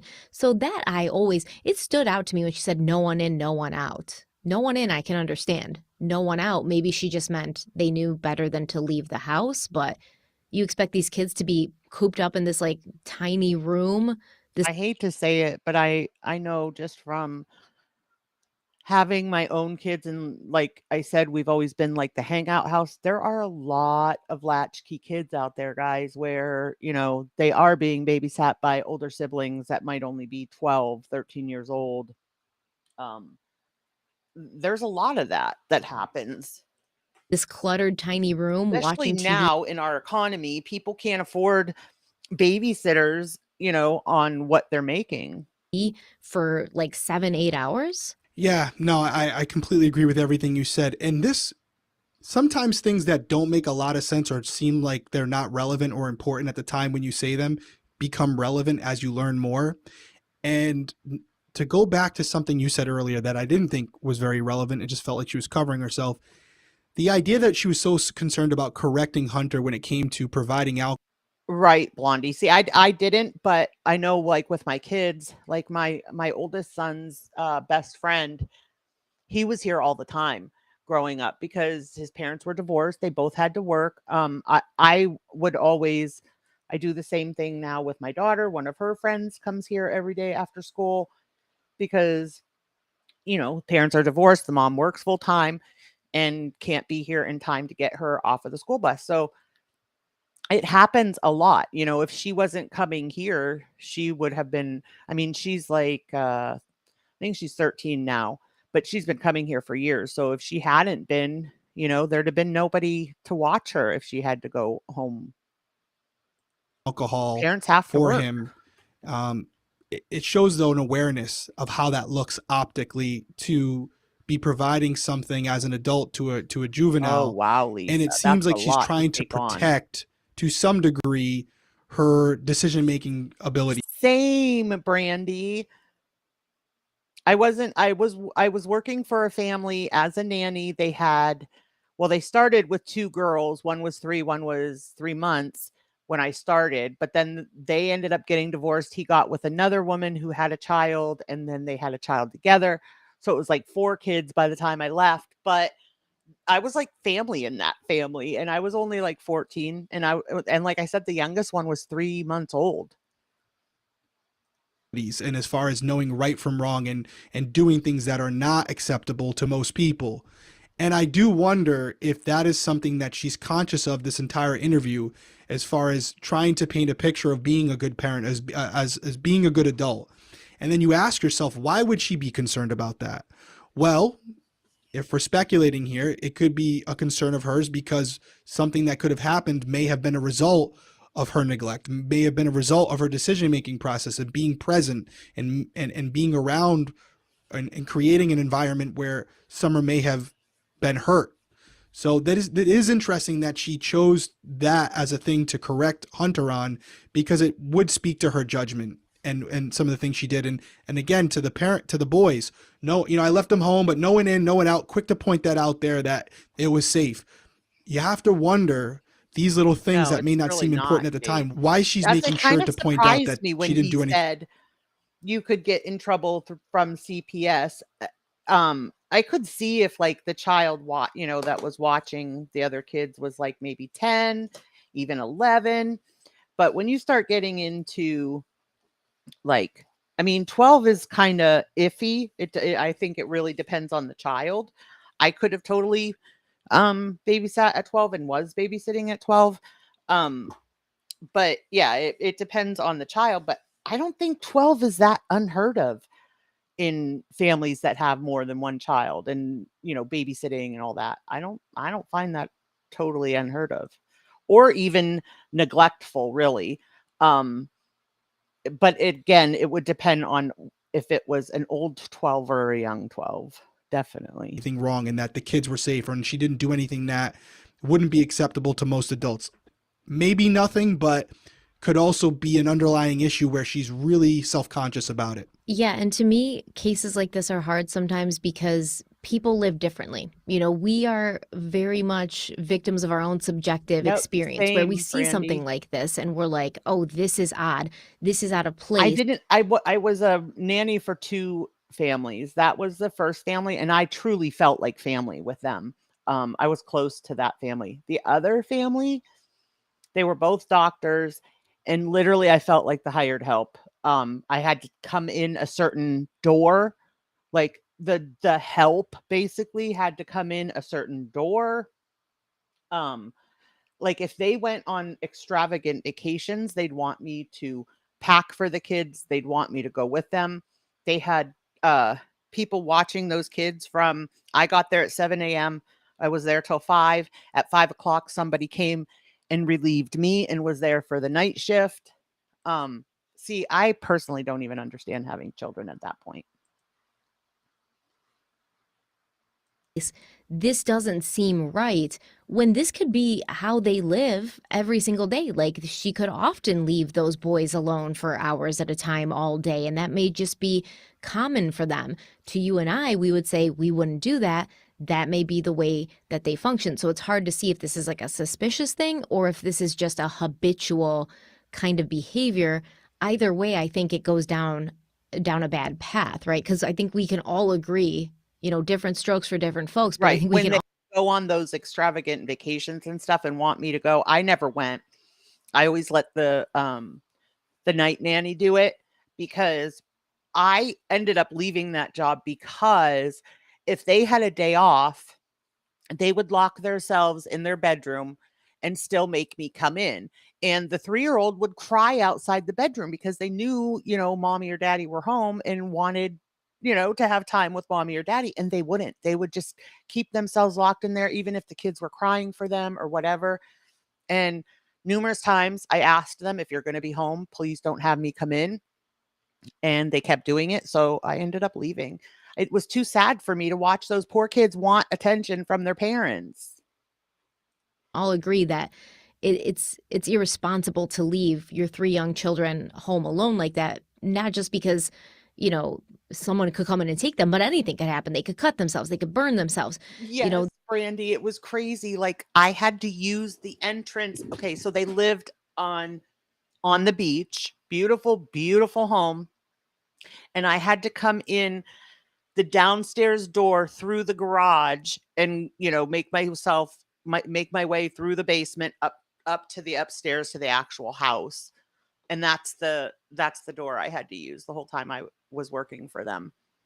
It was so different from my first nanny job where, like you were saying, like I was like family. They treated me like family. I thought of them as family. My second job was different. They could fall down and hit their heads. They could go down in the freaking under the desk in the crawl space and just tumble down the stairs because it's completely pitch black and you can't see. There's so much clutter.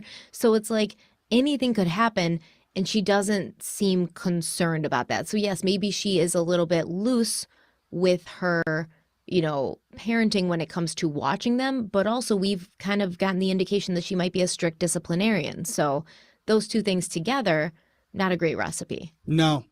And I'm probably going to come back to it later. The drinking, I don't see Hunter having any reason to lie about him drinking a twisted tea, smoking on a vape.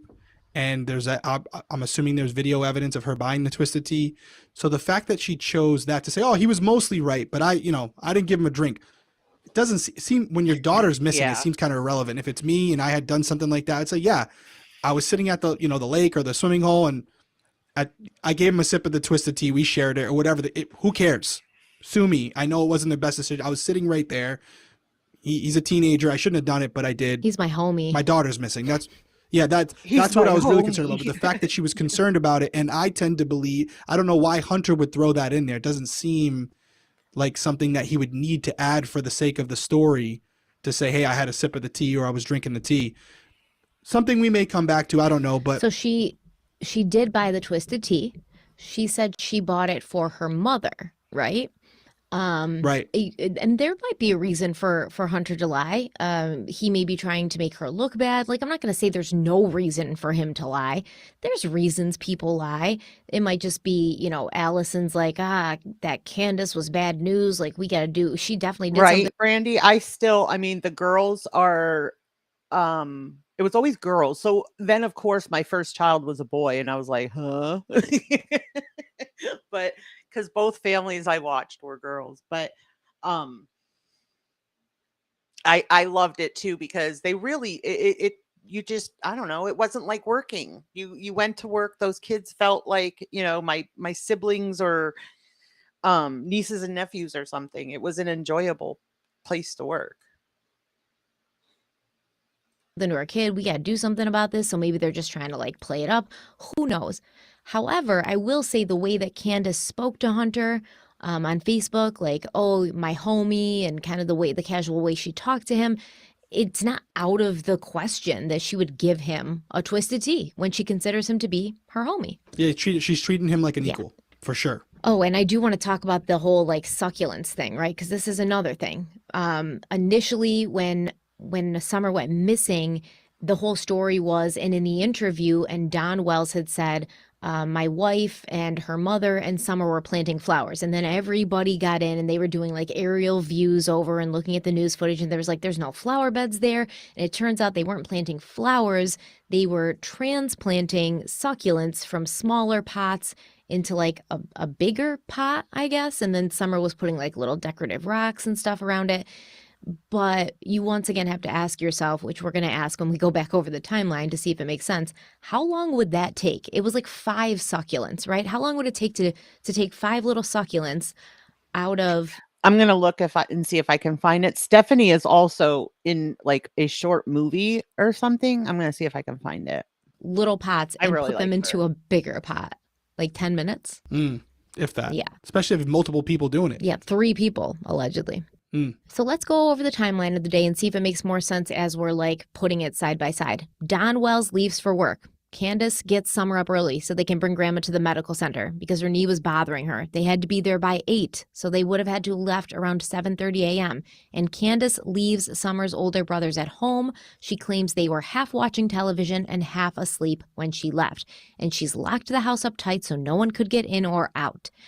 Candace and Summer bring Grandma to the medical center. They wait in the car while she's being treated. While in the car, Candace speaks to Hunter on the phone, decides to go over to his place, which is just a 5-minute drive from the medical center. Candace and Summer arrive at Hunter's between 10 and 10:30 a.m. Now, we don't know if Grandma had an appointment at the medical center or if she just showed up because her knee was bothering her. And that's going to be important because if she had an appointment at 8 a.m., you wouldn't think she'd still be with the doctor 2.5 hours later when Summer and Candace show up at Hunter's house without Grandma. But if she just showed up, she might have had to sit and wait, for a while to be seen. I will say that Grandma has taken part in only one on-camera interview, and this took place on March 1st, 2022, right after Hawkins County Sheriff Ronnie Lawson told News Channel 11 that the family had stopped cooperating with law enforcement and they had retained lawyers.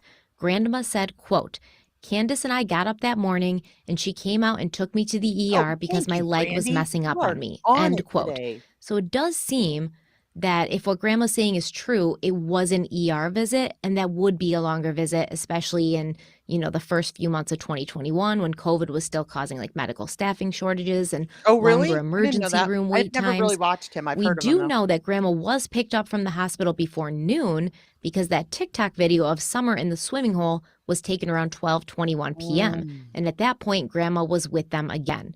According to Chris McDonough, he was able to verify that they were at Walgreens. To see her in the videos, where she's playing and just happy and being a kid.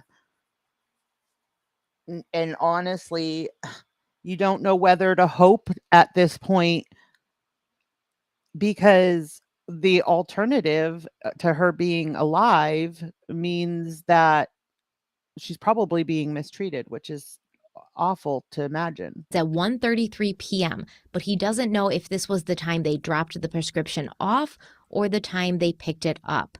We have Hunter being dropped off around 2 or 2:30, the short video of the milk jugs being taken around 3:09, and them arriving back home around 3:16 p.m. That's about 8 hours that Candace and Summer were gone. 8 hours that Summer's 3 brothers were alone at the house, locked in, no one in or out, as Candace said. And the 911 call reporting Summer missing happened at around 6:23 p.m. So that's about a 3-hour window from when they got home to when... See, to me, that doesn't sound suspicious. I'm sorry, but so they were in the house for 6 to 8 hours alone. That doesn't seem suspicious to me, especially because those ages are usually the ones that are like, I don't want to go running around with mom for errands and stuff like that. They would much rather be playing at home in the house with video games. So I feel like locked in doesn't necessarily mean locked in. It probably means that they have been told, if mom and dad aren't home, you don't let anybody in the house and you stay in the house, because they're going to be safer stuck in the house than if they go outside. I know when I was young, that's the stuff my mom would tell me. You don't let anybody in the house and you don't go out. So to me, that's probably what she meant when she said, locked in, no one out. I think most parents that leave their kids home alone are going to have those same roles. When Candace called the police. Now, people have asked, what were they doing in that 8 hours? A trip to the doctor, a few quick stops at some tobacco and vape shops, 15 to 20 minutes at the swimming hole, 2 trips to the Walgreens pharmacy drive-thru, a trip through the Sonic drive-thru, a trip to the grocery store that Candace said took only 5 minutes, but Hunter said took an hour, dropping Hunter off at home. Yep. That's not a lot to fill 8 hours worth of time. Even if you have a long line at Walgreens, you're not sitting in there for over 20 minutes. That's just not a lot to fill 8 hours with. Yeah. See, that's the type of stuff I'm talking about. Like making speculation out of every little thing. They can be horrible people and still have not done something to their child, I mean, it's something. How long were they at the watering hole? How long were they at the hospital? 15 to 20 minutes at the watering hole. Yeah, that's what they're saying, but it seems like their times are off on everything. So I really wonder if it was longer. It could have been, it might not have been. That might be accurate. They haven't been very accurate on a lot. And that could be intentional or it could be accidental. But keep in mind, they're waiting for the prescription to be done. So they're only going to be their tops 30 minutes, which is how long the prescription was going to take. And this is something, again, that we could figure out immediately. I'm going there. I'm talking to Walgreens. I'm sure there's a filing system with medications, what time the prescription was dropped off, what time it was filled, what time it was picked up. There's a record of. Good point, Annalyn. There's so many reasons that, parents don't have like adults as babysitters. Plus, a lot of times they will even hire like another like teenager in the area or whatever to babysit, because a young teenager, 14, 15 years old, is going to take a lot less to babysit. You're going to have to pay them a lot less than if you hire an adult to do that. It's sad, but times are hard financially. Of that. So law enforcement knows the window to the second. And that's information we don't have, which sucks, because we're trying to fill in the blanks and we have puzzle pieces that may not even be the right puzzle piece. So it's tough. But the good news is law enforcement knows. That's for damn sure. They sure do, because they took all their phones and they went through all their messages and everything. Oh, yeah, they have it all. Yeah, and people also wonder, what did they do in that 3-hour time period after getting home before Candace called 911?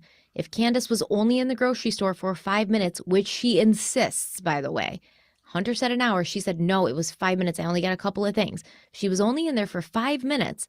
It wouldn't have taken long to put away the groceries, that she got. She would have only had a couple of items, and she probably wouldn't have needed to have her 3 sons and Summer help her get the groceries from the truck to the house.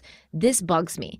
Why lie about the amount of time you're at the grocery store? Why say it was 5 minutes when clearly if you only got 5 minutes worth of groceries, you don't need to call your 3 kids out of the house and have them help you bring the groceries inside, right? You probably could do that by yourself. It's not more than 2 bags. What did we talk about a few minutes ago? She's really concerned about her decision-making process when it comes to the children. She's super self-conscious about it, super self-aware. Right, Jade. That's what I said. If something were to ever happen in my life, I'd be, I'd look suspicious too, because I don't watch my clock every minute. And how many times have I lost track of time when I'm back here editing or, doing intros or something? I mean, I don't think that is also suspicious either, especially they just seem like a bunch that, they're not working. They don't have to be anywhere at a certain time. I think that when she's talking to the investigator and she says, oh, they were here, but no one in and out all day, she couldn't get around that. There's no way to dispute it. So she has to take that one on the chin, but she's quick to say, oh, nobody in or out, it was locked up. But everything else, whenever there's an opportunity to soften the situation, how bad it may look from the outside looking in, she's always trying to make it better. Oh, it was only 5 minutes. They were in the car. He didn't drink any Twisted Tea. She's always trying to find opportunities to make herself look like she's a responsible adult, a responsible parent. And my big question is why? Why is she so concerned about it, where it doesn't seem like she's concerned about a lot of things? And there may be a deeper reason there. So I get it, but that's a big time gap. Like if you were in the store for an hour, just say like 20 minutes. Oh, it was quick. I grabbed a couple of things, 20 minutes. Why would you go from an hour to 5 minutes? That's like. And 5 minutes isn't practical. No. It takes longer to check out than I'm that. saying. So she's wrong. Sorry, you're wrong. I don't know how long it was. It wasn't. You would be the fastest shopper alive if you were able to get in and out of that store within 5 minutes. Even if you just went in there for a carton of milk or a jug of milk in this case, that's going to take you at least 10 minutes. So she's wrong. There's no doubt about it. I don't know how long they were in there, but she's definitely wrong, which goes back to why is she so insistent on these things that appear to be trivial in the overall scheme of everything. She's concerned about how long she was in this plaza, this grocery store, and yet while doing this, her 3 little boys are at home alone. Yep. So she's trying to soften the blow where she can, and trying to also soften the blow as far as the boys being home. They were safe, Stephanie. They were safe. No one in, no one out. No one in, no one out. They were safe. They are locked up tight like it's 12-year-old had prison, it. man. Yeah. We didn't even crack a window for them. We didn't even want to fly to get in. I know. I agree. No. All kidding aside, something is not sitting right with how self-conscious she is about some of the things she did as far as it relates to the children. Yeah, and she's very like dismissive too. When she's asked like, "Oh, did you do this?" or "What about this?" She's like, "No, no, no, no." And it bothers me. I know this is something little, but she's talking about how Summer loves Paw Patrol and this, and then she's wearing this shirt this whole time that says Mom Patrol, right? It's like a Paw Patrol like themed t-shirt because Summer loves Paw Patrol, and it's like kind of a contradiction considering Mom isn't doing much patrolling that day. You somehow managed to lose sight of your daughter and she's gone, and your 3 other kids are home alone all day long. So it's kind of like you definitely put that shirt on for a reason, because you want to put forward this. Oh no, Kim, I'm so sorry you have COVID. I hope it's not horrible for you and that it passes quickly. Image of being this like really good and really attentive mom. Like, obviously I don't have a million hands and I can't be everywhere at once, but I love my kids and I'm here and look at my shirt. But at the same time, everything around her is sort of speaking to the contrary. I agree. It's something's not adding up. So Candace said they got the groceries. Everybody comes out. They bring some of the groceries to Grandma's trailer. They bring some to the house. They put the groceries away. Candace also said she was doing laundry. They were planting a handful of succulents. And Candace claims that Summer was only out of her sight for 2 to 5 minutes and then she was gone. Now, something I also want to mention going back in the timeline is that Don claims he called his wife Candace around 3 p.m. that day. Remember when she got that call from him and Hunter said, Well, even like Brandy, like when people would say I babysat for a living, I would get irritated because I did not just babysit. I cleaned, I washed those kids' clothes, I gave them their baths. Like anything that had anything to do with the kids was my responsibility. Like I said, if they were going on vacation, I had to do the packing for the kids. They were in the car in the pharmacy line. And he said when he did call, she was in the Walgreens drive-through line and she told him they were running some errands and going swimming. Based on this call, Don decided to stay at work since no one would be home. There's a couple things wrong with this. Firstly, there was someone home, his 3 young sons. He literally says in one interview, like, well, what am I just going to go home and like hang out alone? There was 3 people home. Your kids are home. Secondly, the call being made at 3 p.m. doesn't work with the timeline at all, especially because we know that Hunter got home around 2 to 2:30. And we'll get more into this in the next episode, but a neighbor recalls Candace calling Summer's name and looking for her at 6 p.m. And the call to 911 to report Summer missing came a half an hour later. So what was she doing? What was Summer doing in this 3-hour period from when they got home? See, but I think of it different, Jade. Like I think of it like, oh, I'm definitely taking my phone with me because if anything were to happen to me, how would they ever find me? Like, see, I think of it in that sense. Put the groceries away, did some laundry, did the succulents. Summer's playing on the floor with her toys. 3 hours. What were they doing? All of that stuff doesn't add up to 3 hours. So there's some people that believe Summer went Yes, missing exactly, a lot Lisa. earlier, and Candace didn't realize because she wasn't paying attention. Hey, And I do you know how many phones my boys lost dirt bike riding? do know when I did this video a year ago, before all of this other stuff and this timeline and this convoluted stuff came out, that was kind of my perception of it. That, you know, I think Candace does like to drink a little bit. And I think Candace does like to get high. She talked about it on her Facebook page. She was constantly making posts and like memes and stuff like that about getting high. So definitely, without a doubt, I don't know about the meth stuff. Another but without- reason, y'all, that you don't put your entire life out online. Like I said, they may be troubled, they may be you know, addicts, they may not be good people. The stuff that has come out, you know, okay, I'll give you that. They probably are not good people, but it doesn't mean that they had to have done something to her either. But all of that stuff looks so damning. Without a doubt, I think Candace liked to drink and Candace liked to smoke a little weed. So, you know, she could have just gone in, maybe imbibed a little bit. Maybe Yeah, I think, Kim, there's still those different strains of it, you know. Like I think when we had it, I think we had that Omicron because for us it was like a cold. It wasn't bad. I lost track of time. Maybe she was chatting with her mother by the trailer. And when she looked up, she said, "Where's Summer and when is the last time I saw her?" And she couldn't really remember that. Now, obviously, she can't call the police and be like, "Oh, yeah, I haven't seen my daughter in an hour," you know, or "I can't remember when the last time I saw her was." So she sort of has to do this 2 to 5 minute thing, which, like the grocery store timeline, I will say that kind of always did make me suspicious. Like 2 minutes she was over there or whatever. 2 minutes goes by like that if you're actually doing something. So my guess is it didn't just take her 2 to 5 minutes to fix grandma's brace. Doesn't make sense, right? So was it really an hour, but you said 5 minutes in the grocery store? Was it really an hour that you didn't see Summer and you said 5 minutes? Is that your perception of time? Is that your kind of code that you use? See, that's just always been like one of my greatest fears. Not so much for me, Brandy, but because of my kids. Like I would, you know, worry if something happened to me. I would worry for my kids, even my grown children that, you know, have families of their own and stuff. When you say an hour, you mean, when you say 5 minutes or 2 minutes, you mean an hour. That's kind of where I was going with it initially. Oh, grateful you're but then struggling we'd with still it too. I'm have so to sorry. acknowledge that Summer would have, for some reason, left the basement room, turned left, like you said, gone into the forest, and headed toward the road.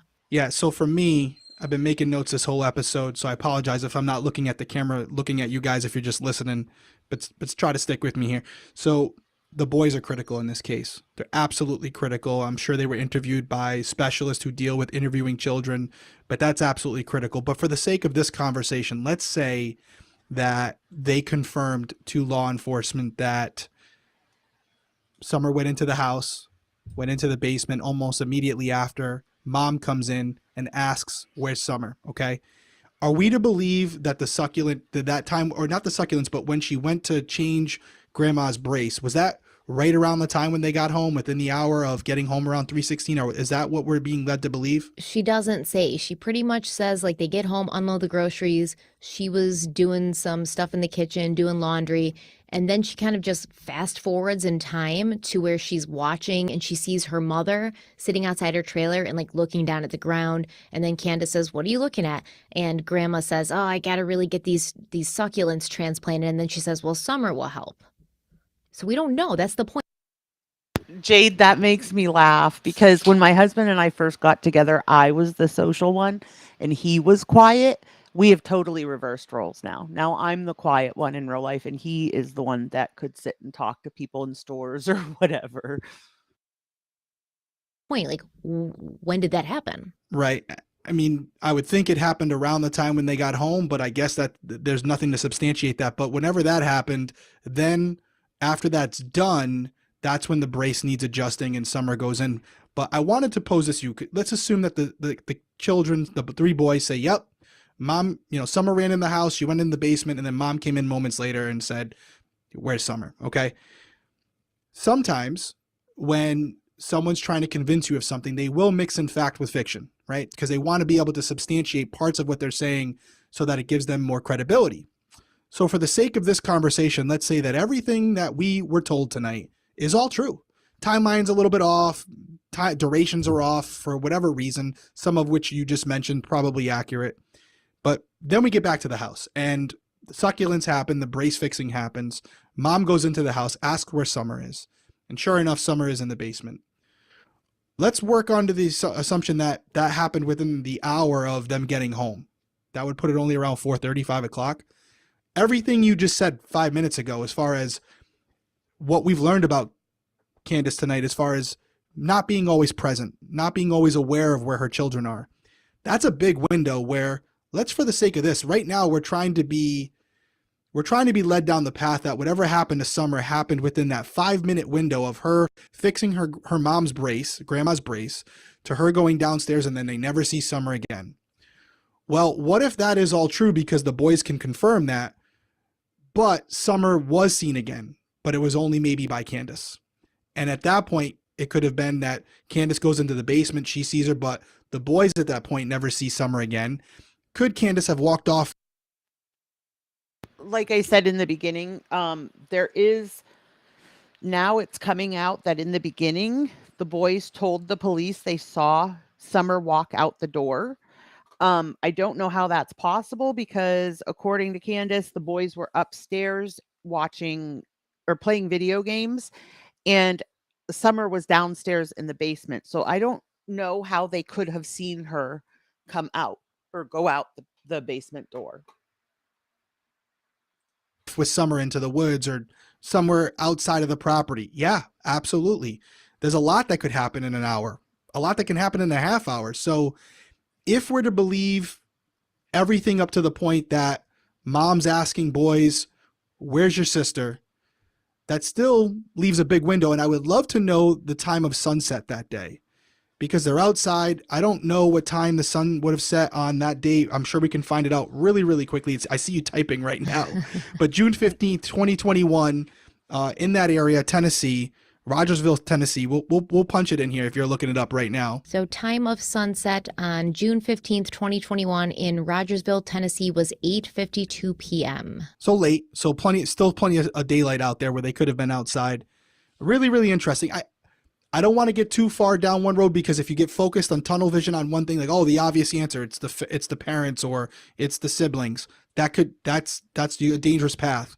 But I will say to think that whatever happened to Summer happened in a 2 or 3 minute window on a pretty secluded property, not impossible, but highly unlikely. I agree. And I was almost thinking of like maybe the way the timeline could have been extended is maybe Candace does go in and she asks the boys, where's your sister? And they say, oh, she's playing with her toys in the basement. And Candace says, okay, and then walks away and doesn't check the basement. That's right. Right then, right? Because if I've done it before, like I'll walk in to Bella and I'll be like, where's Aiden? And she'll be like, he's playing video games in the basement. And I'll be like, okay. And I'm not like going down and being like, Aiden, are you down here? I mean, I have to fact check right now because there's no door to get out of my basement. So I guess I wouldn't have to do that. But, she doesn't seem like the type of person who would necessarily follow up to make sure. She just find out Summer was safe. Summer was in the house playing. She's being quiet. I've been with this girl all day. We went swimming. We got freaking slushies. I've done my mom stuff for the day. Now it's time for me to chill, maybe smoke a little weed, maybe sit out here, have some twisted tea. And when she's ready to come up and, eat for the first time today, I'll see what she wants for dinner. And that seems to me maybe something that could have extended. It wasn't 2 to 5 minutes. It was 2 to 5 minutes maybe when you asked the boys. But was it 2 to 5 minutes of you going and checking and knowing she was gone and exactly when that happened? And Summer anything could happen. Maybe somebody did come up then, or maybe Summer did wander out. But then it gives you a bigger timeline and a bigger window where something could have happened. And if Summer wandered off, it gives her the time to get further away. That's right. And it's kind of the theme of this episode where if she doesn't know where her daughter is, most of us would probably go downstairs and check, right? But she maybe chose not to. So she may have some internal demons where she's very self-conscious and regretful that if she's not involved, that she didn't go downstairs and check on her daughter. So with that in mind, what would be some of the things that she would be really specific about when she's interviewing with people? The decisions she makes involving her children, the decisions she makes involving other juveniles. That is something that would strike a nerve. That would be something that she'd want to be very clear on for the public. And so I think you're nailing it. I think there's a lot of substance to what you're saying. And that would explain my question, which is, why is she so adamant about certain things and not others? And it always seems to come back to her presence, her being around. Something to think about. We're not saying that this is intentional, whatever happened. It could be purely accidental, but that accident could be based on a level of negligence around supervision of your children. I agree. And we've talked a lot about Candace Bly, Summer's mother, in this episode. That was the main focus because, I mean, of course, Summer was with Candace all day. Now, next week, we're going to talk a lot about Don Wells, things that he's said, things that he's done in the past. And there's a lot of stuff going on with Don Wells, I'll just say. And there are a couple interviews that I do want to play for you that he gave very early on. I believe it's his first interview where he says a couple of things that struck the wrong chord with me immediately. And I want to see if you pick up on the same things that I'm picking up on in these interviews, because there's a lot of stuff going on here. And do you think it's weird that he said he didn't want to go home because nobody was going to be there and he was going to be alone when his 3 kids were home? Maybe he assumed that the boys were with her as well. All in Grandma's truck? There wouldn't even be enough room for... I don't think that would be the first time that they all piled into one car. It's possible. Maybe, but I mean, I don't these know. boys seem... Nothing's surprising me at These this boys point. seem to be wild. I'm going to say that, okay? From videos I've seen of them, from, things people have said about them, they seem to be kind of wild. So I don't think that Candace probably took them out running errands often. And, you'd think he would have, asked, oh, are all the kids with you? I don't know. But to just assume nobody was home... It's odd. Yeah. But there's a lot of stuff out there that kind of does support. He maybe left work earlier than he said. And once again, like you said, the police would know that unless he figured out a way, because he does such a big job of talking up the GPS unit in the car. And, he had specifically taken that car. And, I have 7 alibis, he said once. Jarella, if you watched it from the beginning and all the crap, I was really, really into this case in the beginning. But once all these YouTube creators made such a circus out of it, it literally made me sick, because I was the whole reason for covering the case was to bring awareness, to get the little girl's picture out there, and they lost track of what the end goal was, to find her. I wonder if he maybe found a way to nothing, mess Jade. with that GPS unit, or maybe he gave it to somebody else. I don't know. But he even says a couple of things, like him getting home before the police got home. And then later he was like, him getting home before the police got there, after, they called 911. And then later after everybody mentioned it and kept saying that doesn't make sense, he was like, oh yeah, actually when I got there, there were a couple cops there already. But him just saying things, and he constantly says oh yeah, when I was there, she went that way. And then he's like, I mean, I went that way. And he says things, and it's just these things that he says constantly. I kind of feel like, yes, the whole resurrection thing was really strange, but I really feel like in the beginning, especially, you don't hear so much about them attending church. You don't, you know what I mean? All those things that, the church was really, really in the light in the beginning of this case and stuff.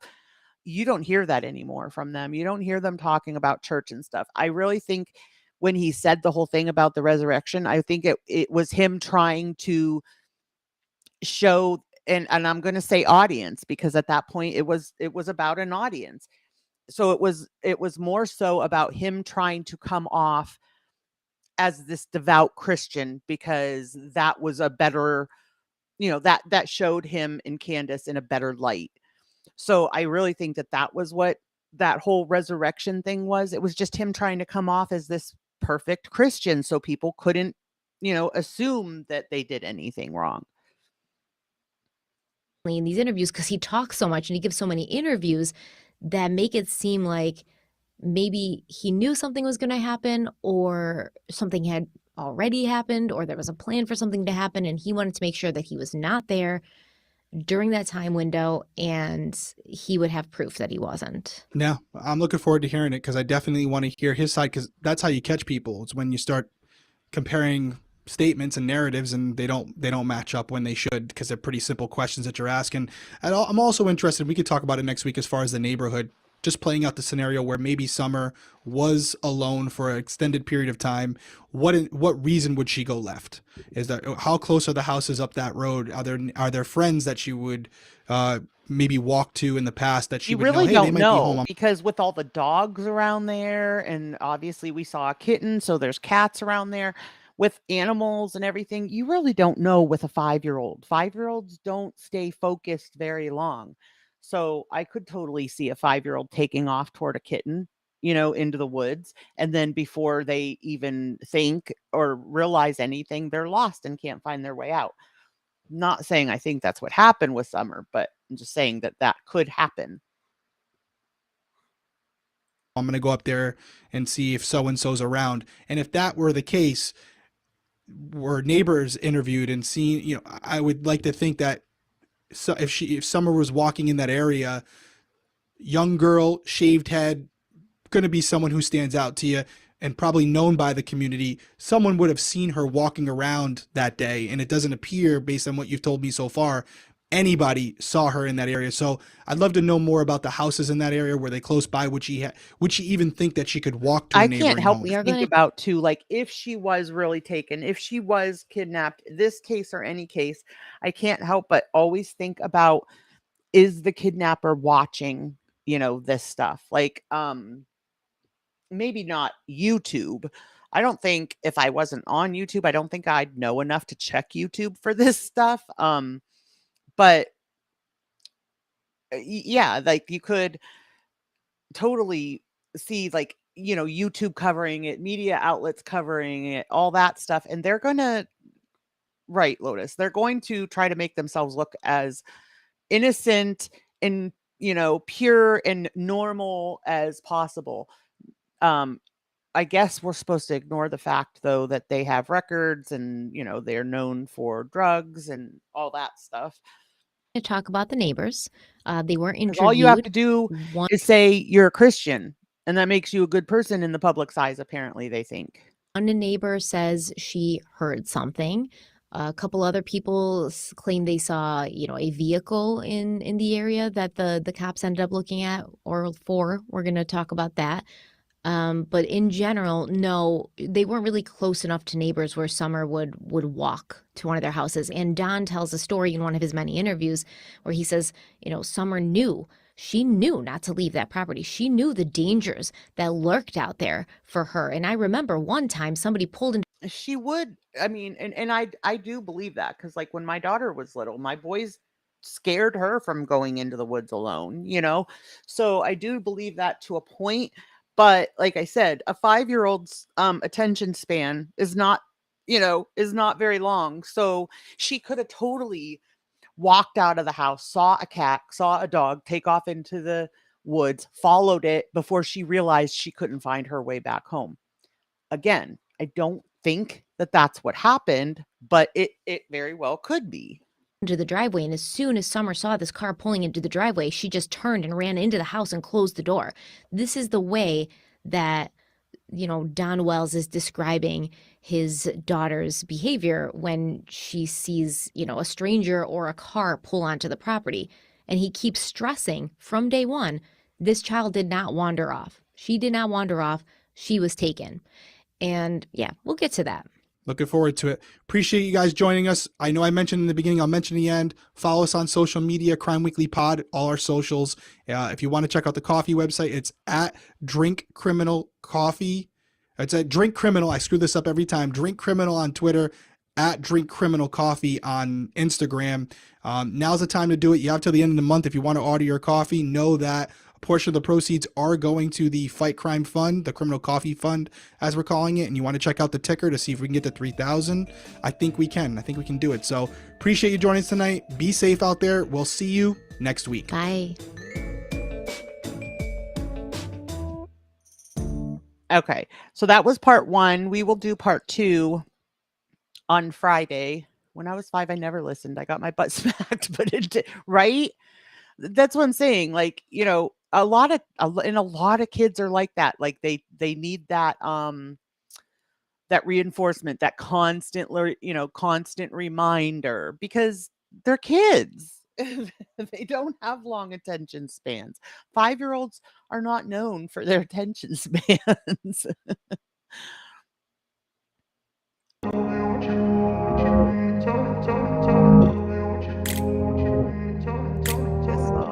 we go. Oh, okay, guys. I think that's going to be it for me for today. I picked up my little one from school today, so. Yeah, I'm sure all of us, like, I can remember, I think that's the only time my father ever spanked me was because I crossed the street and I knew I was not supposed to cross the street alone. As soon as I could reach the door, I was out. I can remember, because I wasn't allowed to cross the street, I remember standing on the sidewalk and one of my friends lived directly across the street, but I wasn't allowed to cross the street. So I would, and she was a little older, so I would stand on like the curb and scream her name until she came outside. You are welcome, guys. Thank you all for being here. I appreciate each and every one of you. I really, really do. So I will see you guys, if not before, actually, I probably will see you before Friday morning, because I do have that, the pickle products that we're going to do a taste test for. We may do it tonight, or if not tonight, it'll be tomorrow, but I think it's probably going to be tonight. So I will see all of you guys for the pickle taste test. Again, thanks guys. I love you all. Don't forget to hit the subscribe button and ring the bell so you're alerted if I put up new content. And please hit that thumbs up on your way out. Thanks, everybody.